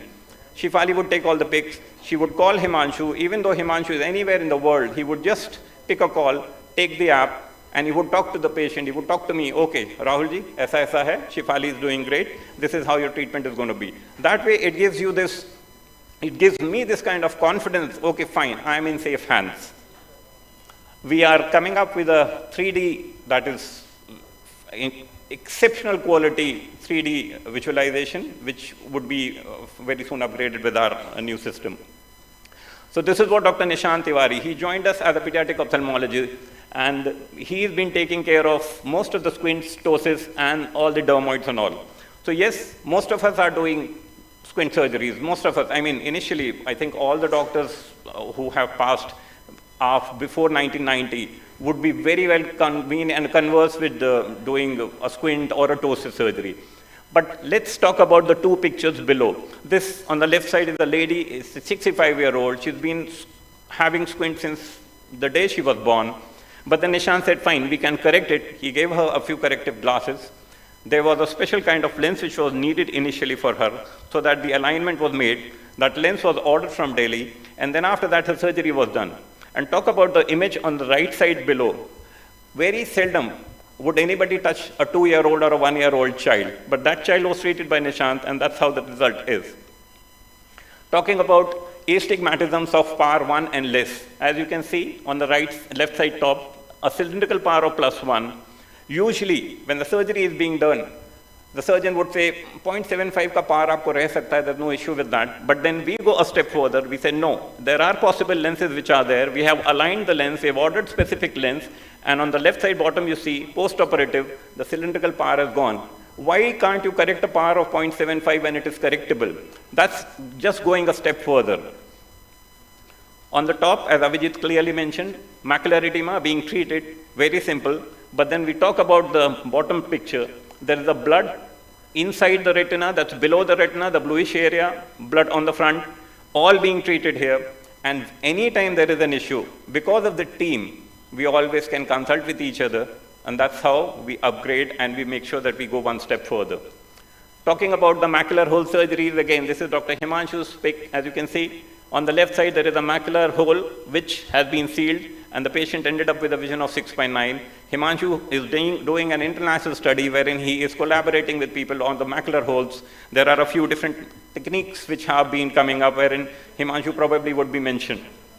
Talking about retinal detachment surgeries, yes, obviously, most of us are doing it, but then again, trying to make sure that whatever you are doing, do one step better. We have the state-of-the-art Mirante machine wherein the peripheral hole is there. Now, this is the whole collage of the retina which has been taken. Now, if you talk to a patient and tell the patient that aapko periphery mein hole hai and there are laser which needs to be done, but then the patient says, no doc, I don't have any issues, I just came for my glasses. Now, if you show this pic, this patient is a retired Chief Justice and he said, fine, kindly do it. And he got the laser done. So this is how upgradation again is important. This is a very classical case of a recurrent uveitis. This patient has arthritis. He was being treated by Dr. Silas Nelson. The patient developed uveitis, wherein Dr. Shifali treated the patient. The patient developed complications. On the left side, you can see the whole posterior synechiae is there, complicated cataract. Once the arthritis was stable, once the uveitis was stable, then I operated the patient, and then finally the patient came up with 6.9 vision. So this is where the teamwork comes into play, and we really are very proud that Jabalpur has got good set of specialists in all the fields, and it really works wonders when you actually just raise your hand and say, can anybody help me? There are people already there to help you. Finally, as Avijit was pointing out, this is the scan of the macula. As you can see, from going up to down, you have to have 20 or 30 scans. But then what this machine does is, you just roll your finger and it would do the scan at that wet level. So now it does is, rather than having 28 slices, you can have all the slices in one go. I have been the member of the European Cataract and Refractive Association, and I've been a faculty since 2014. This is my video in Barcelona, wherein I got into the top 5, but I couldn't win. This is for my Lisbon conference. This is, again, Dr. Nishant won the award, Dr. Shifali won the award, but this is where Nishant says, sir, mujhe 5 din ki chutti chahiye. So I said, why? Because, sir, I have to do a cycling of 255 kilometers, and I'll be tired for the next 3 days. I don't think most of us would say, cycling ke liye chutti. But then in our setup, we are very clear, yes, go. And he was so happy because once he comes back, I'm very sure he's going to be more dedicated and he'll be more determined to stay with us, to make sure that the team grows, and then फिर मैं भी छुट्टी ले सकता हूँ. I can take. Dr. Deepti has joined us recently. We thought management mein, obviously Rahul and Himanshu would take care. But of late, Deepti has been pointing out all the lacunae in the system because me and Himanshu were more or less immune. So Deepti has been a big asset to us. So it's not that anybody who comes new will not be able to teach you. From Deepti, we've been learning so many new things, and she keeps on pointing, Himanshu, ye tumne galat kiya. Rahul sir, ye theek nahi hai. So yes, if we can put a finger on ourselves, and if somebody can point fingers at us, and if we can take that and move on, I think nothing like it. These are my life surgeries. These are stalwart. He is Dr. Harbansh Lal, our ex-All India Ophthalmic Society President. Dr. Arup Chakrabarti sir, he is the editor proceedings. They visited our center. They gave us lots and lots of tips on how to upgrade and how to move on, because learning from stalwarts is nothing like, you definitely should learn from them. And then finally, the staff Kana trip. It's a practically alternate year affair. All the staff who are doing extraordinarily well, not in the number of patients. How many patients mention your name when they go out? वो staff को Kana trip मिलती है. So it's not कि आपने कितने patient generate किए हैं, कितने patient ने बोला है कि आप अच्छे तरीके से patient के साथ आपने deal किया है. So this is hardly anything. Paying perks like this works wonders. Finally, I have a trust in my daughter's name. We do charity camps. We've been doing it since a long time. And this is one way of serving the underprivileged. Because yes, if you're charging more, being in Jabalpur, the Jabalpur city needs something from you. So this is the way of giving back to the society. Finally, coming to the social media, last slides. We are very well rated. You get very good reviews. I just want to mention about a bad review. You can always say hello and write down what all things you thought were different. So this patient was not unprofessional doctor. Even I know more about him than my patient problem. I don't want anybody to come to this hospital. Now, on the central part and the right side, I just went through the records. I had a talk with the patient. He said, "Bole sir, हमारे पास 8 doctors का record था." तो मैंने कहा sir 8 doctors का record था तो आपने बताया क्यों नहीं? He wanted a discount. He said नहीं, अब आप बिना देखे बताइए कि हमको क्या है. I will not go and get any test done. And that's very logical, because if 8 doctors have seen and 8 people have done the scans, so I am the 9th person. So we called the patient back. He didn't change his review, but then now I've operated his father, I've operated his mother-in-law. So that is how you get patients. It's not that anybody who is like, आपकी एक बार किसी से झगड़ा हो गया ना, that doesn't mean कि आपका lifelong उससे झगड़ा रहेगा. You can always come back. So the first step down should come from us. These are good reviews. We have got patients from New Zealand, we have got patients from Delhi, and you remember the Spider-Man scene, the central part. This girl has mentioned in one of her reviews that yes, it did happen to me. The next day LASIK was done, wherein I tried and wear glasses, and I found it blurred, then I realized my laser was done. So yes, procedures are there. And this guy, he lives in US, his mom is in Delhi, he just came for his checkup, and then he was so influenced by us that he got the surgery done from us. So in summary, the difference we found that in a center with multi-speciality consultants and in a center for excellence are those subtle changes that you need to make in upgrading your individual skills, be it staff grooming, be it skill enhancement of consultants, optometrists and OT assistants. Work-life balance, I really put a stress on that, share time to the patient, and no cutting corners. We are enrolled in a few international studies, and in short term, we are training of ophthalmologists, optometrists from other cities. Yes, we do enjoy and we do relax. Thank you so much for your patient hearing. Thank you, Dr. Rahul Shukla, for your informative lecture. Yes, first of all, congratulations for this high-tech center of yours. Thank you. I think the teamwork is very important, which you said. Yep. All your staff and doctors should have a very good coordination with each other. Thank you. Thank you.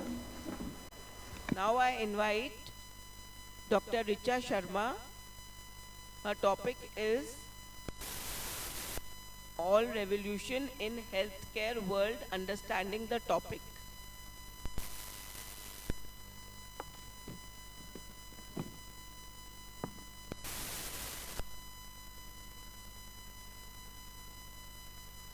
Dr. Richa Sharma needs no introduction.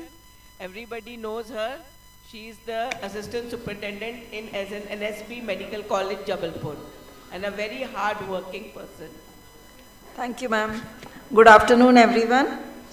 So today I'll be talking on this topic of AI in healthcare, understanding the topic. So we'll learn the basics. What is AI? AI is actually artificial intelligence. It refers to the computer systems designed to perform tasks that typically require human intelligence. So AI basically requires human intelligence. Then the various AI applications in healthcare can be in the field of patient care, medical imaging and diagnostics, physicians, research and development.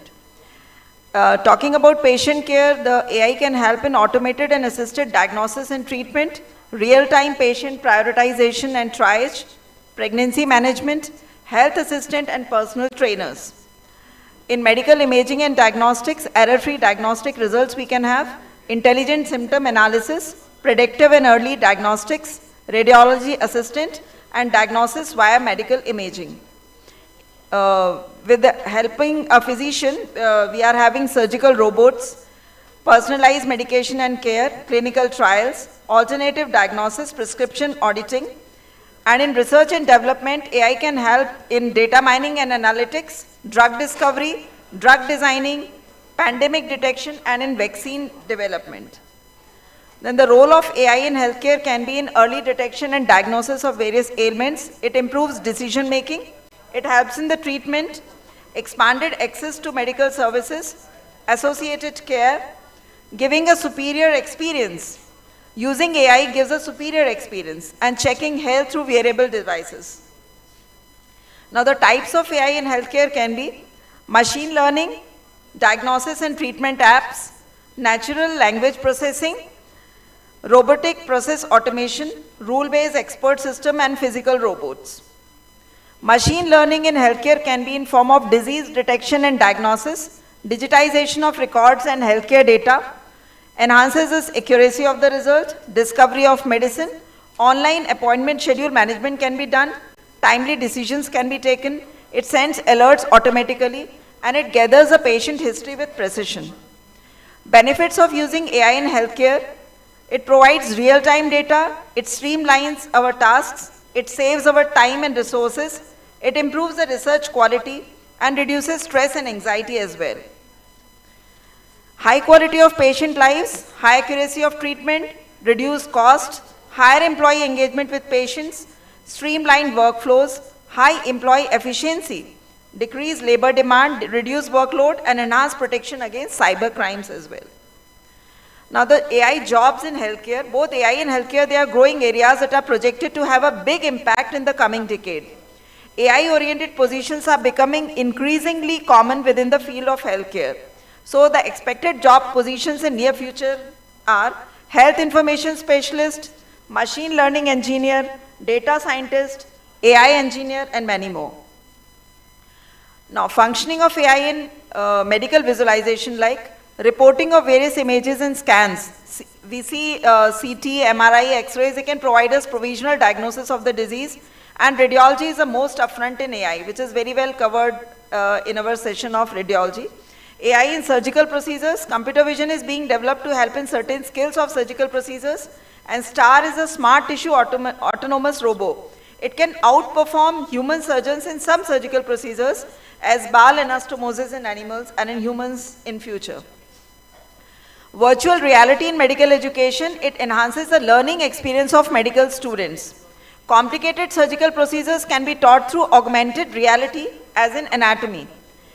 Augmented reality, it helps patients of multiple sclerosis, Parkinson's, to move their limbs and escape pain with the help of physiotherapist.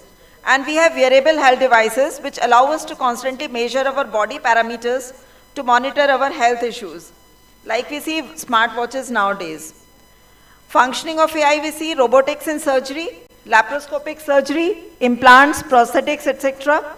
Minimal invasive surgery is also possible with AI. And AI bots can serve as primary physicians. Work on AI has got Nobel Prize in 2024. This is the most recent. Nobel Prize in Physics in 2024 is awarded to John Hopfield and Geoffrey Hinton for their foundational discovery and inventions that enable machine learning with artificial neural networks, and Nobel Prize for the work that paved the way for artificial intelligence boom. Hinton has been widely credited as godfather of AI. And yesterday also in KBC there was a question on Hinton. If somebody has watched KBC, Hinton के बारे में question पूछा गया था कि what is his middle name. Hinton has also alerted us about AI that it is going to be wonderful in many respects in areas like healthcare, but we also have to worry about a number of possible bad consequences, particularly the threat of these things getting out of control. Use of AI in anatomy, highly detailed virtual anatomical models. Students can explore the human body in 3 dimensions for enhancing the understanding of anatomy, and this helps in development of surgical skills and procedures. Medical students can participate in virtual clinical rotations, consultations, surgeries, and exposure to diverse medical scenarios. It gives opportunity to experience telemedicine and opportunity for remote learning. Now, AI has emerged as a powerful adjunct to human intelligence. AI has worked wonders in our clinics. EHRS is electronic hospital record system, telemedicine, bioinformatics, virtual patients, CDSS in clinical decision support system. So AI assists and surpasses us in all these tasks. Now we'll come to disadvantages of using AI. AI will give a habit of spoon feeding in the diagnosis and decisions. This will retard our judgment and problem solving behavior. And so this is going to create knowledge gaps. And fixed framework of AI is having pre-structured and inflexible data which will lead to fixed, immaterialistic decisions. And AI-generated simulated patients present a small fraction of the clinical problems. जो भी data उसमें feed किया गया होगा, वही वो बताएगा. Not more than that. So this will permit limited interaction. And simulated patients are like a closed box model and they are very unpredictable. But they are going to be very safe, no doubt, because they are not going to attack or harm doctors like the practical patients. So virtual environment is creating an unreal world, so it cannot grant us professional wisdom which is very well required. The barriers of AI are user acceptance and motivation problems, limited computer literacy, single type computer hardware, it's costly and technologically sophisticated. Minds, machines and morals, AI that rivals human intelligence, it inspires hopes as well as fears. Though through AI we are trying to simulate human beings by means of speech synthesizers, bionic eyes, clone cells, humanoid robots, duplicating human brain at molecular level. My concluding note is, most of us are traditional human-based system, but the modern generation is a machine-based system. Nowadays, we are seeing these kind of news in all kinds of newspapers, like Hyderabad declared AI capital of India. Should we learn AI in school? These are the topics which are discussed every day. And finally, the healthcare sector is a one where AI is going to play a main role to improve the treatment process more independently and with better results in terms of disease diagnosis and medical care assistance. And AI is going to take over future healthcare almost completely. Thank you. Thank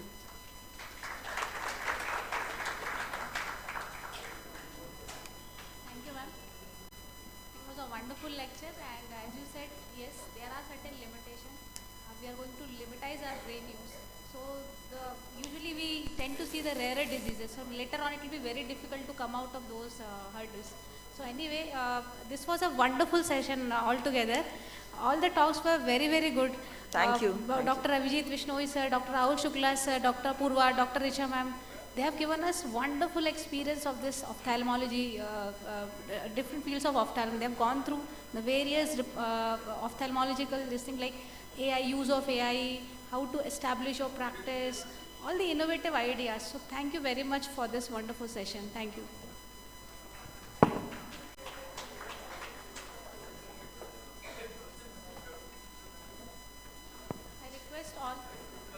Request all the speakers to come on the stage to have a group photograph.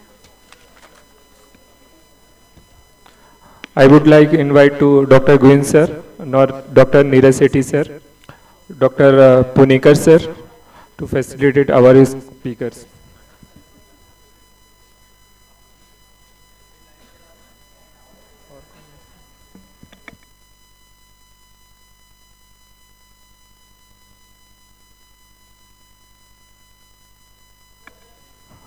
Dr. Naveen Chawla, sir. Come on stage for facilitate our speakers.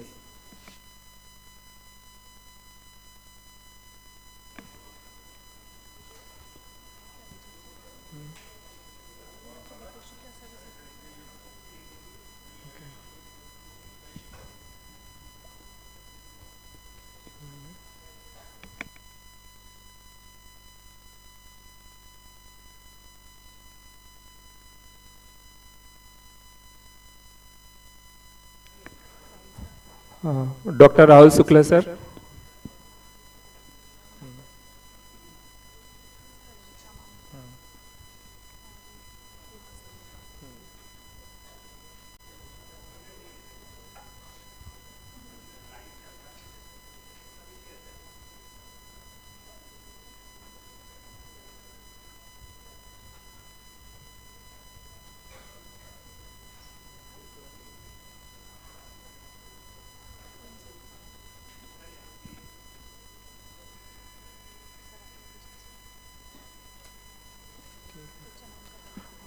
Dr. Richa Sharma, ma'am.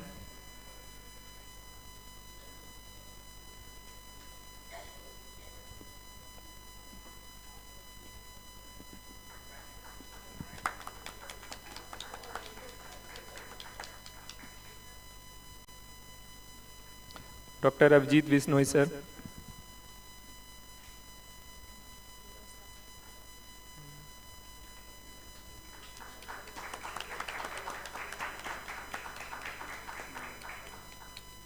Dr. Apurva Sthapak.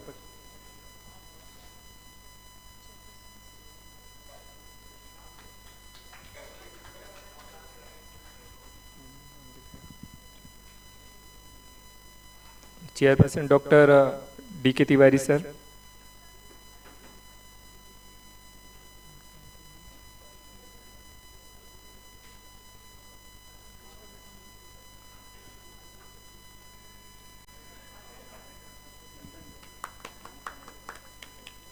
Dr. Kaksa Raja, ma'am.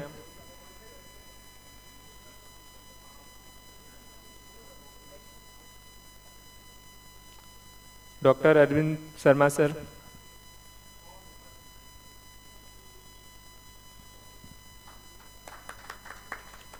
Dr. Shweta Pathak.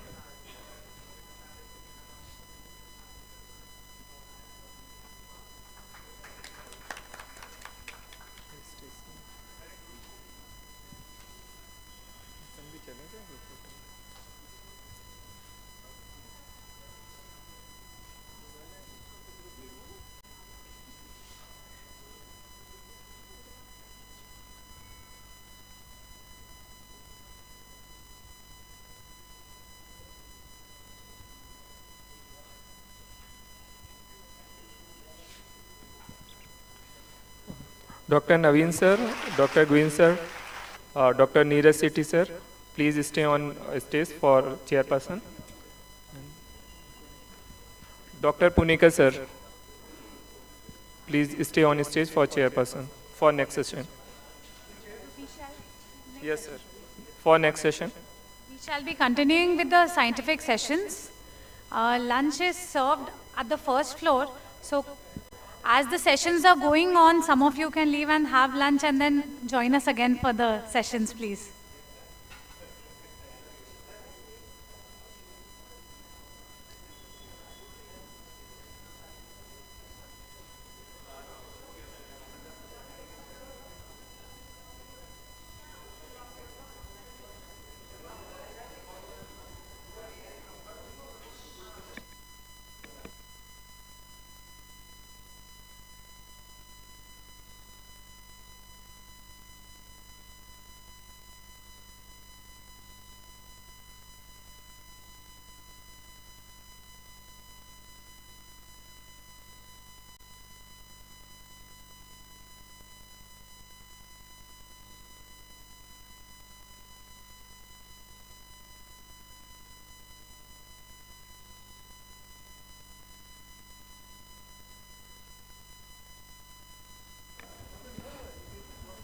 Dr. Samik Raja, sir.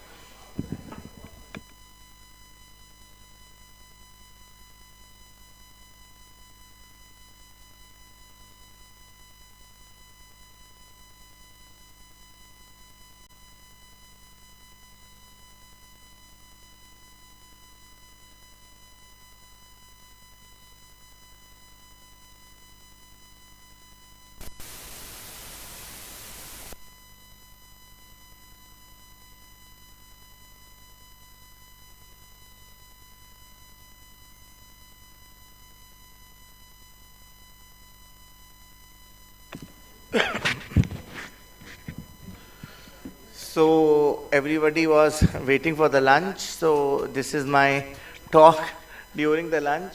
I'm Dr. Shamik Raza. I'm Associate Professor in Department of Orthopedics in the Medical College at Jabalpur.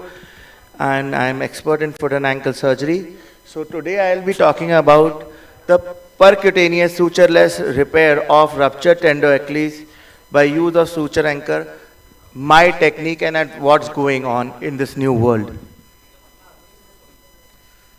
So as we are now into from electrification to electronification to AI, so in orthopedics also, and the field is getting variegated, and now there is a separate field for foot and ankle surgery in which I am doing everything under this foot and ankle, and one of my work is on tender Achilles repair. So previously this is about tender Achilles. The tender Achilles is the cord around the calcaneum and the strongest weight bearing tendon at the posterior aspect of the lower leg. It is the thickest in the human body. Therefore the tendon needs to be fixed well for efficient weight bearing. The common site of injury is 6 centimeters above the calcaneal tuberosity. Due to the poor vascularity, the healing also gets affected. The rupture leads to weakness of plantar flexion of the ankle joint. So the complaint is pain, limb, inability to plantar flex, sole and tendon, palpable defects, males and females, and sometimes this often gets misdiagnosed by physicians and general consultants. So it is very important to diagnose it early so that we can fix it well and it heals well. Our goal is early complete recovery with no complications. The selection criteria is all patients having acute injury less than 6 weeks, middle-aged, and into non-athletic activities. The diagnosis is usually based on presented clinical criteria: palpable gap in the tendon around more than 5 to 6 mm, positive Thompson's test, clinical signs of rupture, and that is the patient unable to rail the heels on the toes. In case of any doubt, we do an ultrasonography and an MRI to confirm our diagnosis. This is the Thompson's test, which has been different methods of management. This is the most important thing. So there is a conservative management when the gap is short.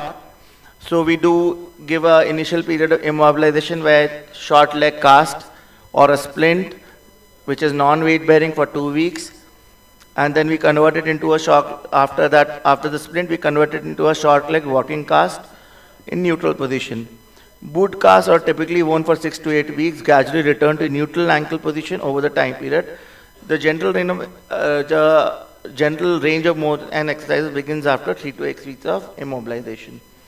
Now the surgical, that is open, percutaneous, and open reconstruction with tendon transfer or allograft. So I will be talking about the open and the percutaneous techniques and the differences between the two. So there is an end-to-end tendon repair, rollover flap without wrapping of the fascia for chronic and pathological. Reconstruction with VY-plasty, reconstruction with Z-plasty. So in the next slide, I am doing this technique of redoing the tendon by using the wrap the fascia technique. So I have taken a fascia from the thigh, and I have done by reinforcing the tendon by wrapping it around. So you can see the cuts which has been taken, the close-up of the incision taken over the tendon with flip and incising its length after shaving off the atrophied knuckle, which is seen in the second images, and the tendon is flipped and the length is increased. So this image shows the capsule is reinforced by suturing it, making it thick and cylindrical, and the knuckle was also sutured well to the cylinder to make it as smooth as possible, because the tendon needs to glide during plantar flexion. The suturing of the elongated tendon is sutured back to the distal torn end. So this is the fascia lata graft which I have taken, and I am shaving the graft and then wrapping around the tendon. So this was a big thing which has to be done, and it's a lengthy process because it requires 2 incisions. One incision at the above the plantar fascia and one incision at the lateral aspect of the thigh. So it nearly takes an hour and a half to do this surgery. So, but the functional outcome is always very good because we have a reinforced tendon. So mostly in chronic and delayed cases, we do these surgeries. Now, this is the functional outcome, healed scar, active plantar flexion, dorsiflexion after 4 months of the surgery. The different types of now the suture repair, the closed techniques. The types of different suture repair techniques: floor standard, Krakow suture repair, the triple mandal, the jigless, knotless, interbrace technique. There was also a device which had been developed to do this minimally invasive supercutaneous repair of the tendon Achilles. So, in another image, Mayan Griffith, the Perkinini suture method with endoscopic portal was also used. An endoscope was used to visualize the exact placement of the knots and the loops. So that was also tried. So these are the different types of, in this new world of era, we have titanium anchor sutures. It's like a small screw which can be pushed into the calcaneum, and you can have a good hold, and then you can tie your suture anchor, your suture over this screw. So you get a good and rigid fixation from the calcaneum itself. Then there are bioabsorbable also. Sorry, this is getting...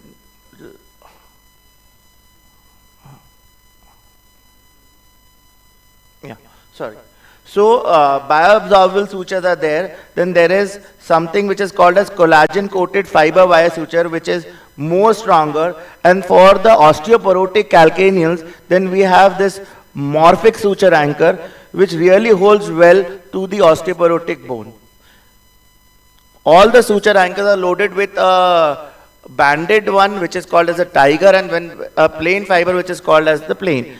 So this is the Mayan Griffith technique, which is showing, I am trying to show my technique with it along, and now this is my technique. So the images are shown that how I am placing. So my technique is totally on the control of the three-dimensional image, which is created in my brain, and the coordination of my hand. So nothing visualized, there is no visuality in that. Only thing is the feel and your three-dimensional images during the surgery, so that you do these fixing and placing the wires and the knots. So these are the points from where we start, and then we go cross.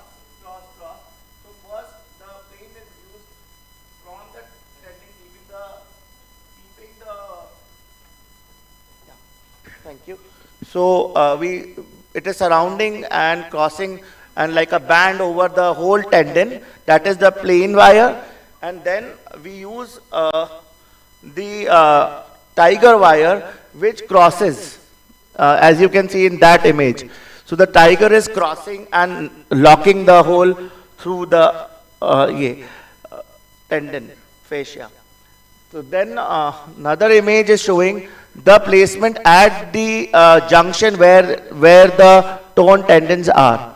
So it is then, so when we pull the knots, I will show image.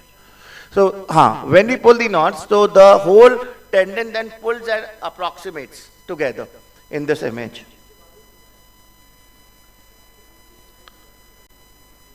So we use this American Foot and Ankle Society score.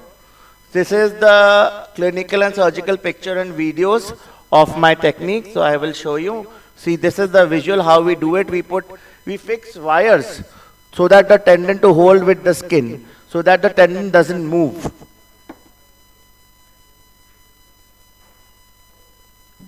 See, now you can see in this image, in the previous image you can see this gap. You can see this gap, and in the second, when I have tightened it, see, you can see the approximated tendon.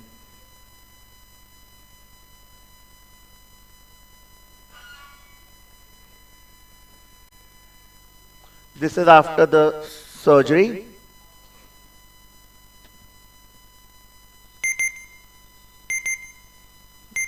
See, this is, we are testing it, that everything is in place and the tendon is moving.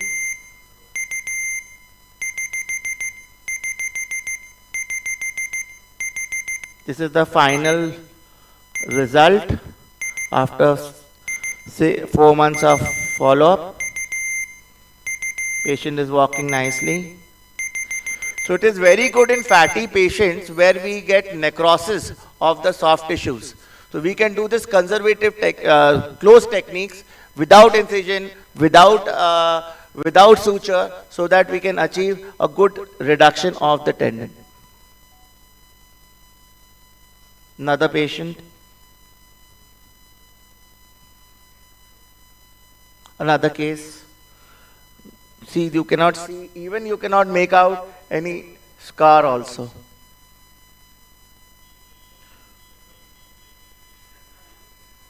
Full dorsal and plantar flexion. This is after 6 months.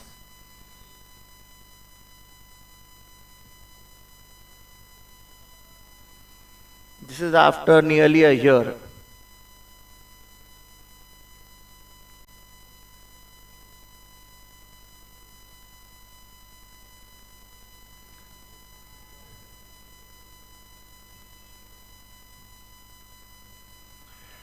So the advantages and disadvantages, I will conclude by that. The advantages: reduce risk of painful scar, saves the sheet and clot, less pain, short surgery, minimal rate of infection. Disadvantages: incidence higher when the percutaneous approach is used. Sural nerve injury, of course, is there, but it is 6.5 to 10%. But as you grow on your skills, you don't tend to, just snag the sural nerve. Higher rates of re-rupture is seen, but it is not seen in any of my cases, whatever I have done. Then open repair has its own advantages, which is lower rate of re-rupture, increased post-operative muscle power and endurance. Disadvantages: surgical site infection, necrosis of the skin, and DVT, as I already told. Complication, healing complications are there. Common possible risk factors affecting the healing: re-rupture, deep soft tissue and tendon infections, no skin incision, no tunnel drilling, no allograft, no scarring of skin or tendon, and no adhesions also. So no morbidity or mortality. So sural nerve no sural nerve injury is noted in my cases. This is my So post-operative care and rehabilitation: non-weight bearing for 4 weeks, below knee cast in foot and plantar flexion for 3 to 4 weeks. The immobilization is complete in plantar flexion for the foot, allows no tension over the repaired tendon, hence letting the tendon heal well. Below knee cast in neutral position for next 3 to 4 weeks, and then the patient returns to his normal course in a walkable cast. After 4 to 6 weeks, the cast is removed, anklet is given, aggressive physio started, and the patient is allowed to walk. Recommended full weight bearing after 6 months after surgery. I had nearly 15 patients with acute injuries were healthy, middle-aged, non-involved in sports activities, 5 females and 10 males. 3 patients lost follow-up, all healed with no complication, no sural nerve injury, and nearly pain-free with nearly full range of ankle movement with improved AOFS scores. Nearly all my patients returned to normal routine course after 3 months of surgery, though in subsequent studies conducted by Ma and Griffith showed high percentage of sural nerve damage that was confirmed in the cadaveric studies of Hockenberry and Jones. So the discussion is there. There is widely accepted standard treatment method for Achilles tendon rupture. Information and literature is very scarce regarding the treatment of Achilles tendon avulsion. Operative repair of Achilles tendon rupture leads to improved early outcomes in terms of length, strength, functional activities, and reduced tendon elongation compared to non-operative treatment. It is preferred for treatment in younger, healthier, and more active patients. Open repair carry an increased risk of wound healing problem, where minimally invasive techniques are reported to have an increased risk of iatrogenic nerve injury. Percutaneous surgery of Achilles tendon ruptures aim to provide a stable repair, allowing early weight bearing and movement while minimizing the risk of wound breakdown and infection. Man Griffith are the first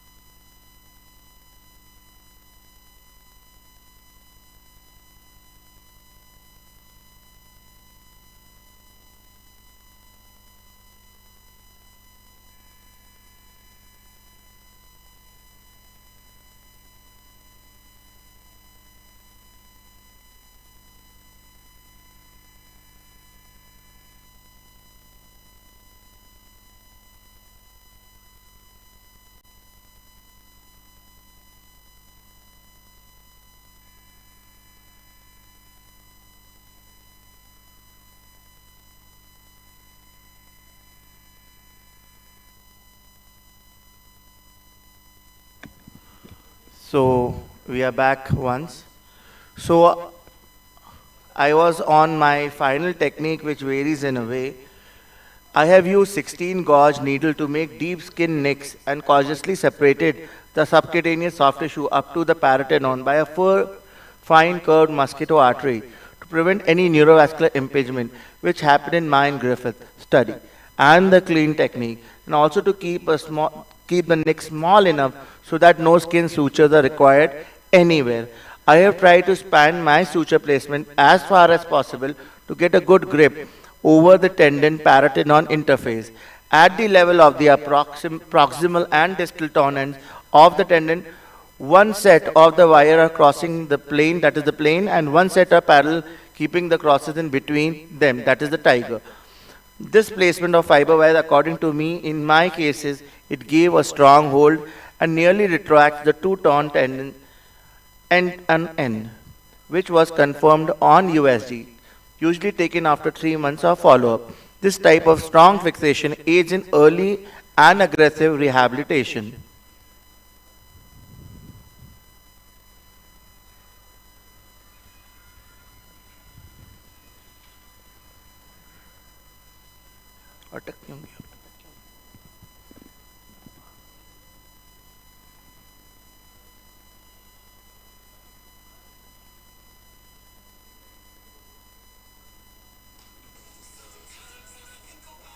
Yeah.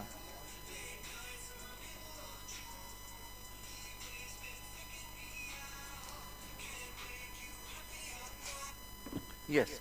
So conclusion, I believe that my percutaneous technique using double loaded suture anchor is minimally invasive and it requires micro incisions which require no suturing. So it is expected that there would be nearly no scar tissue in the surgical area, which might play a role in the improvement of the clinical results. There has also been debate about the site of skin incision due to such complications as wound adhesion, infection, adhesion, nerve injury occurs, but my caution dissection by many tools which help me prevent such neural nerve entrapment. The use of two wires and the style in which they are positioned within the tendon and the broken end gave a very strong approximation and construct which yields excellent and early recovery. My percutaneous technique facilitates decreased overall operative time and allows for patients to recover quickly and return to activity sooner than traditional Achilles tendon repair technique. However, further clinical studies are needed. Scope of my technique. My procedure also fits in the repair of calcaneal avulsion fractures with poor bone quality or lack of sufficient bone tissue or sleeve avulsion without avulsing a bony element. In avulsion injuries, screw heads and other metallic fixation methods can cause skin irritation, but with this technique, the use of suture anchor prevents such complication by being embedded into the bone.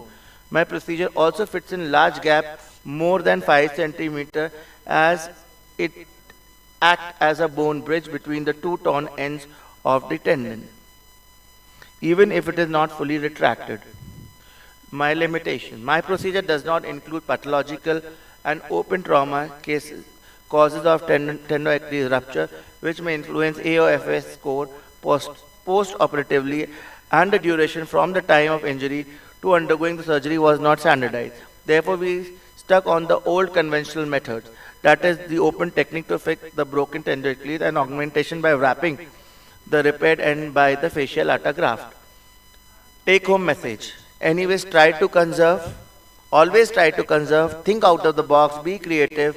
Respect soft tissues. Be less invasive in your surgical technique. Strive for excellent outcome and results. These were my references which I used.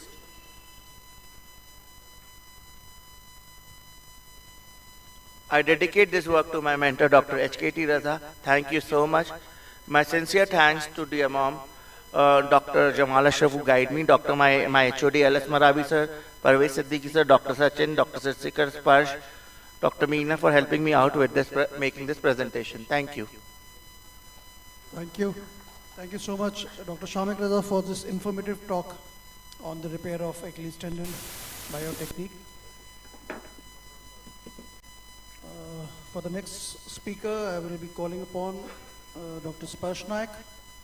who will be talking about orthobiologics, PRP, or steroids on early osteoarthritic knee, how to decide, and current consensus.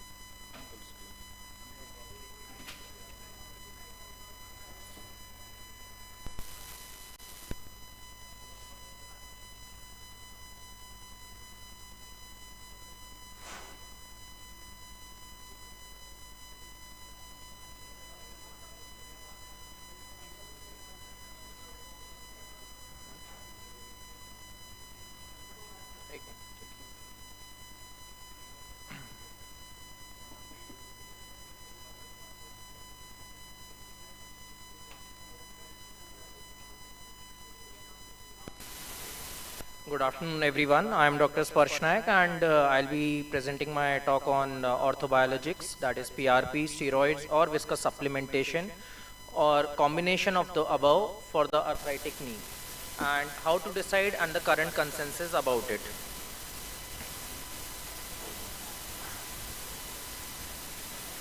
So, as we are all aware, till the time he's starting the presentation, osteoarthritis has always been labeled as it's a degenerative disease, and it is related to age, or there might be other factors, secondary factors, which might be like trauma, or old neglected sports injuries, which can lead to these problems.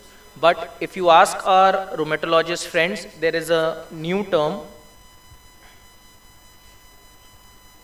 So as we all know that it's a slowly progressive chronic joint disease. It causes pain, loss of function, deformity of the affected joints.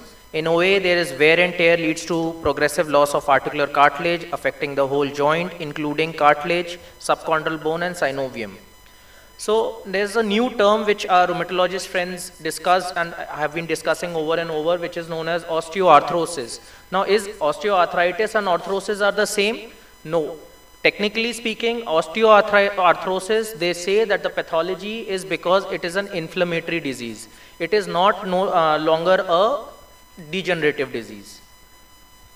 And it has also been there has been a pathway which has been over. There are papers suggesting that because of osteoarthritis, there are certain diseases which have been more commonly seen in elderly age group, which you can relate to stroke, which you can relate to Alzheimer's, and etc. So it has been named as like a path caver for all these diseases.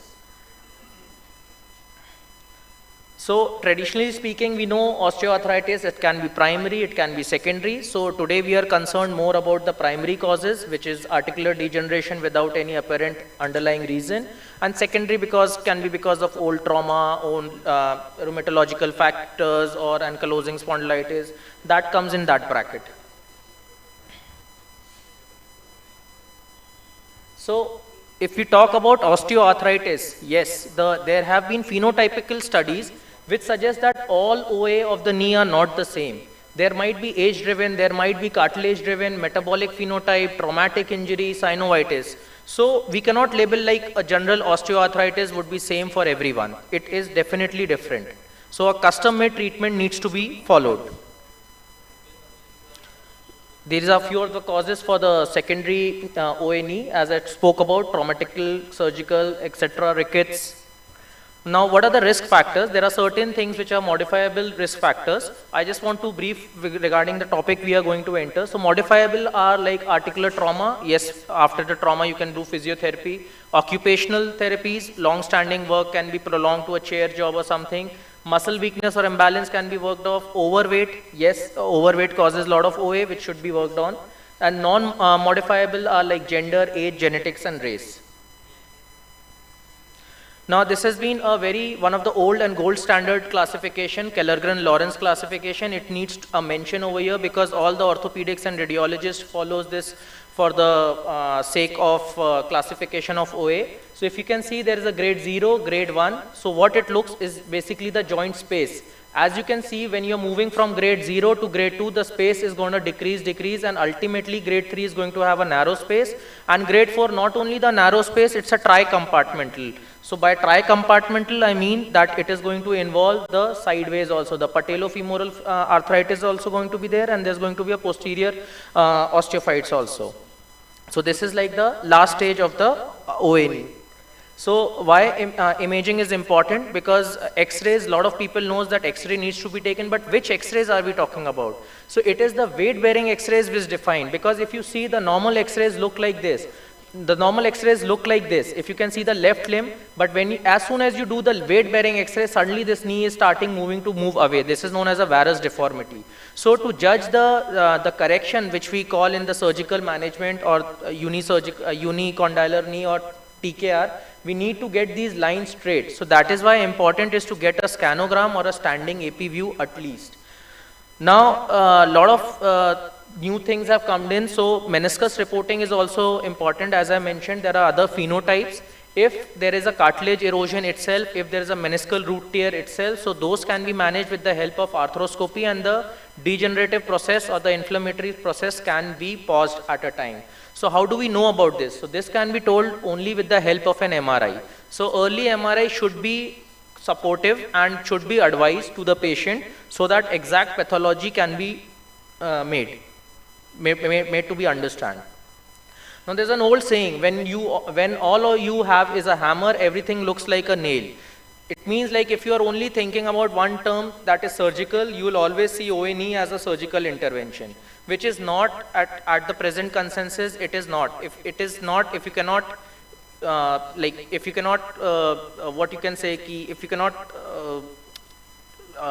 would say, if you cannot just cure it, you replace it. So that dictum is not any longer true.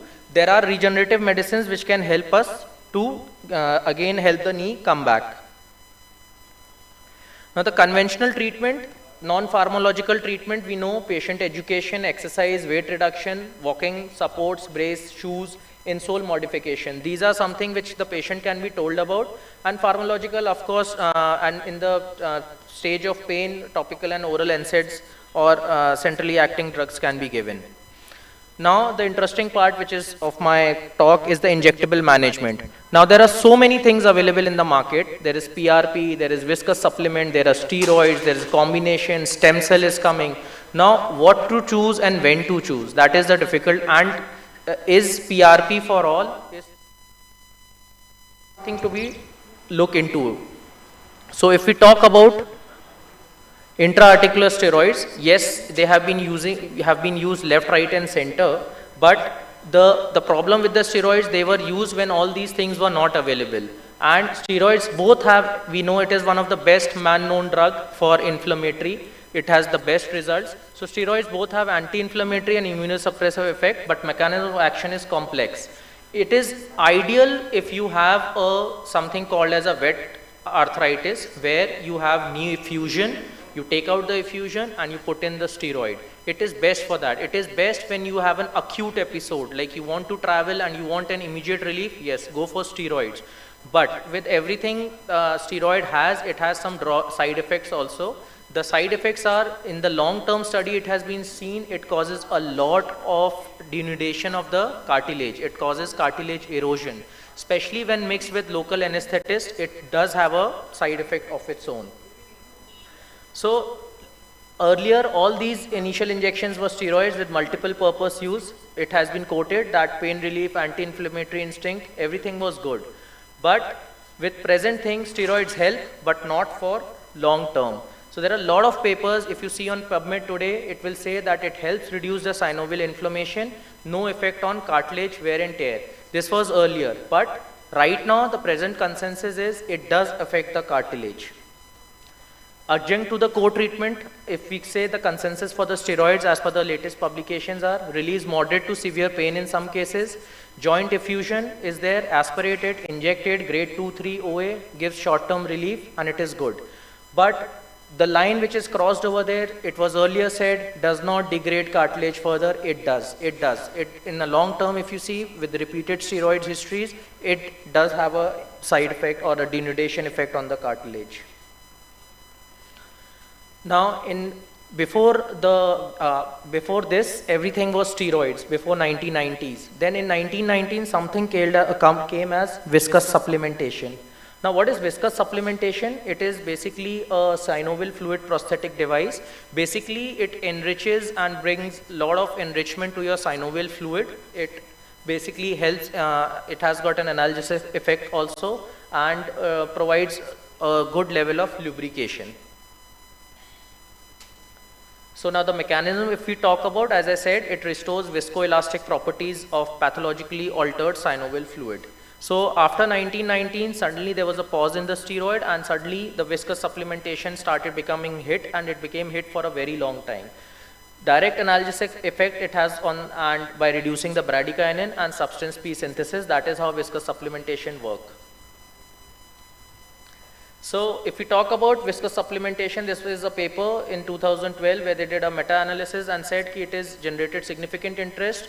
Since 1995 to 2014, it was all about this viscous supplementation. Till today also we discuss about viscous supplementation. Now hyaluronic injections have been used extensively. Patient activity, functional levels improve significantly as compared to placebos. Now in 2008, there was a recommendation by AUS, which is American Academy of Orthopedic Surgeons, that we cannot recommend using hyaluronic acid for patients with symptomatic osteoarthritis knee. That was strong, but that has been changed in 2013, which has got an effect. It gives a medium evidence. So as per the current consensus, it is intra-articular hyaluronic injections are safe, have a potential efficacy, provide reduction in early OA up to 24 weeks. That is the average study we could find out. Cost effectiveness is a concern. The good part about the viscous supplements are they are of course in the mediclaims and insurance, so people are fond of it. Patient must be aware of about its limitation. Now, can we actually help in healing the cartilage? This was something which generated interest in 2014. So there came the orthobiologics and platelet-rich plasma. Now, what is platelet-rich plasma? It is an autologous platelets and growth factors are derived from your blood and then they are injected. It is found to have lot of good factors like platelet and growth factors, which works on interleukins. Basically, it generates a local inflammatory response. Now, the aim in PRP is to restore an anabolic and catabolic imbalance seen in OA. So, lot of papers you can find that does PRP help? Yes, in today's consensus, if you see, PRP does have a lot of potential in knee osteoarthritis. It gives safe symptomatic reliefs in early OA knees, improvement noted to 2 to 3 weeks, 3 months. It is very safe, and of course, it can give, it needs multiple shots, can be given at a 0 stage and followed by 10 or 14 days or then 28 days. But yes, where to avoid PRP? PRP is a strict no in inflammatory disease. What I'm talking about is rheumatoid arthritis, gout, because it generates a local inflammatory response which can worsen the patient's pain. So I'll jump on to my slide for this thing. So there is a very good quote which I came across, which was, absence of evidence is not evidence of absence. That's by Carl Sagan. That means like if there is no evidence, so it is not mandated that it will not work. So if we talk about, there are few papers which I would like to highlight before I end it. These are paper where now there is a combination therapy coming up where hyaluronic, that is viscous supplementation, is being given with PRP. And this is one of the, again, a meta-analytic paper where they have said PRP is likely most effective pain relieving treatment with lowest incidence of adverse side effect, followed by PRP and HA, where they quoted PRP alone is better. But what we lack in India, again, PRP is very expensive in the foreign world because it doesn't come in the claim part. It is not insured, so it comes very expensive. But in India, we do make PRP and it is cheap. But what we lack over here is the standardization procedure. We don't have, everyone makes at a different speed, at a different this thing, so there's no standardization. So we are not able to quantify the results. So we cannot say that if A has received PRP and B has received, both will get the simultaneously the same effect. So that is one of the problem we face. And again, another paper where they say it is improved significantly, PRP is effective. Again, one last thing I would like to say, stem cells, it is coming up to 2, but again lack evidence, expensive, and no regenerative potential in OA has been seen till now. So to conclude, early diagnosis is important, disease staging is very important, one sort of treatment cannot work for all, conservative methods to be tried first. In injectable management, combination of PRP and HA should be considered the first line, gives the best results. Steroids only help in acute OA when it's flared up and in immunological disorders. We cannot be a one-trick pony. You need to understand the disease process and the condition and give the patient according to its need. And if all these things fail, yes, then surgery becomes inevitable and it is safe. As you can see, if this becomes, the knee has gone, no matter what you inject, PRP, steroid or anything, it is not going to help you out. It has to be treated with a proper replacement surgery. Thank you. Have a great day. Thank you, Dr. Swash Nayak, for a very informative talk on a disease which is one of the most common diseases of old age and sports injury. And now I'll call upon Dr. Aditya Parihar to present his talk on skin prick test.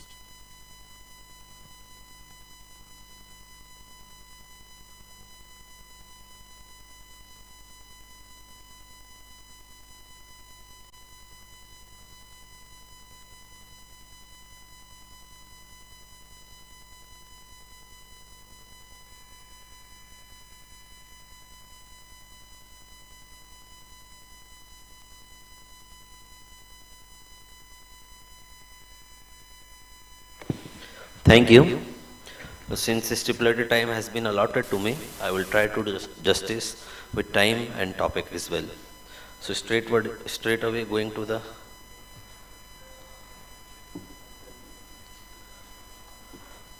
topic itself.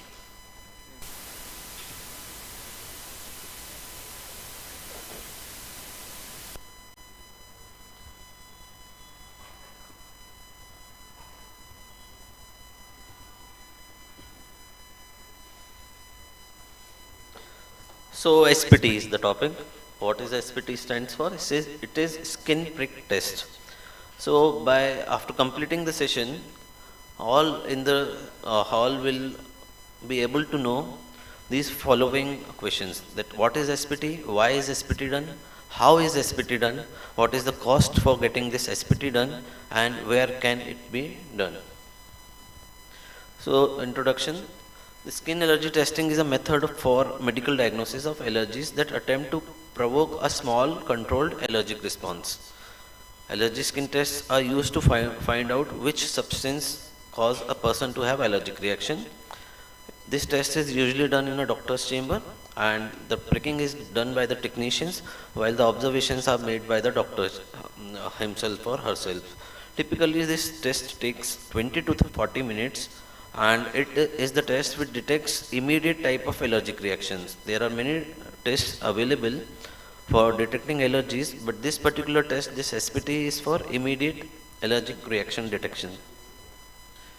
So coming to this types of allergy tests, there are skin prick tests, then skin scratch test, then patch test, then intradermal test. This patch test and intradermal tests are delayed, shows late response of allergy, and this skin prick test and skin scratch test are rapid tests, immediate allergic tests.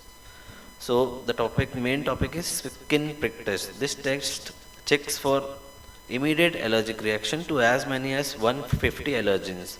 It is usually done to identify allergies to pollen, mold, pet dander, dust mites in foods. So all the allergens, potential allergens can be tested using this skin prick test. What is the usual site? The usual site is forearm in the adults, and for the children it can be done in the back. They tests are not painful and are well tolerated usually. Only transient pain or discomfort is felt during the testing. What is the procedure? Procedure is very simple. After cleaning the test site with alcohol, we draw small marks on the skin with a pen or marker and then applies a drop of allergen. These allergen extracts are prepared in special laboratories, allergic laboratories, which are delivered well packed and well maintained in refrigeration or maintained cold chains, and then they are delivered, and this chain has to be maintained well. The technician then uses lancet. Simple lancets are used to prick the allergen extracts into the skin surface, and the response is measured, quantified. What is the result? The results are read after 15 to 20 minutes, and we look for signs of allergic reaction like wheel-like reaction.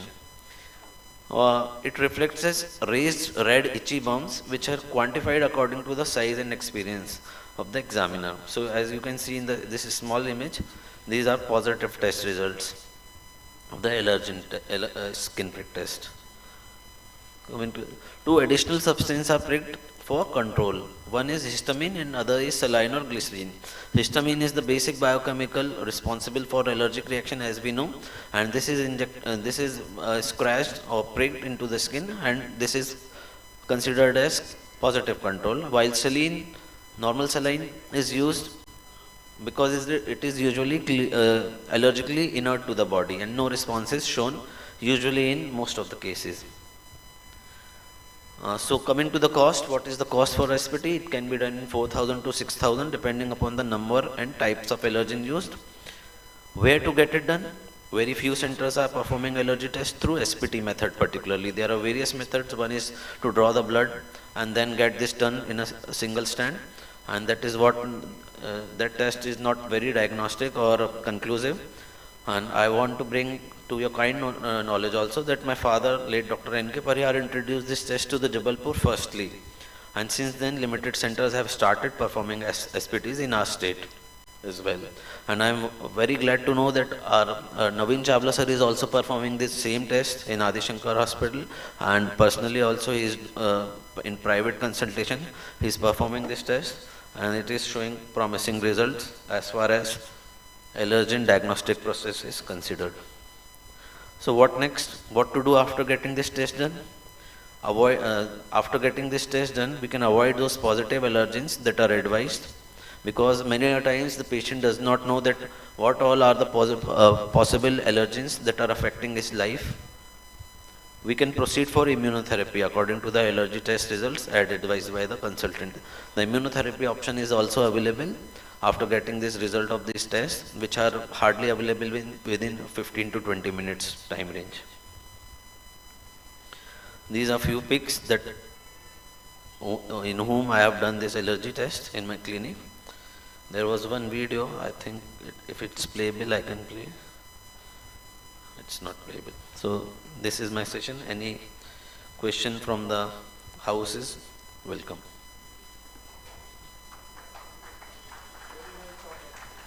Thank you, sir. Thank you, Dr. Aditya Parihar, for a very nice talk on skin prick test. And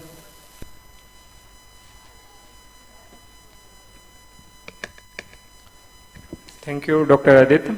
Such a wonderful session. After that, I would like to invite Dr. Risha ma'am, Dr. Arvind sir, and Dr. Bharadwaj sir to facilitate our speakers.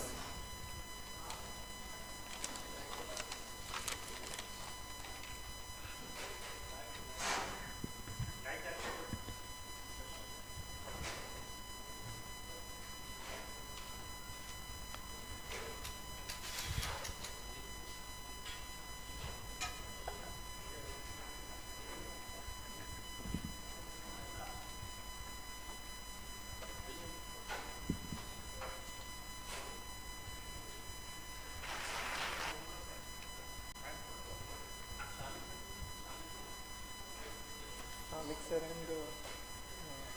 disperse.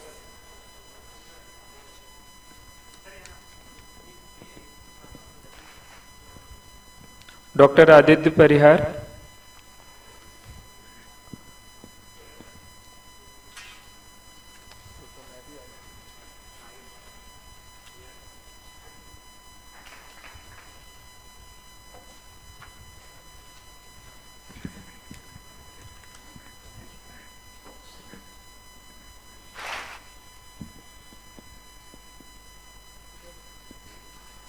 Dr. Samik Raja, sir.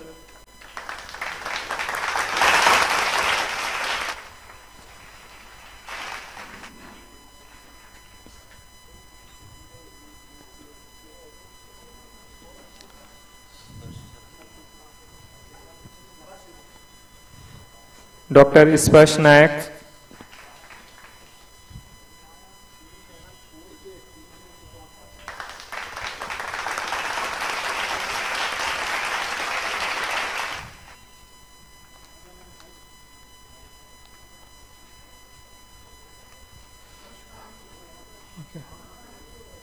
Dr. Ispash Nayak.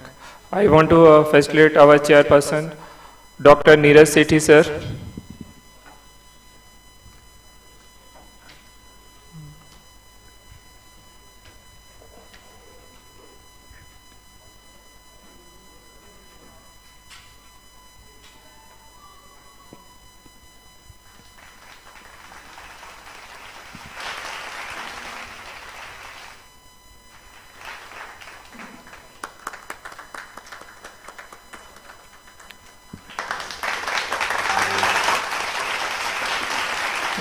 Dr. Punika, sir.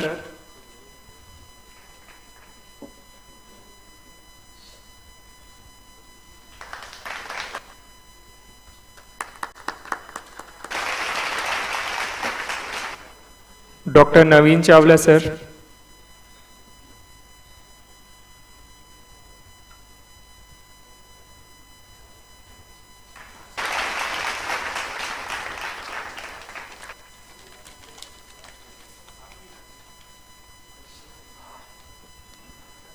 Stay on dais, Dr. Richa ma'am, Dr. Bharadwaj sir, and Dr. Arvind sir, and Dr. Punekar sir.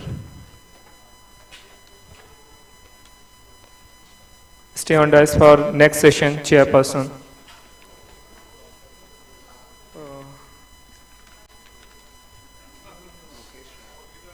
Next speaker is Dr. Mukesh Rai sir.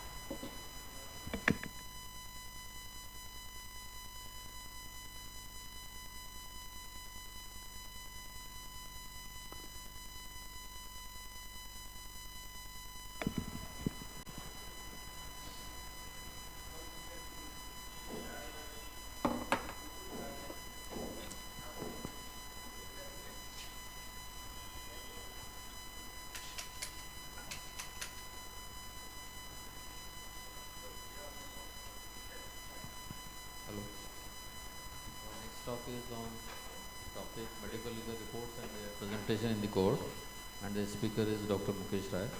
Over to Dr. Mukesh. Good afternoon, respected members. Good afternoon, respected chairpersons, Sharma sir, Bharadwaj sir, Punekar sir, and Richa ma'am. Thank you for giving me opportunity to present something related to medical legal evidences and the court. So, in this topic, I am covering the medical legal reports and their presentation, how we have to present yourself in the court, and it will be somewhat beneficiary to all the casualty medical officers and all the doctors who are working, and they have to present their reports in the court.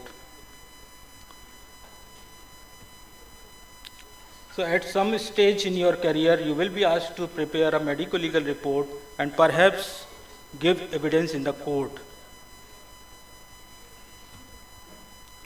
MLC, all of you know very well, MLC is any case of injury or ailment which is attended by the attending doctor after taking the proper history and clinical examination considers that investigation by law enforcement agencies are warranted to ascertain circumstances and to fix the responsibilities regarding the said injury and ailment according to the law. So if there is any suspicion in the history, it should be labeled as MLC.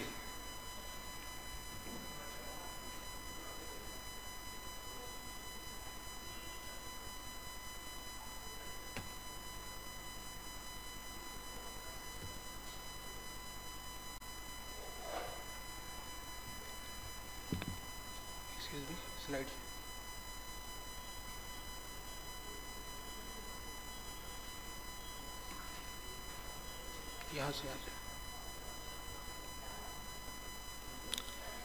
So all of you know very well about the examples of MLCs. There are various cases like assault and battery, including the domestic violence and the child abuse cases. The accident cases and road traffic accident and industrial accidents are included. And cases of trauma and suspicion of foul play, the electrical injuries, the poisoning, alcohol intoxication cases, and undiagnosed coma, and the chemical injuries, burns, scalds, sexual offenses, criminal abortions, attempted suicide, cases of asphyxia like hanging, strangulation, drowning, and suffocation, and custodial deaths. These are all included in MLCs. And death in the case of OT, death in OT, the cause of death is to be ascertained, so that is why it is MLC. The unnatural deaths and deaths due to snake bite or any animal bite, firearm injury cases, bomb blast injuries cases, the drug overdose cases, drug abuse cases, and broad death cases in the emergency department, and death occurring within 24 hours of the admission and without any proper diagnosis. Without diagnosis, death occurs. These are cases which we have to label as MLC. So what are the medical legal reports? The legal documents prepared by doctor at the inquest of IO, investigating officer. He may be a police officer or magistrate. And in cases of those MLC cases which I have mentioned earlier, it is prepared in case of the living as well as in the dead individuals. So following are the examples of medical legal reports, injury reports, injury certificates, wound certificate, and the age report, age certificate, accused of sexual assault, potency impotency test, the drunkenness case, case of examination of survivor of sexual assault, accused of sexual assault, and post-mortem reports. These are the medical legal reports which we have to prepare accordingly, and we have to present them in court, and attending the court is compulsory. So these medical legal reports are prepared in two parts. Number one is observation and finding of the case. Number two is opinion and conclusion formation. So while preparing the MLC reports, we have to take the proper consent according to the law, and reports should mention in detail about the name and name, date, place, and about the history of the MLC, and identification mark of the person under examination, and opinion and conclusion which we draw should not be biased. It should be made soon after examination. It should be clear, legible, and avoid technical terms. Opinion must be kept pending. It must be kept pending till the reports are available in cases where necessary investigation are required. And negative findings should also be pointed out in the report. The clothing and weapon examination brought for the examination, they should be properly examined, then resealed. They should be resealed. Seal is very important for maintenance of the chain of custody. Resealed and handed over to the PC concerned, police constable concerned. And doctor has to make the report, should attend the court and testify under oath, then only they are admissible in the court. What is the importance of medical evidence in criminal cases. In every trial of homicide or MLC, opinion of the medical officer are invited to discover the reason for death, injuries, whether the injuries are antemortem or postmortem, whether the injuries are caused by which type of weapon, what is the effect of these injuries, effect of poisons, the consequences of the wound, whether they are sufficient to cause death in ordinary course of nature or not, and the duration of injuries, what is the duration of injuries and probable time of this time of death. So these are the important points.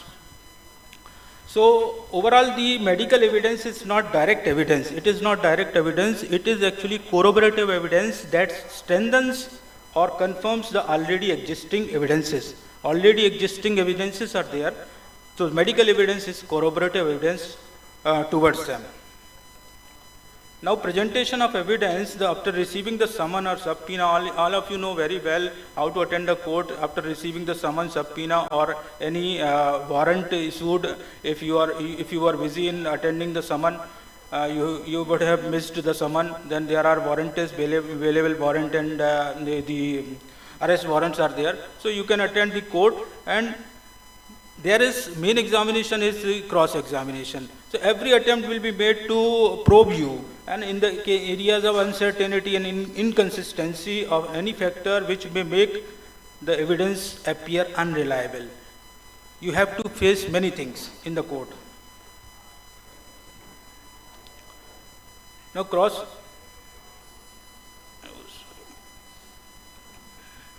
So evidence is presented in a systemic order, that is oath. First you have to take oath, then examination in chief.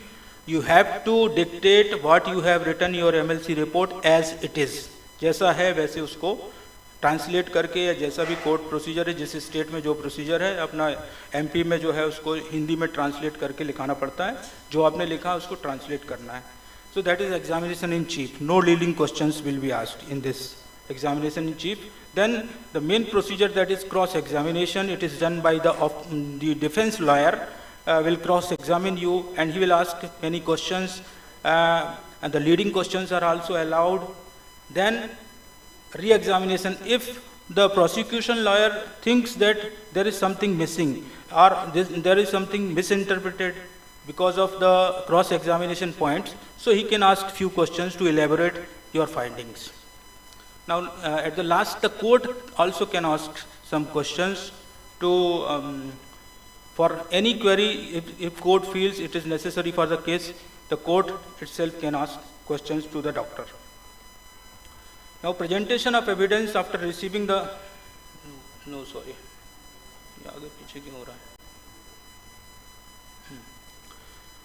So you have to present the evidences. Cross-examination by its nature usually involves direct challenge of the witness and may at times be quite aggressive process, and direct personal attack over the witness is not uncommon. And this sort of combative approach to problem solving is obviously foreign to most doctors, and some of whom would be rarely challenged or attacked in their professional life. So they may have to face these challenges. But the important rule is you have not to run away from this court procedure. You should not be in hurry.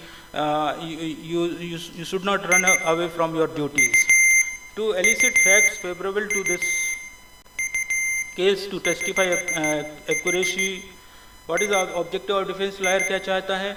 To elicit the facts favorable to his case, to test the accuracy of the statement, to modify the statement of witness and bring other possibilities, to establish that the witness is unreliable. Credibility and competency of the doctor can be tested by asking questions regarding qualification and experience.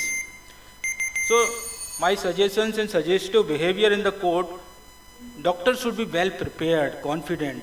He should take the relevant record related to the case. Do not discuss the case with anybody except the prosecutor. Speak distinctly and audibly. Avoid exaggerations. If a question is not understood by you, you can ask the lawyer to explain it. And doctors should not be biased. Doctors should strictly stick to the scientific interpretations. And don't be tense, angry or nervous. Don't look at the defense lawyer while answering the question. You have to look to the judiciary in place of defense lawyer. because he want to take over on you, but you have not to give the chance. If you feel that the answer to the particular question does not reflect the whole truth, then you can volunteer a statement and tell the whole truth. You can tell स्वतः कहा कि ये case ऐसा नहीं ऐसा है, स्वतः कहा आप जोड़ सकते हैं in court proceedings. Some of the examples are very few cross examination I have encountered, and very few examples I am giving. Opinion may vary depending on the case. If an MLC case of assault by multiple blows of lathi with multiple rail pattern contusions and laceration over the body at places, and there are no abrasions, so the defense lawyer will ask many questions. I have chosen one question, that is, क्या ये कहना सही है कि कोई व्यक्ति लाठियों के ढेर पर गिर जाए तो किस प्रकार की चोटें आ सकती हैं, जबकि उसमें मल्टीपल रेल पैटर्न कंटूजन्स हैं, वो अपना कोर्स को चेंज करना चाह रहे हैं. उसमें हमको क्या आंसर देना है कि ये कहना गलत है कि यदि कोई व्यक्ति लाठियों के ऊपर गिर जाए तो इस प्रकार की चोटें आ सकती हैं. We have got the scientific approach toward this, क्योंकि उसमें उस केस में क्या है, हमें पता है कि और भी एब्रेजन्स आएंगे या और भी इंजरीज आएंगी, और लाठियों के ढेर पर अगर गिरता है तो only one part of the body will be affected, not all over the body. Now another case, that case of head injury with single blow over the head by hard and blunt object, laceration with depressed fracture over there, one laceration with depressed fracture over the vault. Then he may ask, क्या ये कहना सही है कि कोई व्यक्ति motorcycle से चलते समय खंबे से टकरा जाए और इस प्रकार की चोटें आ सकती हैं क्या?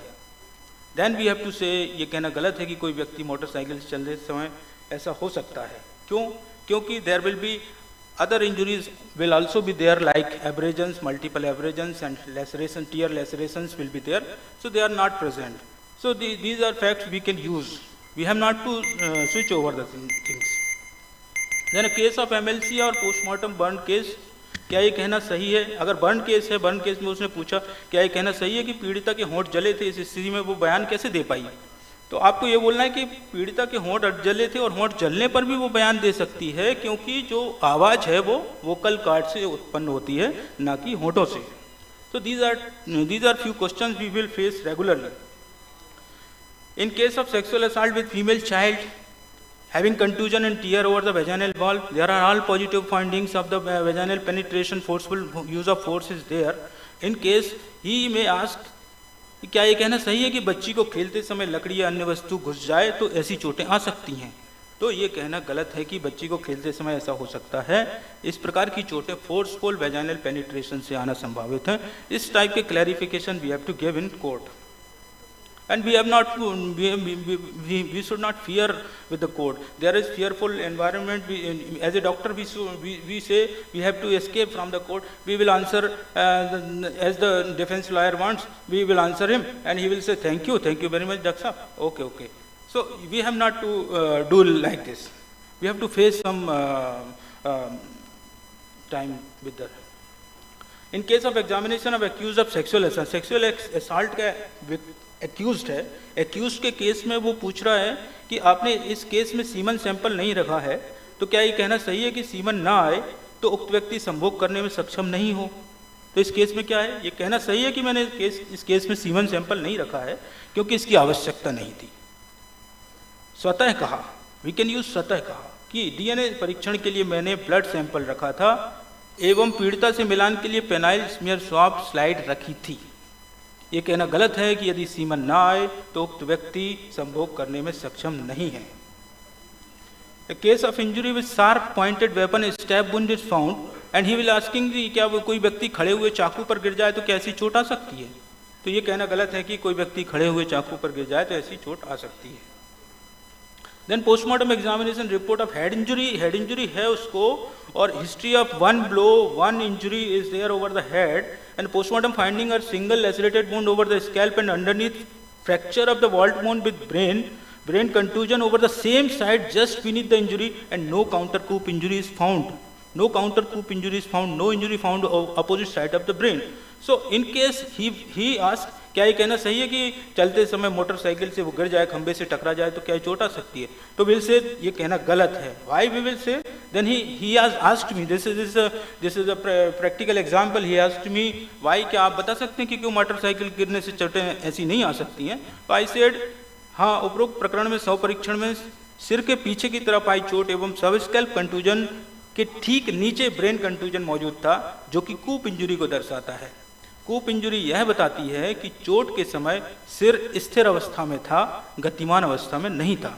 यदि सिर गतिमान अवस्था में होता तो कूप इंजरी के साथ ब्रेन के अपोजिट पार्ट पर काउंटर कूप इंजरी भी आती, जो कि उपरोक्त केस में नहीं पाई गई।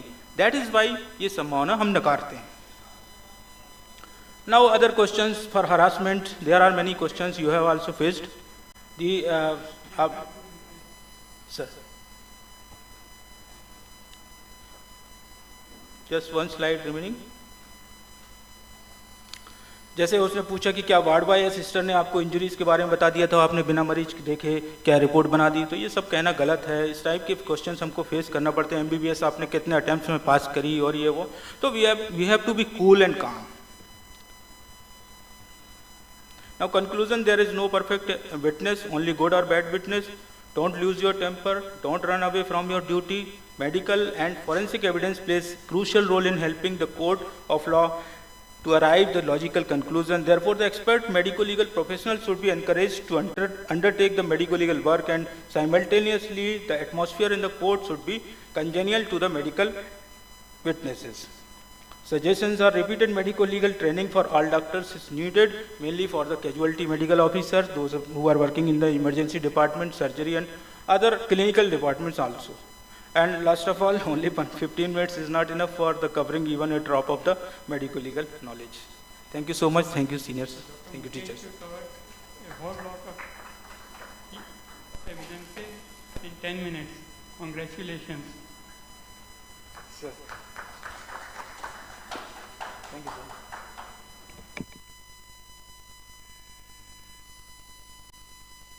The next talk is medical record management according to NABH. Mr. Rohit Lodhi.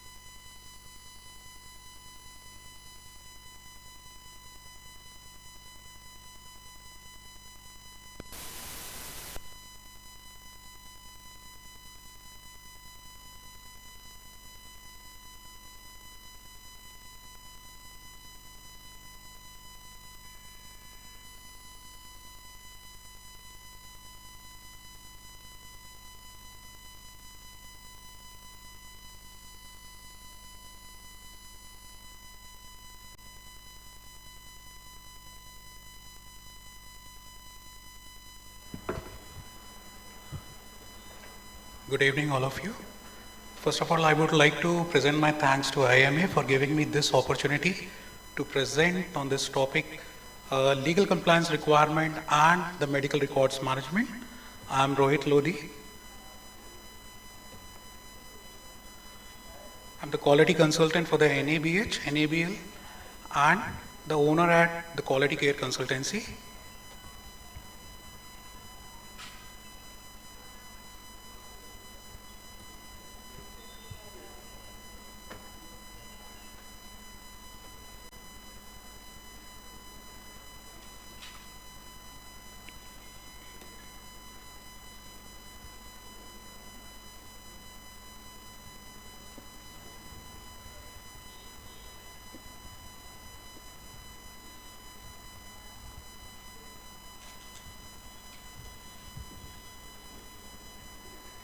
Okay, thank you.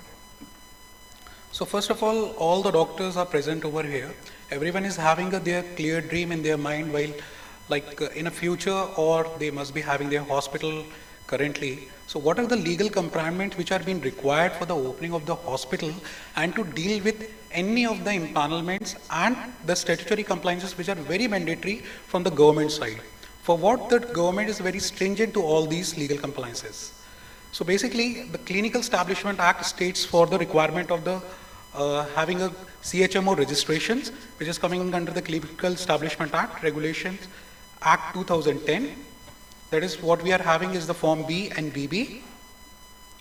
Land and building approvals, land use permits, and the building approval plan, which has been need to be taken by the architect and the civil engineer. And after that, the building completion certificate is required from the Nagar Nigam sites with the authenticity that how long the building is going to last for. With going with all these legal compliance, I just want to add one basic points. What now the hospitals and the private hospitals are facing during the legal compliances is the name. If your name starts with XYZ, then the space is there, ABC. So it should be very clear in all your legal compliances. Apart from this, if your hospital is coming under the Companies Act, which should be registration under the companies, so it should be clearly mentioned with your product of business, like your XYZ hospital is there, _ABC, which is coming under the unit of some company name, what you have designed for. This is the very mandatory requirement, because now the hospitals are facing issues like they have a different name in a registration in the pharmacy, they have a different registration in their PIN card of their companies. So this is what we are facing. Medical licenses, that all the doctors should be registered with the MCI and the nursing councils for the nursing. Infrastructure and the equipment approval, consent from the Pollution Control Board. First the consent is required and then the consent to operate. Fire safety certificate, the norms are different for the more than 50 beds and less than 50 beds. In Jabalpur, a government order has been passed in year 2022 in which fire safety certification and inspection is required annually. Lift installation and the permission certificate, which will be granted for a lifetime, and as well as 6 monthly inspection will be there. Operational licenses like the drug licenses, in which as according to the Pharmacy Act and as according to the Narcotics and Psychotropics Act, if you are using any narcotic substances like the fentanyl. Biomedical waste authorizations means MOU with the allied engineers, and the radiation safety approvals. It's from the ARV for your X-ray, CT scan and the cath labs. PCP and DT, MTP. Now the government is passing the MTP, one of the certificate is there, but for the TT and VT annual renewal is required. IT and data security, if you are coming under the completely information system of HIMS, so a license from the Windows is being required. Company establishment, as I've told you, your name should be very precise, and whatever the name is in the name of company, that should be mentioned in your PIN card of the company, as well as the board of resolutions and company incorporation certificate. Compliance with the national and international standard, like the NABH. NABH is not a mandatory requirement to run the hospital. It is a very specific requirement and it's in need. It doesn't mean that if you don't have a NABH and QCI accreditation, you won't be able to run the hospital.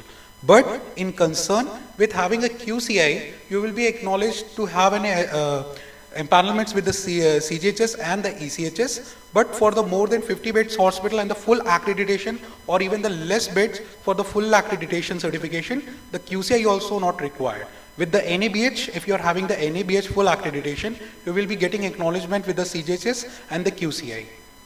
Apart from this, for the insurance company, both the requirement like for the QCI and the NABH is not required.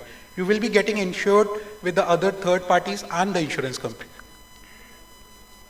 Additional, the MOU services. For opening the hospital, some of the services are the outsources, which are not present with the hospital, but the owner is different, but services inside the hospital, they will be the outsource in the nature that is being required, like blood bank, laundry services, food and beverages, etc.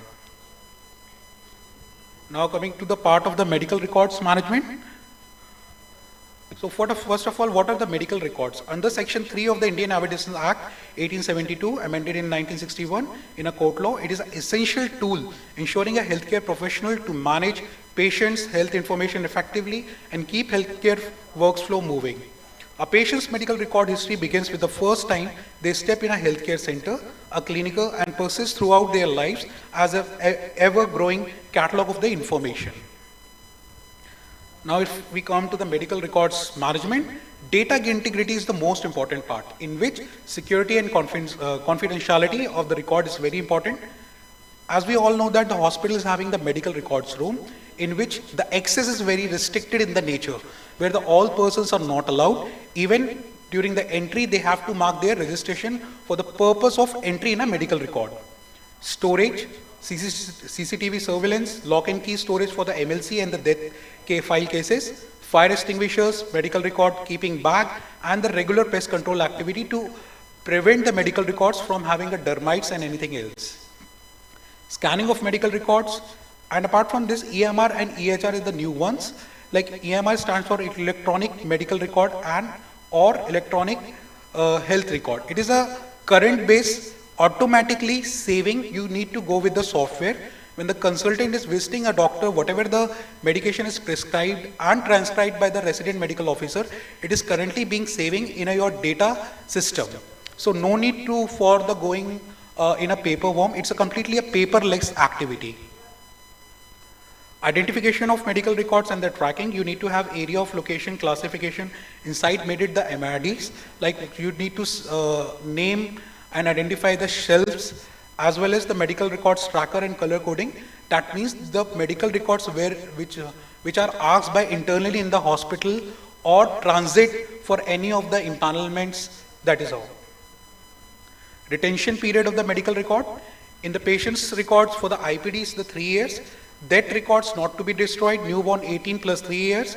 MLC's patient's record not to be destroyed, MLC's with death not to be destroyed, and the death registers not to be destroyed. These kind of a color codings you can use for the medical records. It's not standardized, but standard in a way that death are being labeled for the black, MLCs are with red. A red colored tape is being used. Pink is for the babies, newborn. Yellow is for the isolation patients. MLC with death is red and black. Requisition of medical records. As we all know that during the destruction process or any other cases, for the requisition of the medical record, the time period which is being taken by the medical record executive should be the 72 hours, and it has been described by the MCI, and whom to be given, a concerned person should be, that is the patient, or if the patient is unable to come and receive the medical record, a legal declaration on a non-judicial paper is required. Process to be applied in a proper format given by the SSCO.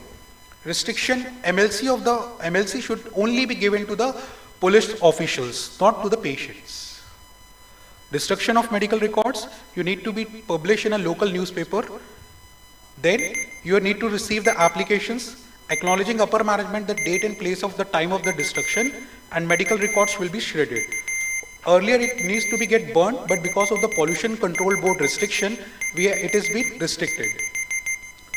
Audits for the medical records are the active and passive. To know the completion of your medical records, that is to be signed by the concerned consultants, and whatever the consents are there, the next of kin signature is also there when the patient is not able to give the consents. Any doubts, any queries? Those are welcome. Thank you. Thank you very much. Thank you, Mr. Rohit, for an excellent and precise presentation. Thank you.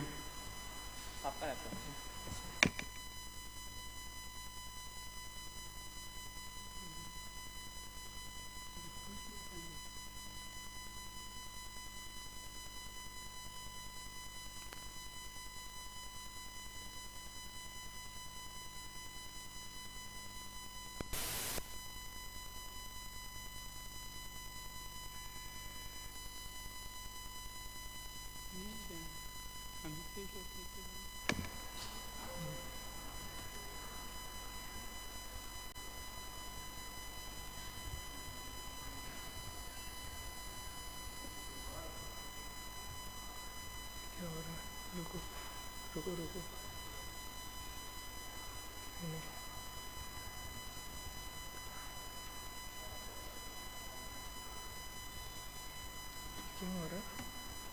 next presentation is laparoscopy in emergency by Dr. Atul Kumar Patel. He is assistant professor at NSCB Medical College, Jabalpur. Dr. Atul, please. Thank you, sir. Thank you, organizing committee, for giving me opportunity in this forum. The purpose of this topic is we in the era of minimum invasive surgery. Initially, we are planning laparoscopy only for elective, but nowadays, excellent instrument, technique, and sutures, we can plan laparoscopy in emergency also. I would like to share my few experience, few cases here. So I'll try to give justice. Purpose of laparoscopy in acute abdomen. Basically, initially diagnosis, but nowadays consequent open laparotomy was performed in case that needed further procedures such as vessel ligation, suturing, or resection, bowel resection. But initial days we think that for vessel ligation or bowel resection we need open, but nowadays no. We have multiple companies, special stapler, barb suture, and we can plan in laparoscopically only. Avoiding unnecessary non-therapeutic laparotomy, which is usually accompanied by more complication than laparoscopy. With the development of laparoscopic technique, equipment, therapeutic laparoscopic has been attempted on patients with acute abdomen and trauma. Laparoscopic for acute abdomen, very important point, is mostly performed in hemodynamically stable patient. Never we do try this laparoscopy in unstable patient. There is still controversy regarding the indication and safety of laparoscopic for acute abdomen. I would like to share few cases. Case 1, patient came 38-year female casualty with pain in abdomen since 15 days, rapidly progressive 15 days, and vomiting after meals. Patient treated conservatively private hospital initial days, but not passing motion flatus since 2 days. That's why she came to medical college. History of hypertension, not compliant. History of previous abdominal tumor excision 6 years ago. We investigated the patient. Clinically is distended and tenderness present. X-ray in multiple layer fluid level that suggestive of intestinal obstruction. USG also few dilated bowel loop. CCT abdomen, stomach, duodenum, proximal jejunum is distended, suggestive of proximal small bowel obstruction with ascites. Think over this, what will be here. Let's see the video. After bowel walk, I found this thing. This is a very interesting case for me. I never seen this intussusception in this age. Bowel inserting in another bowel. This is a jejunal-ileal intussusception. Gently, I was trying to reduce the intussusception, and the thing, it was reduced. See here.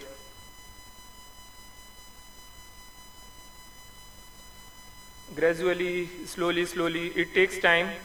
I would like to see only that part where bowel inserted in another bowel. This one. That was the glory of this laparoscopic, and after 3 days she was discharged.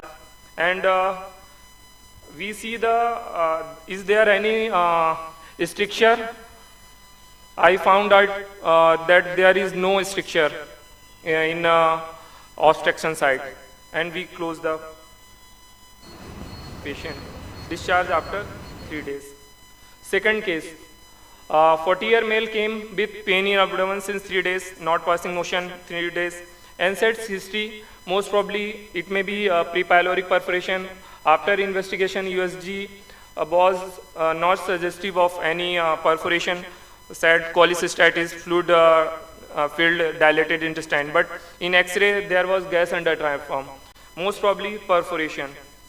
This is most common procedure we do in our college or private practice. See, there is pus-laden abdomen. After bowel wash, we remove all pus, and removing pus slowly, we found out the perforation. This one, everyone can see. This is pre-pyloric perforation. After this, we bowel wash and clear the all pus and repair modified G-patch. We found omentum, healthy omentum. This was healthy omentum, and put it in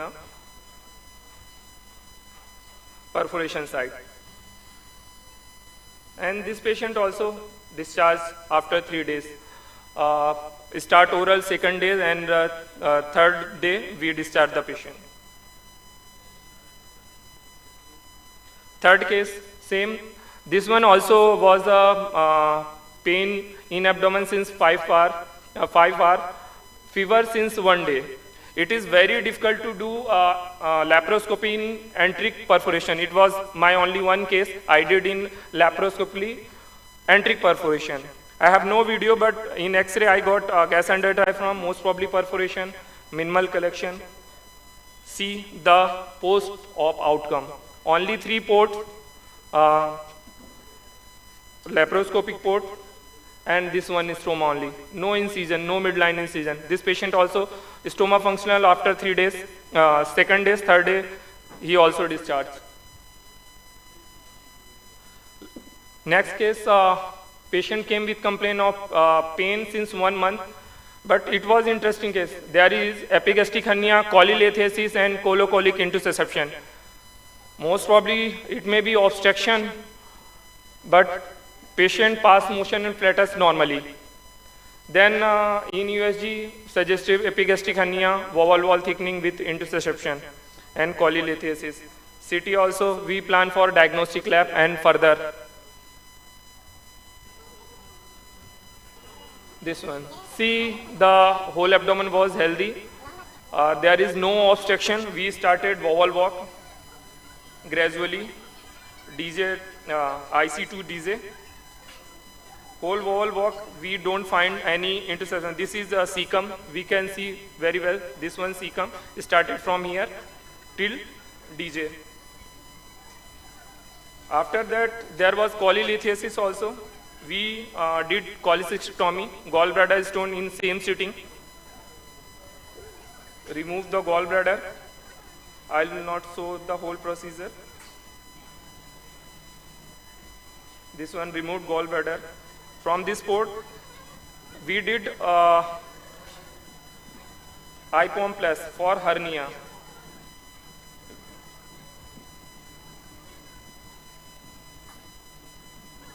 We place intraperitoneal mass. This is the hernia site. Sorry.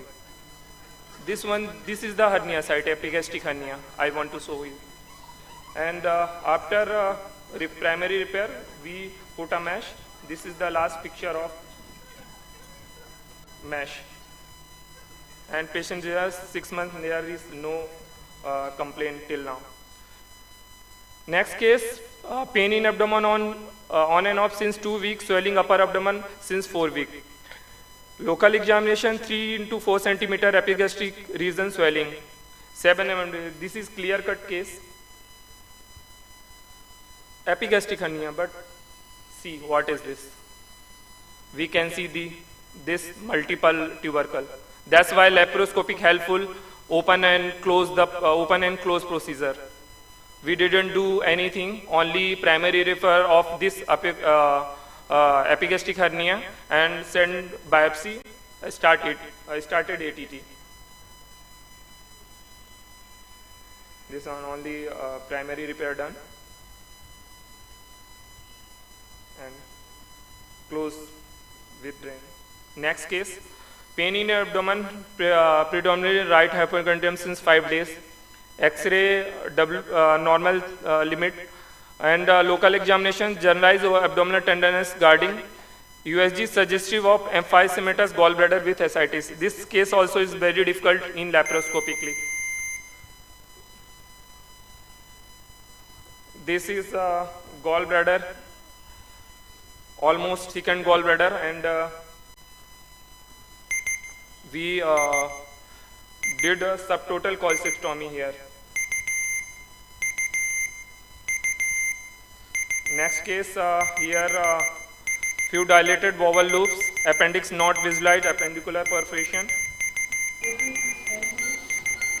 We did appendectomy after bowel wash. Next case, pain in right hypochondrium. This was hydrated cyst. Just remove all cyst and 3% NS saline wash and started albendazole. Next case, swelling in inguinal hernia. In this case, there was a sigmoid colon inside the hernia. We did hydrodissection and remove all the content. This one we can see very well, all sigmoid colon, and did hernioplasty. Next one. This one case of splenic abscess, splenic hematoma.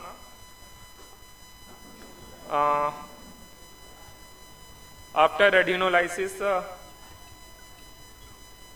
we ligate the splenic artery and splenic vein and laparoscopically remove the spleen. Next case, this one obstructed umbilical hernia. We can see very necrosed umbilicus and plan for laparoscopy, did E-tap and discharged third day very well. No complaint. This was beauty of this surgery. This is economically because we can put in sublay hernioplasty, normal mesh, supply in medical college or anywhere else. After this, we repair the defect. Next case, mass protruding from anal verge. This during defecation. This was case of rectal prolapse and did laparoscopically. Plication of rectum done and discharge. Okay. This one, last one. Why laparoscopic in blunt trauma abdomen is necessary? Because many times there is only hematoma. This is a cecal hematoma. After suction evacuation of hemoperitoneum, we put a drain. Many researches and analysis after in blunt trauma abdomen, it is feasible and safe option for hemodynamic stable patient. Take home message: laparoscopic surgery is safe, feasible in blunt trauma abdomen and acute abdomen. In stable patient, less hospital stay, shorter hospital stay when compared to laparotomy, more economic, less pain. There is still controversy regarding the indication and safety of laparoscopy for acute abdomen. So plan for surgical method judiciously. Thank you. Thank you, Dr. Akil, for an excellent presentation and for your surgical skills in operating laparoscope so effectively. Thank you so One much, sir. comment, if there is controversy, should we intervene laparoscopically in trauma cases which are potentially MLC? Yes, sir. That's why. And many times we have to decide this case should be done or not. To be on the safer side in MLC, potential MLC, it is better to be Open. To be conservative and go for Conservative and if necessary do open.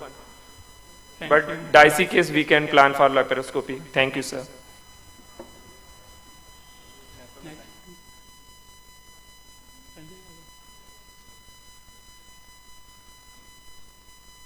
The next presentation is by Dr. Sanjay Yadav.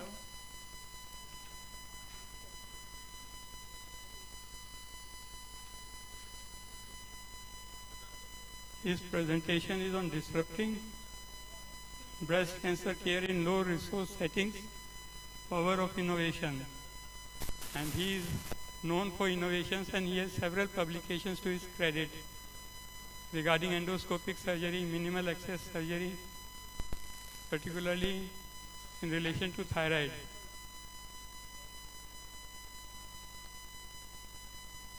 He has been chosen as the editor-in-chief of Endocrine Surgery Journal of India recently. Dr. Sanjay Yadav, please. Good evening, everyone. Thank you so much, sir. So, at the outset, let me thank the organizers for giving me this opportunity to discuss this very important topic, which is breast cancer care in low resource setting. So, I am assistant professor of surgery in Medical College Jabalpur, and also in charge of breast and endocrine surgery unit there. So, we all know that breast cancer is most common cancer in women, and by the time I will finish my talk, 2 women would have died of breast cancer in India. Why this is happening? We all know that Jabalpur is hub of many low resource districts of this region with 50 to 60% tribal population and female literacy of only 30 to 60%. In USA, out of 100 breast cancer, only 2 women will die. Only 2 will die and 98 women will be cured. However, in India, 60 women will die because of breast cancer. So we have lots to ponder on. So there are many challenges, many issues due to lack of healthcare access, late diagnosis, late awareness, but most important is lack of guidelines-based breast cancer management. So I will be focusing on this part. How can we provide gold standard treatment in low resource setting? So when simplicity meets necessity, then we can create limitations into opportunities. So we have devised a pathway to provide gold standard breast cancer care in our low resource setting. So the first barrier to standard breast cancer care is lack of this device, which is core needle biopsy gun, and cost of this gun is around 3,000 to 5,000 rupees, which we all know that our patients can't afford. So for this, we have devised a very simple, low-cost core needle biopsy gun using 50 ml syringe and 10 ml syringe. This is short video showing the core needle biopsy using our low-cost biopsy gun. So just assembling 3 syringes, 2 syringes and a 14 gauge needle, we can do core needle biopsy from breast lump.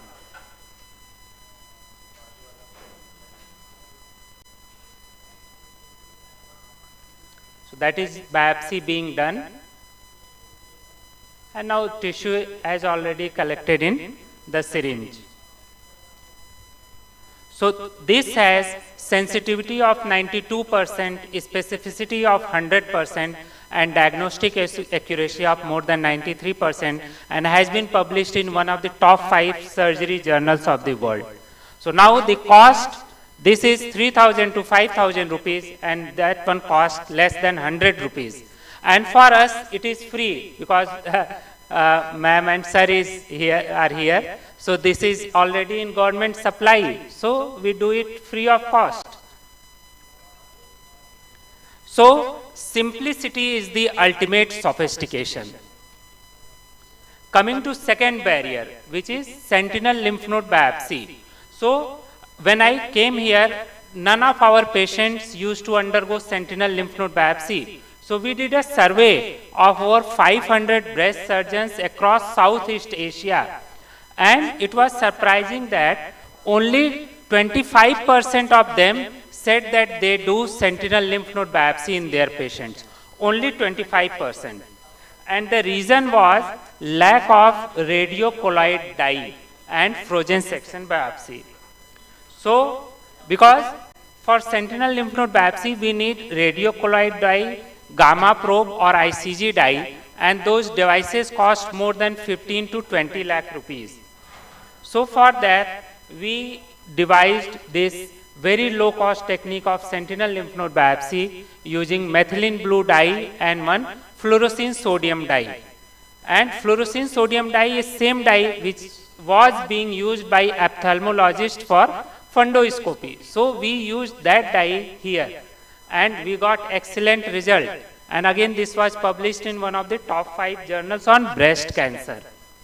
So this is the blue lymph node, that is fluorescent lymph node.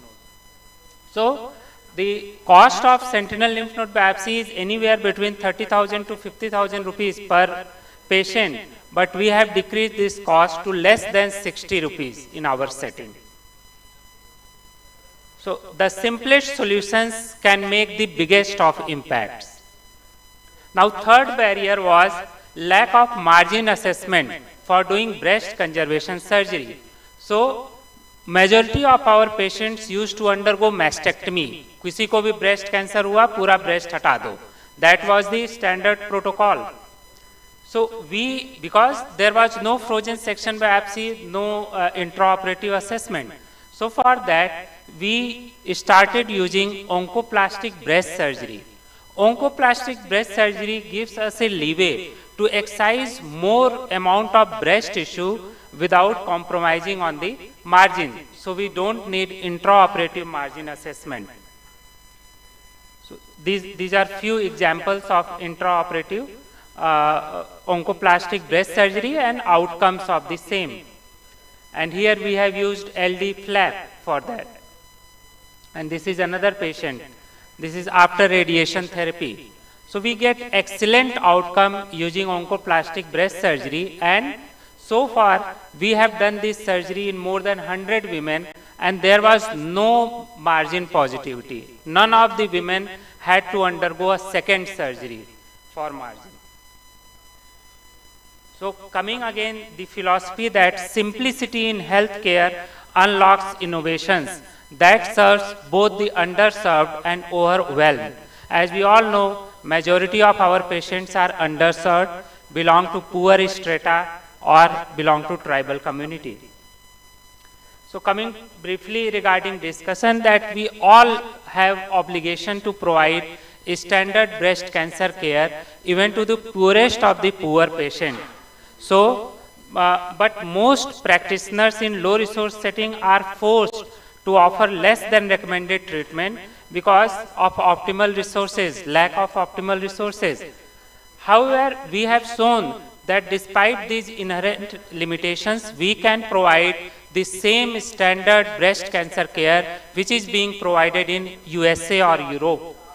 So our results show that all eligible patients can undergo standard breast cancer care in lack of core biopsy system, in lack of radiocolloid. Even if they don't have frozen section biopsy, we can still provide the best treatment to our patients. And our philosophy is that the simplest solution make the biggest impact, and we are changing lives without inflating the cost. And all these innovations have won accolades by multiple international associations. So this was the past of breast cancer care, and this is the present. So last one, sometimes the most profound breakthrough can come from simplifying the things, not complicating them. As we know, that simple idea of hand washing prevents so many infections, and simple idea of ORS is preventing so many loss of lives across the globe. So this is Breast Cancer Awareness Month. So I would request everyone to aware all your neighborhood, all your locality regarding the breast cancer treatment options available, and that it is a curable disease, and we can cure more than 90%, 95% of our women with breast cancer. So this is again our temple of work. So thank you everyone. Thanks again for giving me this opportunity.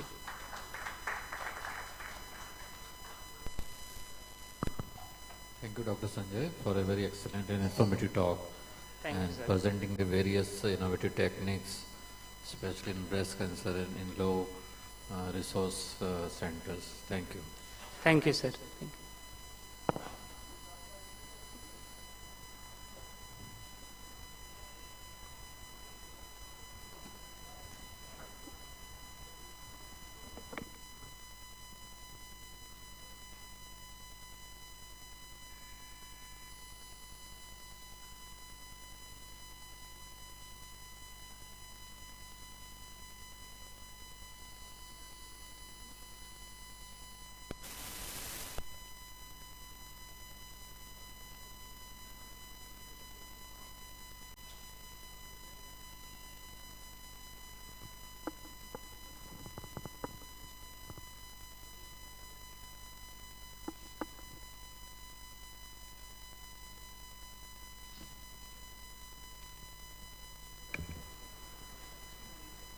The next presentation is by Dr. Nishtha Yadav. The topic is vascular malformations of brain and spine, neuroimaging and interventions. Dr. Nishtha, please. Thank you, sir. Good evening, everyone. I thank the organizers for the opportunity. I'll be presenting on vascular malformations of brain and spine. I'm presently working as Associate Professor in Neuroradiology Department at Super Specialty Hospital. So CNS vascular malformations comprise of a range of arterial and venous anomalies and are broadly categorized as intracranial and spinal cord, depending on the location. The intracranial vascular malformations are further divided into high flow and slow flow malformations. The arteriovenous malformations account for 1.4 to 2% of hemorrhagic strokes, and the usual presentation being hemorrhage, seizures, headache, or focal neurological deficit. The AVMs comprise of three entities: the feeding artery, the AVM nidus, and the draining vein. On CT, they can present with a bleed, and on non-contrast CT, some serpiginous isodense lesions can be seen.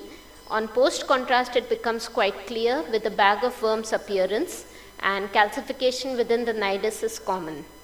CT angio helps to delineate the feeding artery, the nidus structure, as well as the draining veins. And on MRI, there's a honeycomb flow void can be seen.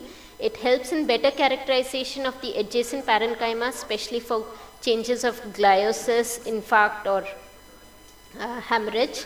And post-contrast, again, enhancement is seen. The MR angiography is very useful to delineate the feeder arteries, location of nidus, and the subsequent vein. So MR perfusion is helpful, especially in the era of stereotactic radiosurgery, because it helps to delineate arterialized signal within the draining vein. The absence of the arterialized signal on follow-up after stereotactic radiosurgery can help to diagnose the cure of the disease. DSA is the gold standard. It helps to delineate the feeder artery, the nidus, and then the draining veins. It is especially useful because we can plan treatment on its basis and the accessibility of microcatheter navigation.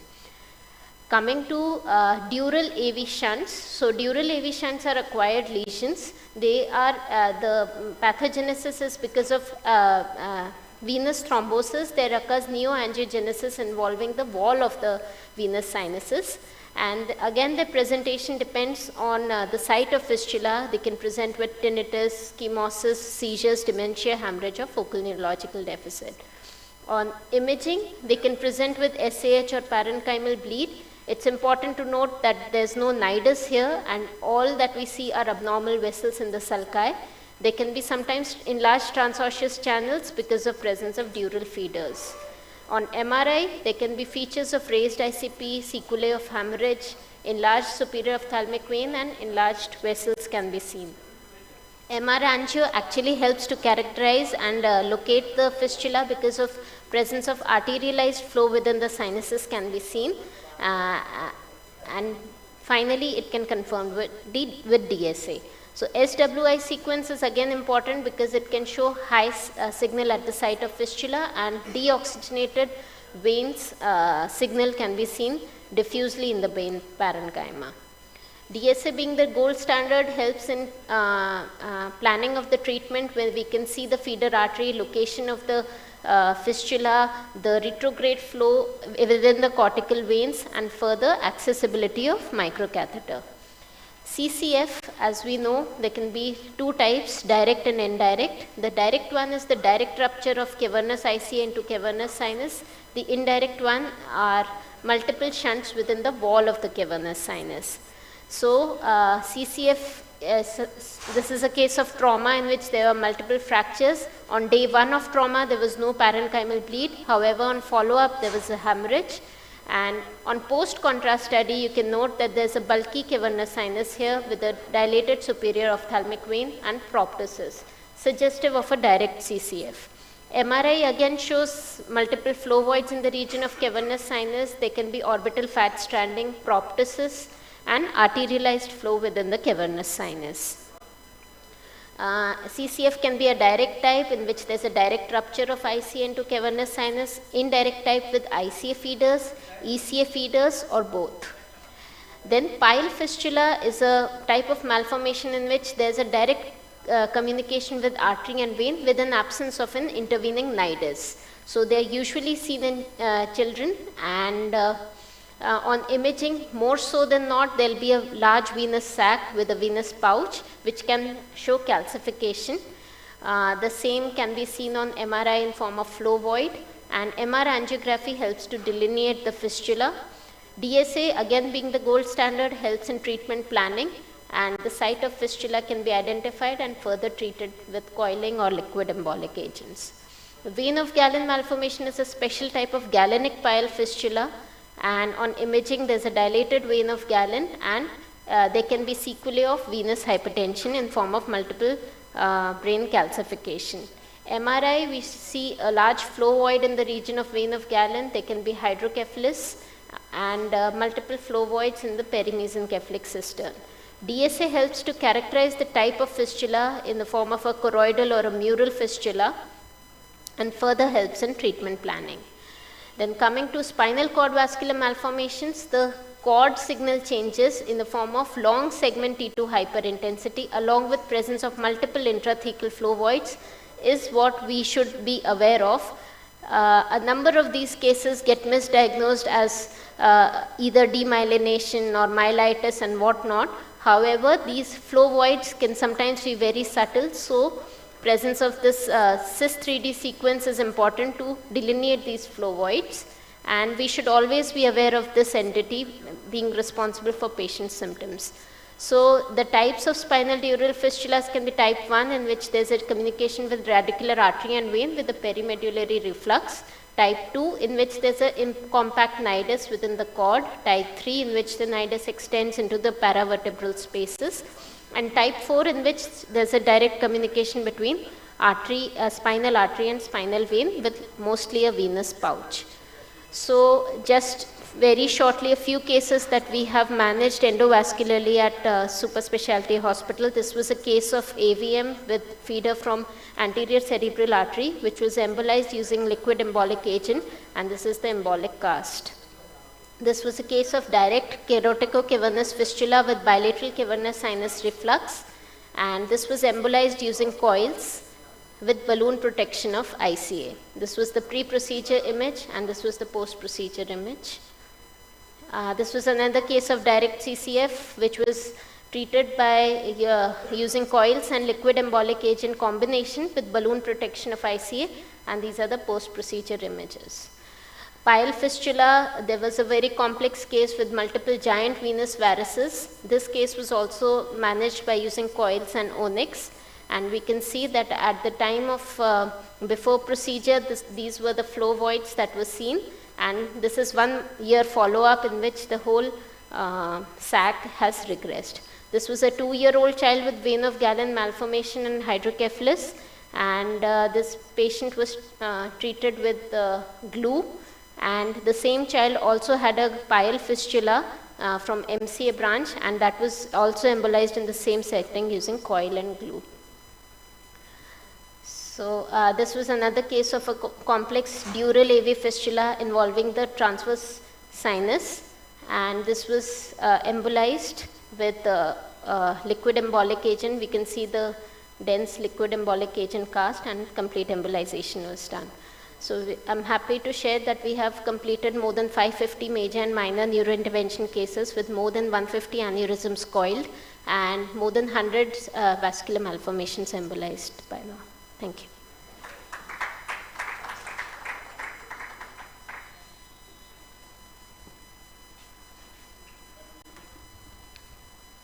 Thank you, Dr. Nista, for a very nice and excellent talk.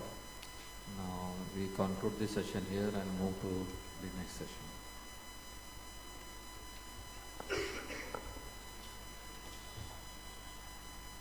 I invite Dr. Mohsin Ansari, Dr. Abhijit Mukherjee to chair the next session, and Dr. Sanjay Yadav.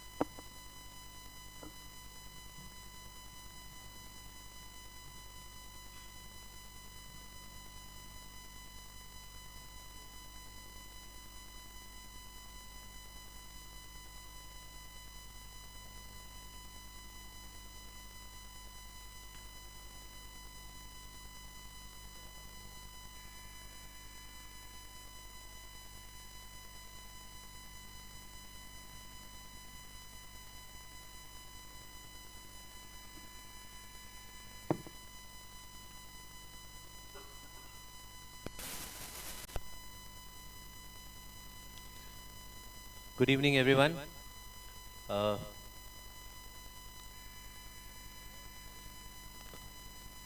Sure. Before we move forward towards the next session, which is, I believe, the second last session. All right. So Aditya wants to do some awards, so please go ahead. Hello, everyone. I would like to request Mr. Dr. Mr. Rohit Lodhi ji, Rohit Lodhi, so we can felicitate you. I invite Dr. Abhijit Mukherjee sir to kindly honor our esteemed delegate.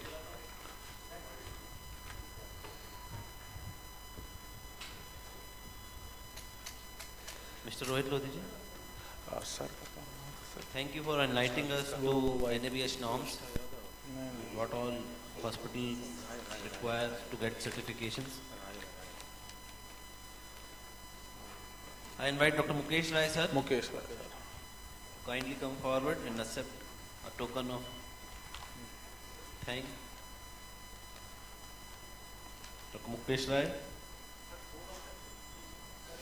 is faculty in forensic medicine in medical college.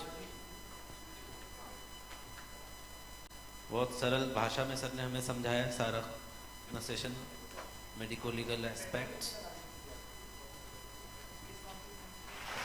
I invite Dr. Sanjay Yadav sir to come forward and accept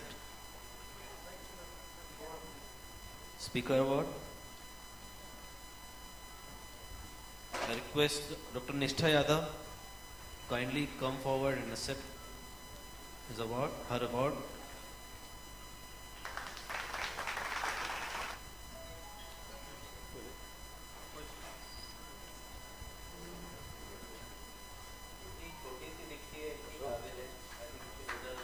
Yes, yes, definitely, sir.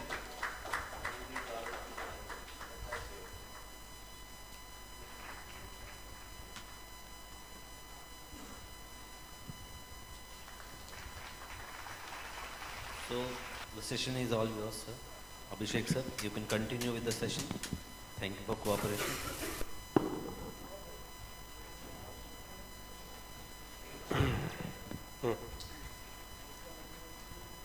So, first speaker for the session is Dr. Abhishek Srivastava sir.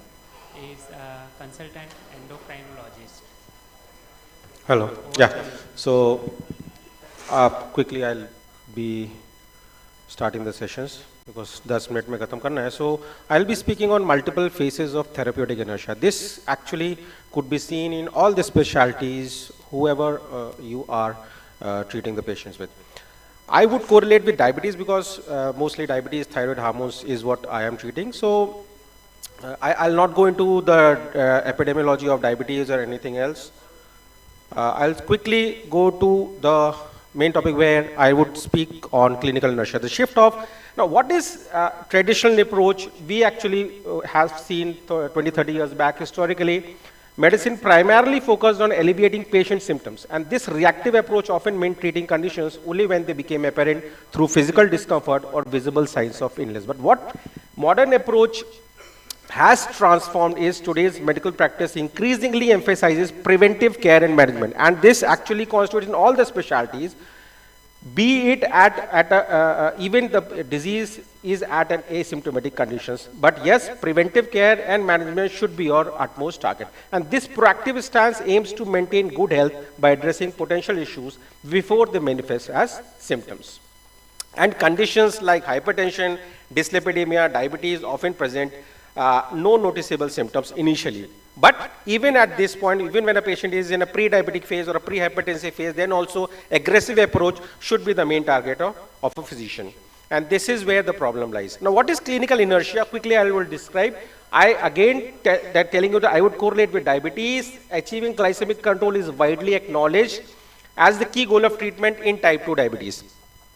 A patient who is suffering with hypertension, dyslipidemia, or any other metabolic disorders, the most important thing is to reduce the progression of the disease, such as the cardiovascular diseases, associated comorbidities, neuropathies, retinopathies, and nephropathies. And despite the increase in the availability of, say, anti-hyperglycemic medications and evidence-based treatment guidelines, the proportion of people with type 2 diabetes who fail to achieve glycemic goals continues to rise. And what's the reason behind this? And one major contributor is a delay in treatment intensification. Despite suboptimal glycemic control referred to as clinical or therapeutic inertia. Again, we could correlate in any of our specialties whatever we are treating with. And clinical inertia results from a complex interaction. ये patient, healthcare providers and healthcare system barriers, ये सारा एक nexus है. That is the point where we should actually target things. A clinical inertia results from a complex interaction between patient, healthcare providers and healthcare system barriers that need to be addressed together rather than as separate entities. And then, now what kinds of, or we can classify clinical inertia. I've discussed patient related, could be physician related and healthcare system related. Most importantly, who is the culprit behind this clinical inertia? See, we are the physicians, we are treating patients. So the main, the problem I feel is lies whenever we are treating a patient. Whenever a patient comes to you, then a physician should be the one who should be approaching the disease quite aggressively rather than going to the conventional methods. Now, physicians clinical inertia, yes. क्या कारण होता है कि patient हम target achieve नहीं कर पाते हैं डिजीज को ऑप्टिमल रेंज पे करने पे? Because one, over estimation of care. एक फिजिशियन क्या करता है? Health care providers often over estimate the quality and extent of care they provide. एक फिजिशियन को लगता है नहीं, मैं जो दे रहा हूं that is the best thing which I am giving. This is the over estimation of care and this misperception can lead to complacency and a false sense of achievement in patient management. Then second could be soft reasons for avoidance. Physicians may use soft reasons to avoid intensifying therapies. क्यों? Reasons, बहुत सारे reasons हो सकते हैं, but yes, physician may have certain soft reasons to avoid intensifying therapies, such as concerns about patient compliance, fear of side effects, or a desire to maintain a positive doctor-patient relationship. And these reasons, while valid, can sometimes be used as an excuse to avoid necessary changes in treatment. And thirdly, lack of education and training. Yes, physicians also have insufficient education, insufficient awareness, insufficient training and practice organization. This could also lead to the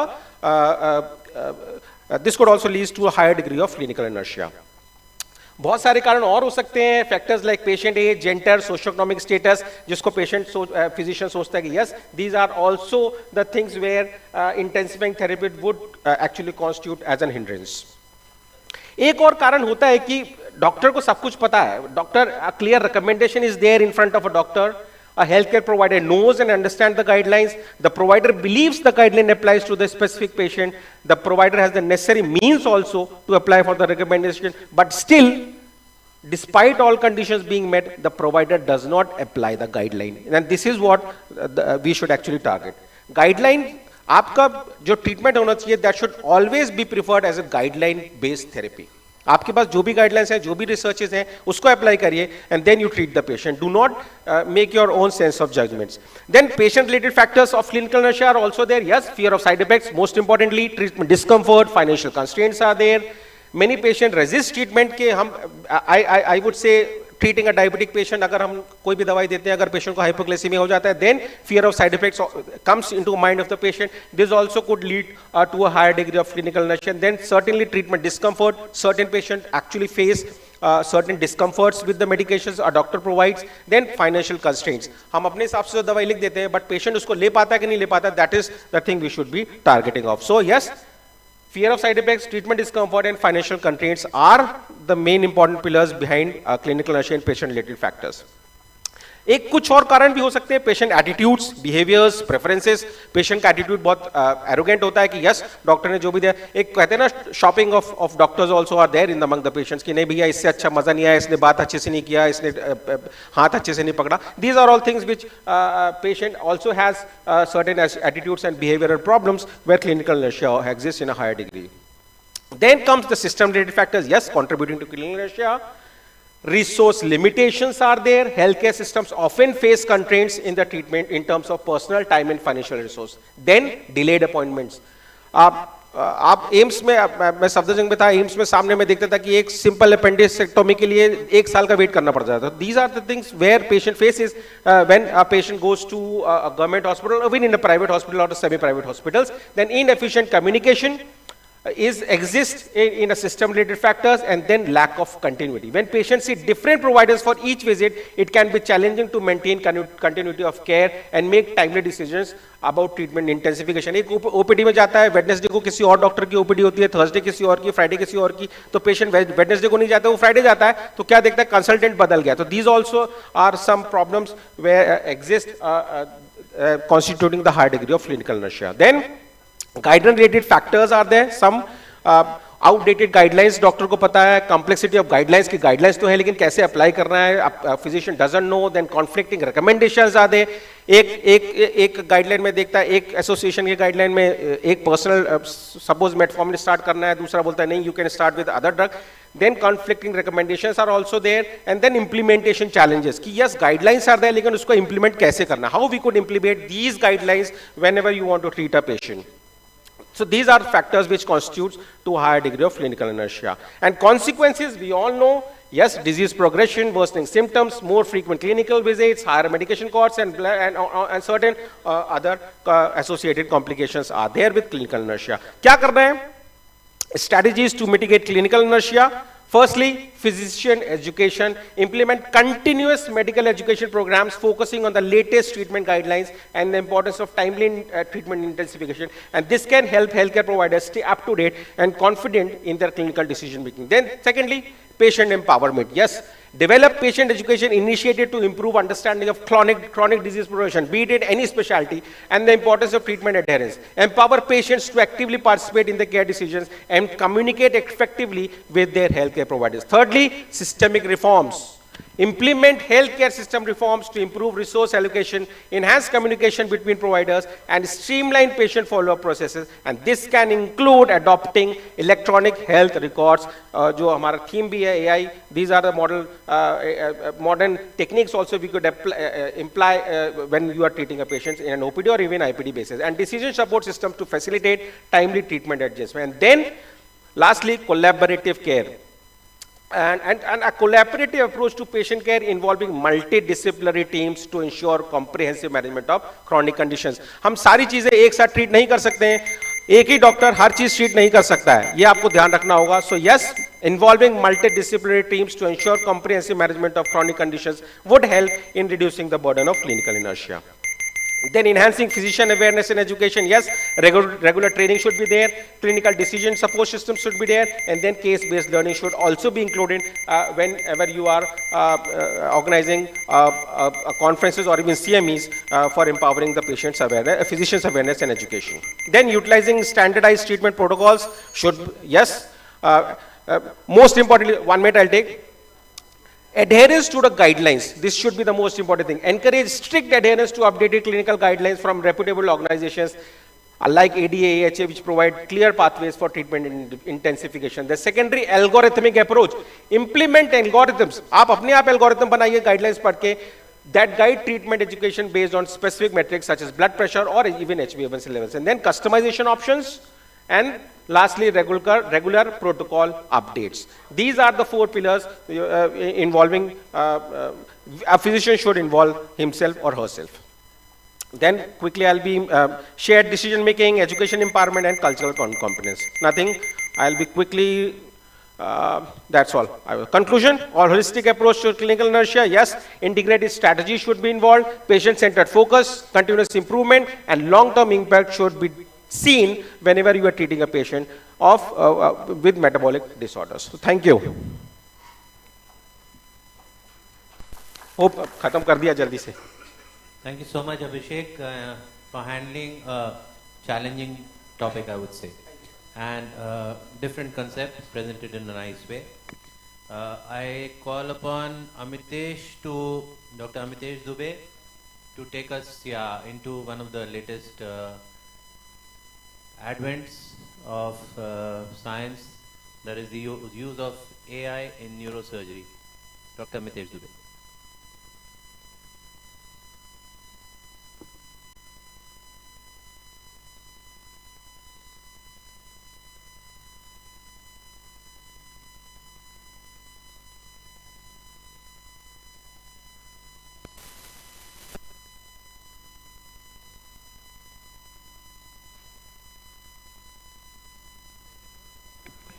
Good evening, chairpersons, and good evening, everybody. So the topic for today's CM is artificial intelligence in healthcare world. So I've chosen this topic about AI and neurosciences. So as a child, this is what artificial intelligence meant to me.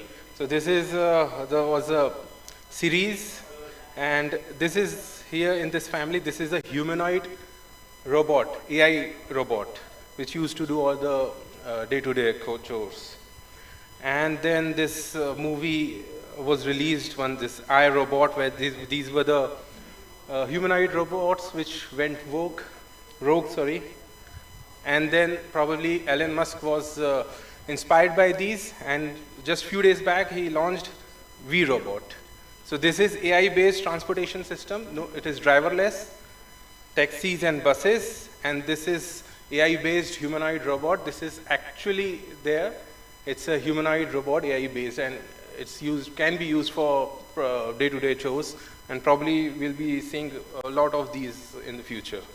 So as a clinician, gone were the days where people used to come with they used to Google their symptoms and come with their own diagnosis. Now we have AI-based websites where there are AI doctors trained by like human doctors, and there are multiple sites where you have to write down your symptoms, write down your reports.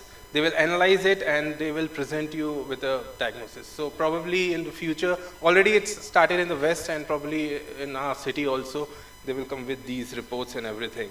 So as a clinician, we should not lag behind and we should know about these technologies.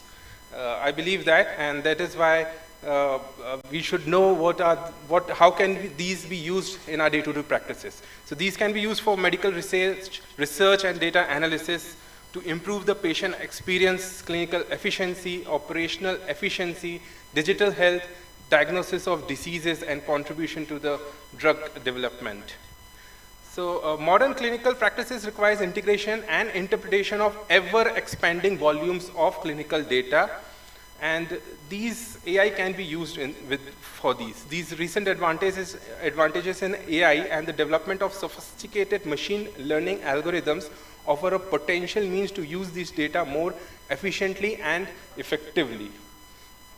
So artificial intelligence, as we know that it's a programming system to perform tasks which usually requires human intelligence. Machine learning is a subfield of AI, and deep learning is a subfield of machine learning. So AI, it started during the Second World War, and now in the 2020s, I think we have all used ChatGPT, and we know how developed that is. So machine learning is a subset of AI that involves systems that can learn by themselves. NLP, or natural language program, is a branch of AI focused on teaching machines to understand, interpret, and generate human language. And deep learning is a subset of machine learning that uses models built on deep neural networks to detect patterns with minimal human involvement. So what are its applications in neurosciences? So it is used in various diseases and problems, like for tumors. The AI can identify glioma and tumors. They can be trained to do that and help with the diagnosis, interpretation, surgical planning. In the spine also, it can predict post-operative outcomes. It can help in putting the screws and implants. In epilepsy also, it can identify the epilepsy patient, prognosis, and everything. In vascular lesions also, it can detect cerebrovascular lesions and identify aneurysmal rupture. So the most important use in its use in image classification. So a volume of scan that would take humans days or even weeks to get through could be analyzed in a few hours or minutes. Like analyzing CT scan of the head to detect acute emergencies, even when the specialists are not there. So such as acute ischemic stroke, subarachnoid hemorrhage, midline shift, etc. MR scans of people with mild cognitive impairment, the learning algorithm achieved 89% sensitivity and 52% specificity in predicting progression to Alzheimer's disease. Also, these AI, it can be used to detect papilledema with 96% sensitivity and 85% sensitivity. It is also being increasingly being trained to use in the neuro-oncology. Like these data, they are being input in the machine, the algorithm is made, and now training is done about what is the diagnosis, where the tumor is, what is the site of the lesion, and then once it is straight, it can be applied.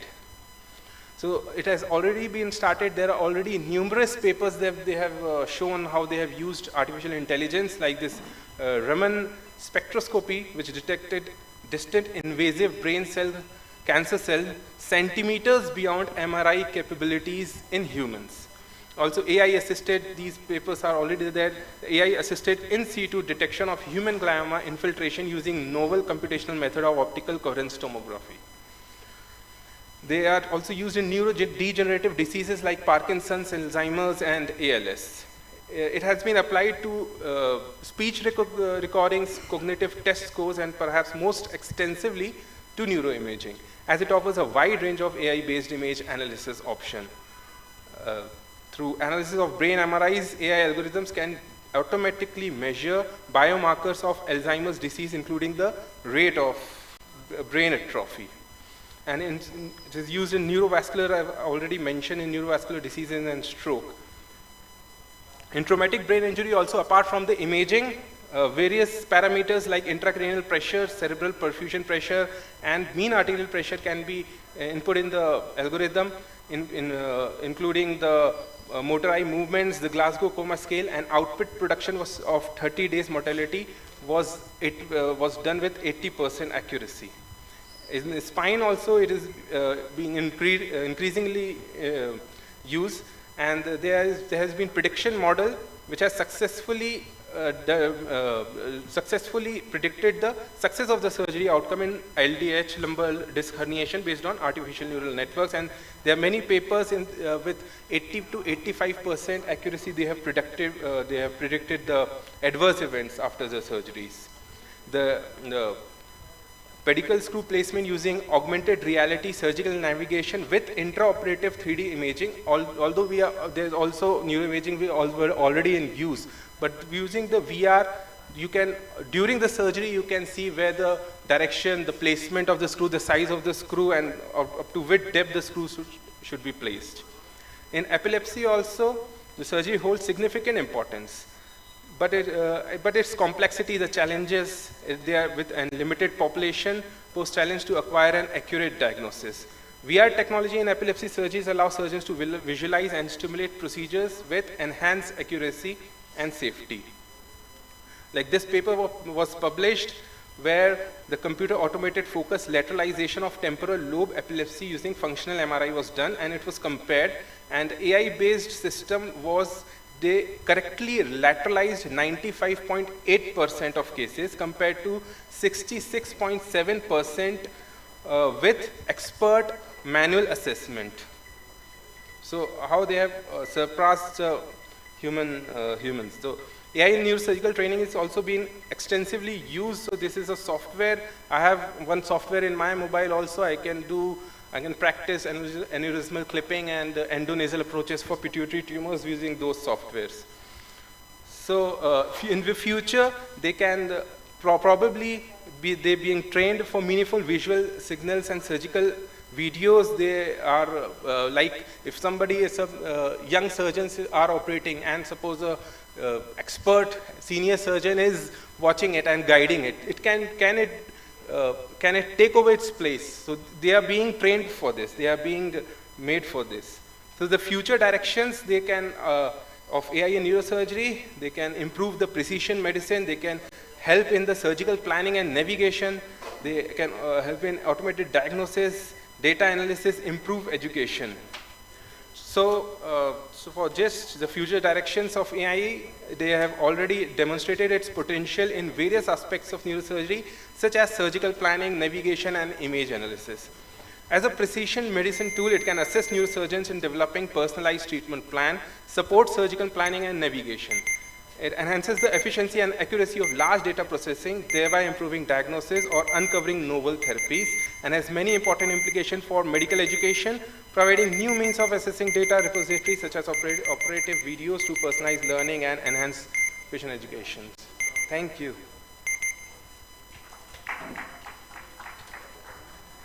Thank you, Dr. Amitesh, for the wonderful talk. Now, I would like to call Dr. Deepak Shukla. I would like to request Deepak Behrani sir to come and add in the chair in session, please. Sir, please, you are welcome on the stage. And today's last session's last talk. Thank you.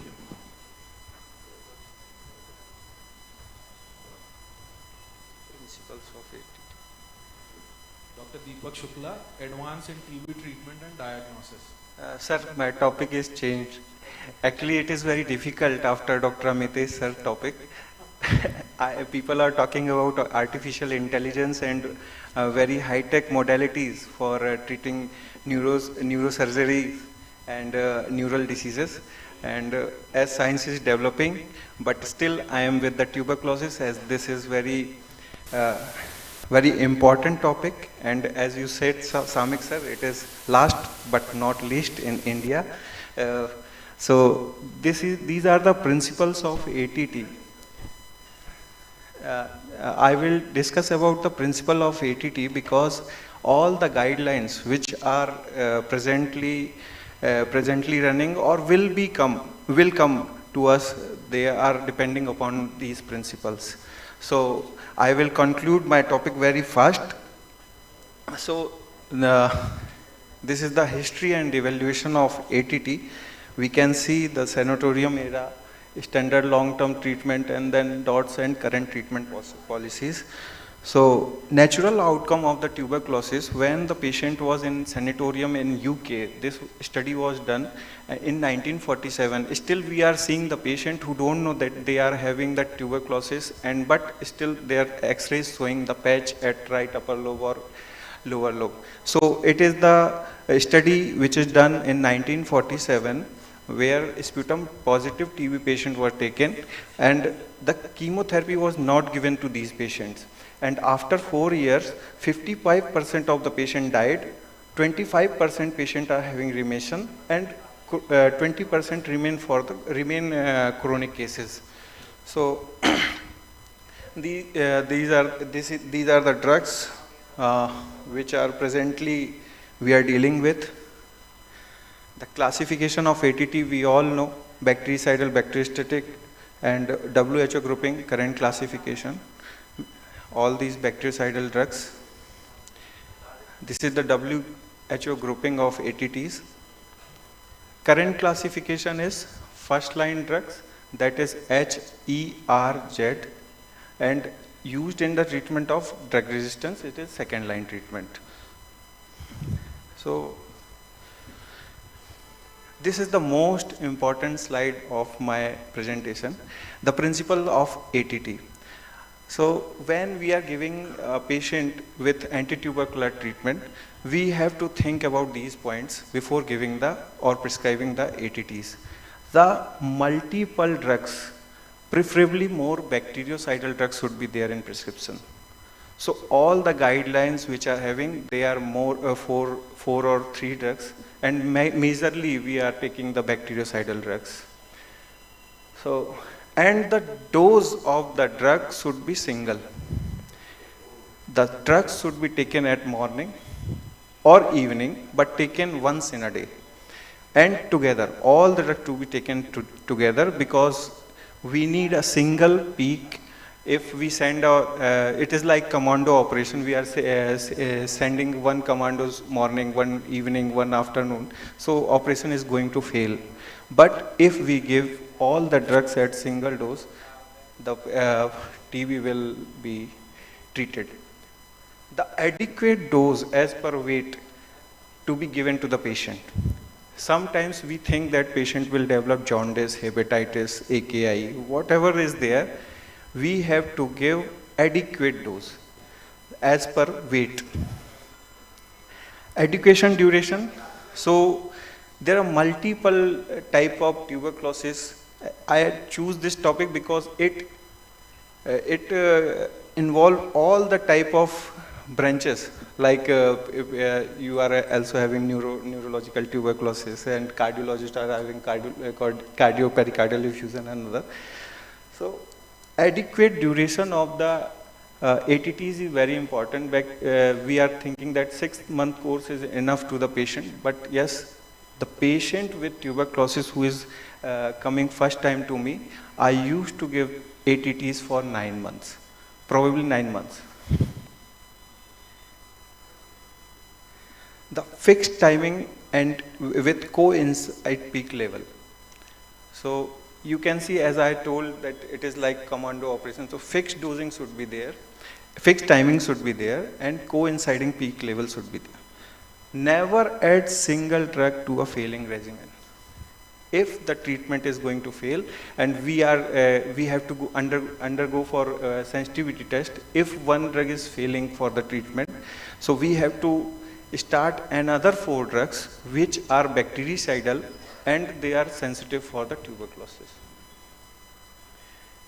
Avoid drug with the cross resistance in the regimen, and preferably and if tolerated, the higher dose should be given to the patient. It means if the isoniazid can be given 3 to 5 milligram per kg body weight, we have to give 5 milligram per kg body weight. If the rifampicin can be given 8 to 10 milligram, we have to give 10 milligram per kg body weight. So this is the treatment principles, and the basis of ATTs are, we are dealing with 4 types of bacteria. 4 types of, one is rapidly grower, intermittently growing, slow growing, and dormant type of bacteria. We don't have any drugs to kill these dormant type of bacteria which make remission of the patient, remission for the tuberculosis. So slow growing intracellular acidic pH pyrazinamide is very important drug in initial therapy, because isoniazid can penetrate the acidic medium, and initial 3 months is very important. That's why it is given to the initial patient initial 3 months. If we are not giving pyrazinamide, the therapy would increase for 6 months to 1 year. That's why in initial cases, patient should be introduced with pyrazinamide to slow growing and acidic medium pH. Then rifampicin. Rifampicin is very, बोलते हैं picture का hero है ये. क्यों? क्योंकि ये extra cellular and neutral pH act rapidly growing, it will kill the rapidly growing extra cellular also, and it will also kill the intermittently growing and semi-dormant extracellular neutral pH. So rifampicin is a drug which is the hero of picture. If the resistance with rifampicin is there, then we can say that patient is also multi-drug resistant patient. Only rifampicin resistant can say that. So these are the basis of ATTs, and current classification of TB cases is drug sensitive TB and drug resistant TB. And drug resistant TB is further divided in 5 types. So I will not discuss the treatment for the tuberculosis. The modification of ATT regime in a special situation can be done in pregnancy, hepatic renal impairment, seizure disorder, and people living with HIV and AIDS. Here I am completing the topic. Thank you very much. And as Behrani sir is there in the chair, so I expect some question from him, or if anyone asks, so I left with 2 minutes more. So you can ask question too. Can I yes, sir. ask a question to you? Yes, sir, please. Is the anti-tubercular regimen different from the routine regime for pulmonary cox vis-a-vis skeletal tuberculosis, spot spine? Yes, sir.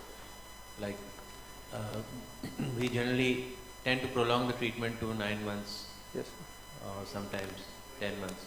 So, but of course, initially it was said that you have to give it for 12 months to a year.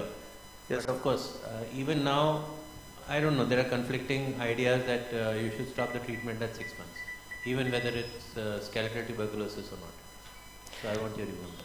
Sir, there are actually tuberculosis is a disease where all the drugs should be penetrated to that side only. So in bone tuberculosis there is less penetration with the drugs. So it's in bone TB we have to give more than 1 month or 1.5 years. I have some patients with pot spine. I am giving them they are coming to me after 6 months. कि patient को दिया 6 महीने, लेकिन उसके बाद फिर से relapse हुआ, और फिर लेटर ऑन हम आज दे रहे हैं और patient is still taking the ATT, she is well tolerating to ATT, and अभी भी उसको बेल्ट लगाती है, सी इज कंफर्टेबल, और अभी तो बेल्ट भी हट गया sir, still my ATT is continue. 2 years का मैंने उसका कोर्स डिसाइड किया हुआ है, and it all depend upon the ESR value. If the ESR is decreasing, then you can stop or hold the ATT, sir. Brain TB and CKD patients, they require different. Yes, sir. Sir, brain TB and CKD patient में regime different हो जाती है ना? Sir, we can see the modification can be done in the hepatic and AKI patient. As you all, मैं आपके साथ कई बार OPD में पेशेंट देखता था, तो आप बताते थे कि अगर AKI का पेशेंट है तो उसका ड्रग बाहर निकलता ही नहीं है, तो वो बाहर वापस से रन करता है.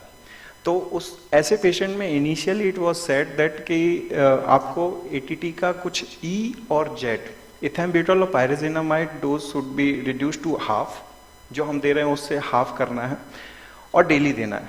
But later on regime was changed and it was saying that ethambutol should be continued in same dose which is required to the patient as I said, but ethambutol and pyrazinamide should be continued for alternate days throughout the treatments. Yeah, sir, बात यही हुई, but newer guidelines are saying like this. Same. पहले 1.5 साल तक देते थे, फिर सरकार देती नहीं है, 6 महीने बाद बंद कर देती है. No sir, ये गलत तरीका है. सरकार is still giving. If you are prescribing the patient, I was saying that if patient is adult, you have to give 6 to 9 months. Or if you are writing, nobody can cross your prescription. TB में? Yes sir. Tuberculosis.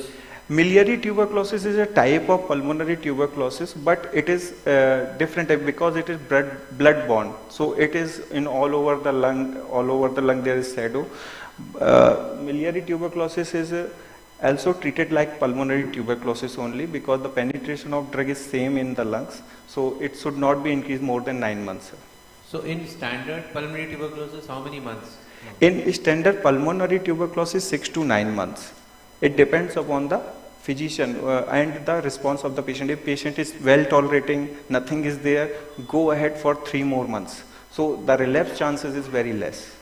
Okay. In adult patient, I used to give 9 months. In adolescent or who are having क्या बंद करो बहुत सब हो गया मेरा तो उसको. Is it still like for first 2 months you give 4 drugs, then you come down? No sir, actually the therapy is if you are planning to give the drug, I said pyrazinamide is very important drug. If you are giving pulmonary tuberculosis or purulent cases, so pyrazinamide is to be given for 3 months initially and 6 months for HRE. If you are giving and trying for the 9 months, sorry.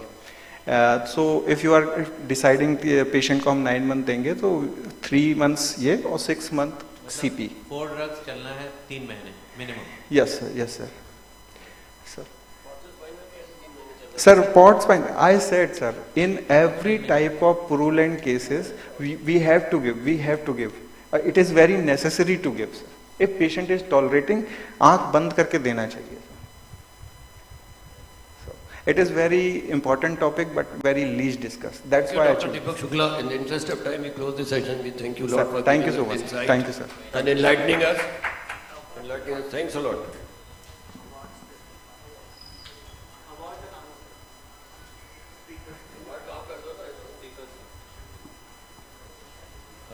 I would call upon Dr. Abhishek Srivastav.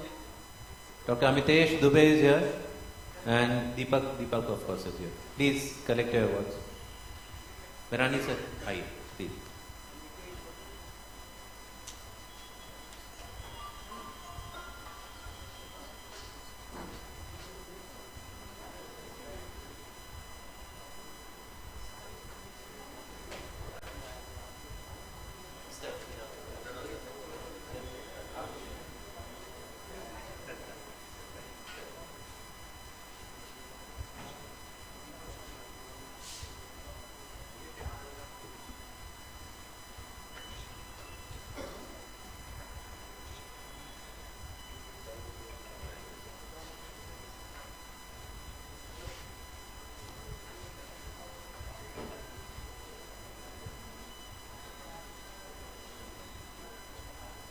Deepak.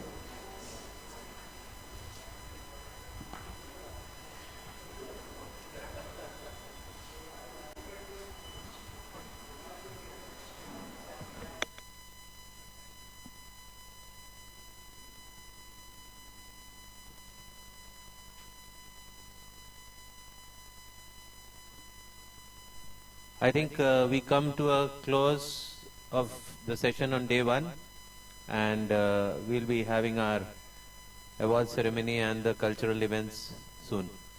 Thank you all. See you soon.